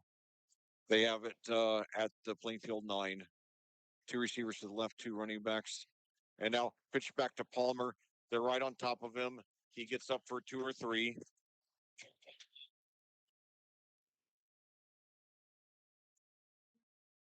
And let's see where they mark him. Timeout, Plainfield. So Plainfield finally takes its first timeout. They do not list the timeouts on the scoreboard here, so I have to try to keep track. So status report. They haven't updated this clock after the last play. It's 3rd down but it's 3rd down, and it would be about 3 yards to go at the Plainfield 6, with Whiteland leading by a score of 23-20. So the Quakers need a stop here. at the very least to hold them to a field goal. A touchdown, even without a conversion, wouldn't be a two possession lead. That would be virtually insurmountable, especially this late in the game.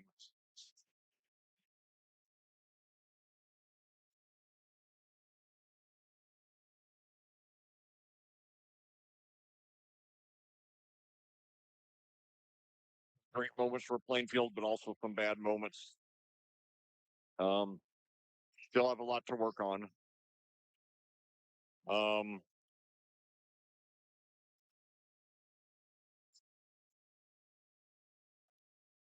Overall, a disappointing game. I went in thinking that we had a 50-50 chance, but I did not think that we would be dominated by their rushing attack to the extent that we have been. And again, very lucky to still be in it. So 3rd and 4 at the 7. So a very big play here for the Quakers, and he's in for the touchdown, and that just about wraps it up.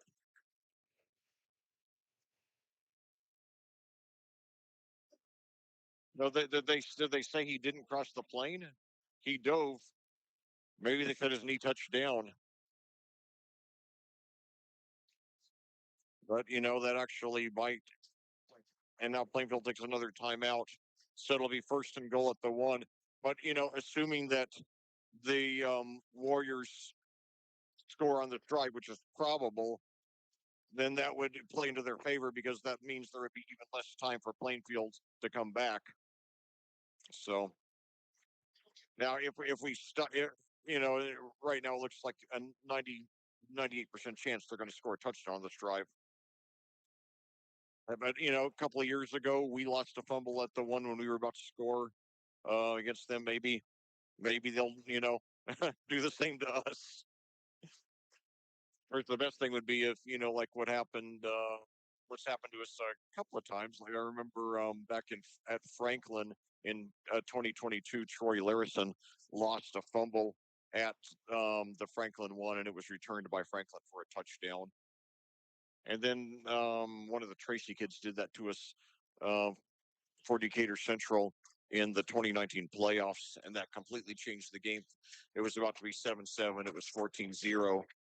It's now 2:22. Let's go, boys. Let's make a good stop here.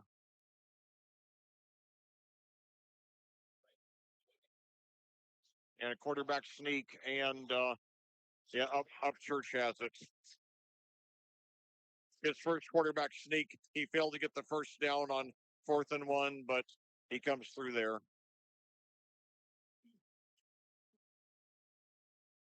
But I will say though, I try to call things both ways and give credit to the other team. Whiteland deserves to win this game. They've simply they've out executed us. And the extra point is up and good. So 10-point game with 2:20 to go. So Plainfield, Plainfield, will get the ball back. Hopefully they'll do something with it.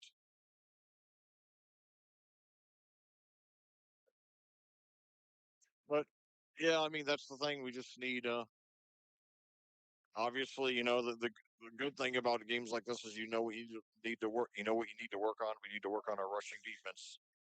Um, so um,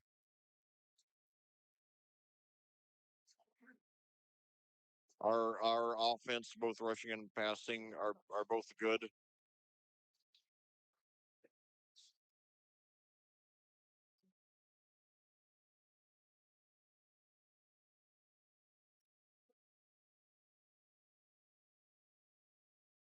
So and now unsportsmanlike conduct against Plainfield. You just got to keep your composure. In games like this, not likely that it's going to make a difference in who wins or loses this game, but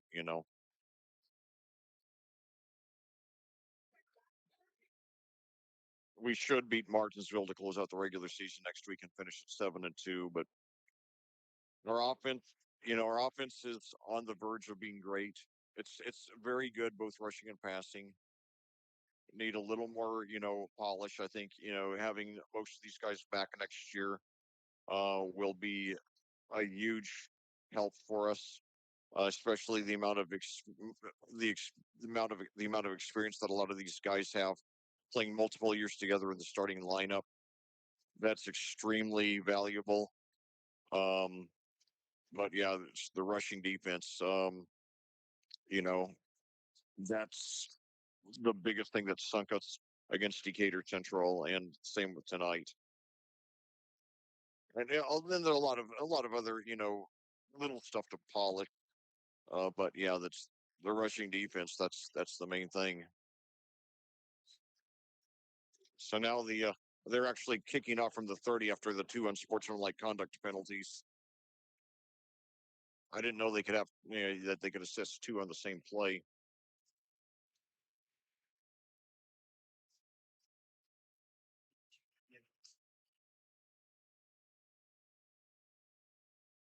And they're going for an onside kick.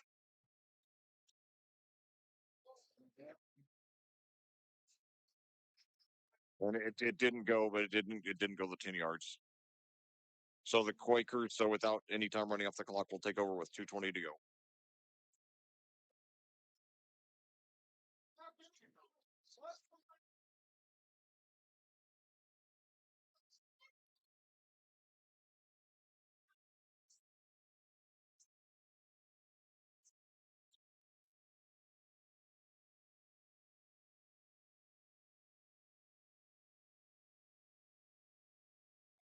So the two receivers each side. Savant throws super deep now, and thought there was some contact, but no no pass interference called.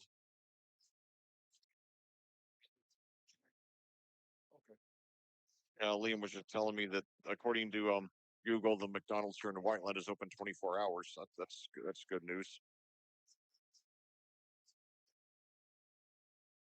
So I don't know if Liam's going to want anything else to eat after all the pizza that he had and that I had too. But we'll see. It's good to know that option is open for us. So now, again, screen pass is complete, and oh, he should have gotten out of bounds. Oh no! So some fundamental mistakes down the road for Plainfield that have hurt. So it's complete to Natom, but they're only 5 yards. He really needed to get out of bounds. So two receivers to each side now. And now another, and this time he's complete to Ward.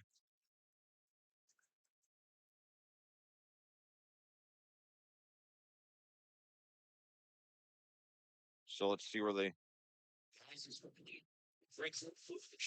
So 4th and 1 now. So 4th and 1, the Quakers going for it after the 4 yards to Ward. And now Sabank got plenty of time. He throws. Did he get the completion? Yeah, Vanderbush got the catch for over 10 yards.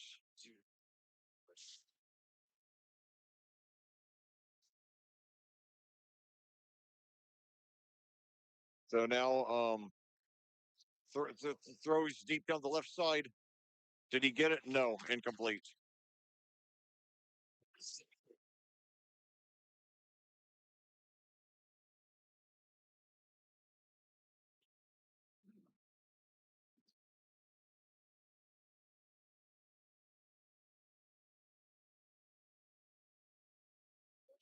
So the Quakers now 2nd and 10 at their own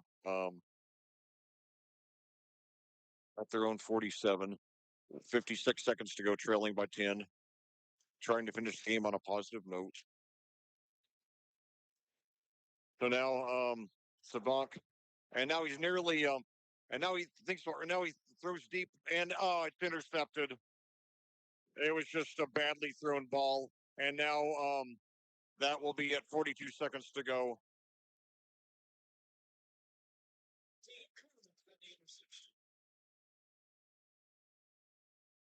Yeah, Sabank should not have thrown that pass. I understand it's desperation time. Yeah, but both of his interceptions tonight just should have the pass just should have never been thrown. Um, The last, the second one's a little more excusable because it was just a desperation situation.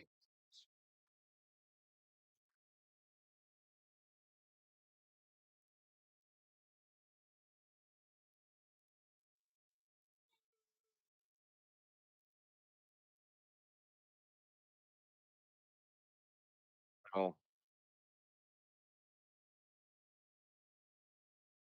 goodness gracious.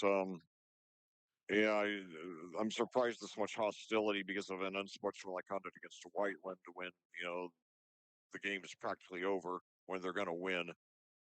Um, but all right, so the Warriors now going to run out the clock here, and that's it. So your Plainfield Quakers have their moments, but not enough of them.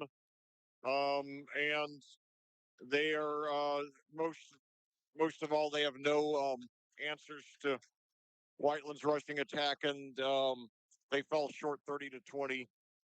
We will be back with a short recap and look ahead to next week's regular season finale against Martinsville after these final words from our sponsors on audiosportsonline.com.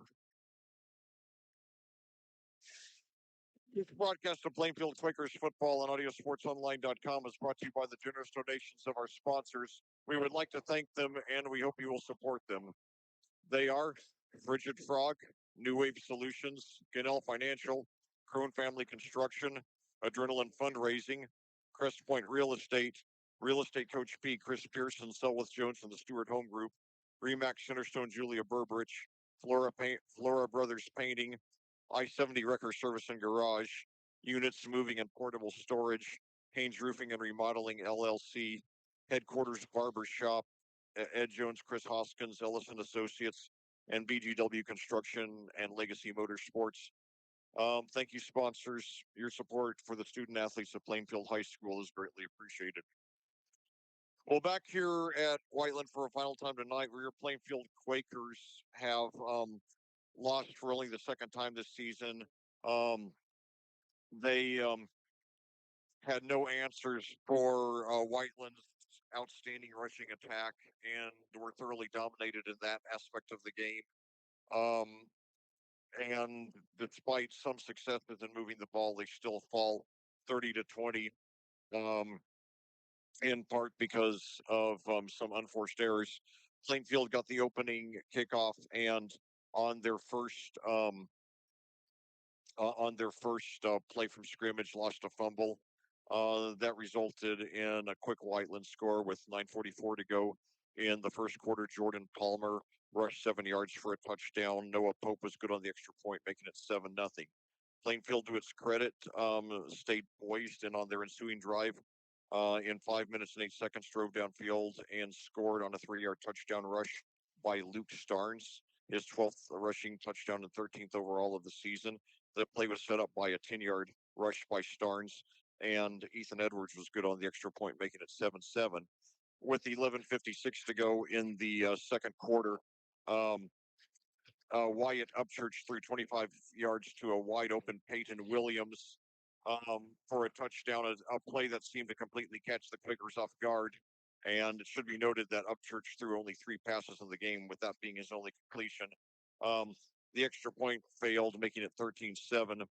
Um, and then after a nearly 2.5 hour power outage delay, the game finally resumed, and Plainfield completed a 96-yard drive on a 2-yard rush by Luke Starnes, his 13th rushing touchdown and 14th overall touchdown of the game. However, the extra point failed, so Plainfield failed to take the lead. It remained tied at 13-13. Then on the last play, with no time remaining in the second quarter, Noah Pope hit a 28-yard field goal. So the Whiteland, so the Warriors took 16-13 halftime lead.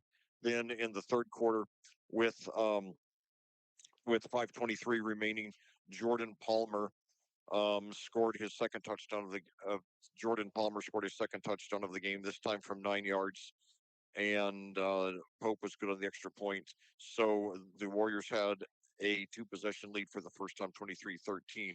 And then in the fourth quarter, when they were about to take a what would be a nearly insurmountable three possession lead, um, Wyatt Upchurch on a quarterback sneak was stopped on 4th and 1 at the Whiteland 26. The Quakers quickly struck back on a 51-yard pass from Bryson Bonk to Mason Beers, and Edwards' extra point made it a 3 point deficit, 23-20.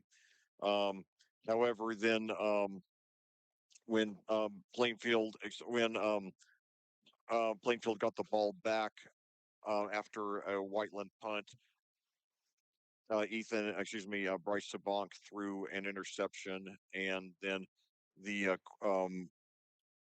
Warriors clinched it on a 1 yard quarterback sneak by Upchurch with 2:20 to go, and the extra point by Pope brought us to our final score of 30-20. Um, Anyway, overall a disappointing game, not a disaster. Well, actually, you can make a case that it was for our rushing defense. Because Jordan Palmer, by my count, had 36 rushes for 249 yards and two touchdowns, while Tyree Nolan had 8 rushes for 40 yards, and Braden Yates, excuse me, 8 for 56. So right there, that's nearly 350 yards, and it's just hard to see how we're going to make a deep playoff run, giving up numbers like that. We do have 3 weeks until the playoffs start. Hopefully, we will get it straightened out, but it's going to be a tall order in the same sectional with Cathedral and Whiteland. So um, we'll just do the best we can. Um, and it's not hopeless, but right now it looks bleak. You know, there's a lot of good things about this team, especially on offense and on passing defense. It looks like rushing defense is what we got to work on the most. So hopefully we will do that. We only have one game to tune up for the playoffs. That is 1 week from tonight when the Martinsville Artesians visit town. Martinsville is a pretty bad team this year, coming off coming off the best season in school history, making their first appearance in the semi-state. They, um, were hit hard by losses, including star quarterback AJ Reynolds. So next week they will be back. Next week they should be an easy win for us on our senior day. They don't have much of a defense, so we should be able to score a ton of points against them. Probably make it a running clock game, which would send us into the playoffs at 7-2. Um, and then we'll have 2 more weeks to polish things up and get ready for the playoffs. Hopefully, we'll get Anderson in the first round, which will give us an extra week to get ready for Cathedral or um, New Palestine. But anyway, I just want I mean, I do feel a little down by the events of tonight, but you know, um, and then how much did the nearly 2.5 hour delay affect the outcome of the game? I don't know. Maybe not at all. Maybe a little. Maybe a lot. You know, no way to know for sure. But I mean, Palmer was already running with relative ease against us before that, so I don't think it made a whole lot of difference. Um, I'm certainly not going to use it as an excuse, but anyway, so we know what we do well, we know what we need to work on, and so we got 3 weeks to get ready for the playoffs, and hopefully we will do it. So anyway, it is 11:19.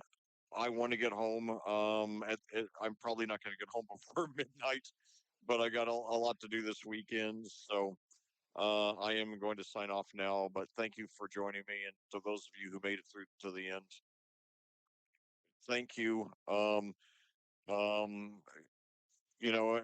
After the season, we should all get together, to get pizza and hang out and reminisce about the season that was, and hopefully there'll be some playoff victories to talk about. But and I just want you all to know that this program, sometimes you find out that you're not as far up the ladder as you think you are, but it doesn't mean that you give up or despair. It just means you just keep on, um, keep on trying to find a way to get up. And if you fall down a few rungs, figure out a way to get back up there and go even further. And in the immortal words of Rocky Balboa, it ain't about how hard you hit. It's about how hard you can get hit and keep moving forward. How much you can take and keep moving forward. That's how winning is done. So anyway, once again, your final score here tonight at Whiteland. Whiteland 30, Plainfield 20. The Quakers fall to five. The Quakers fall to 6-2, while the Warriors rise to 5-2. I'm sorry, the Quakers fall to 6-2, and the Warriors rise to 6-2. And Plainfield now in the all-time series leads 32-18 after this, the 50th game of the series. The Warriors having now won 14 of the last 16. This concludes our broadcast. As always, thank you so much for joining me, and I cordially invite you to do so again. 1 week from tonight, as your Plainfield Quakers go back home and conclude the regular season against the Martinsville Artesians. And don't forget to tune in this Sunday at 6 p.m. to ihsaatv.org for the tournament selection show. Until next Friday, for audiosportsonline.com, I'm Steve McAtee reminding you there is a difference only you can make.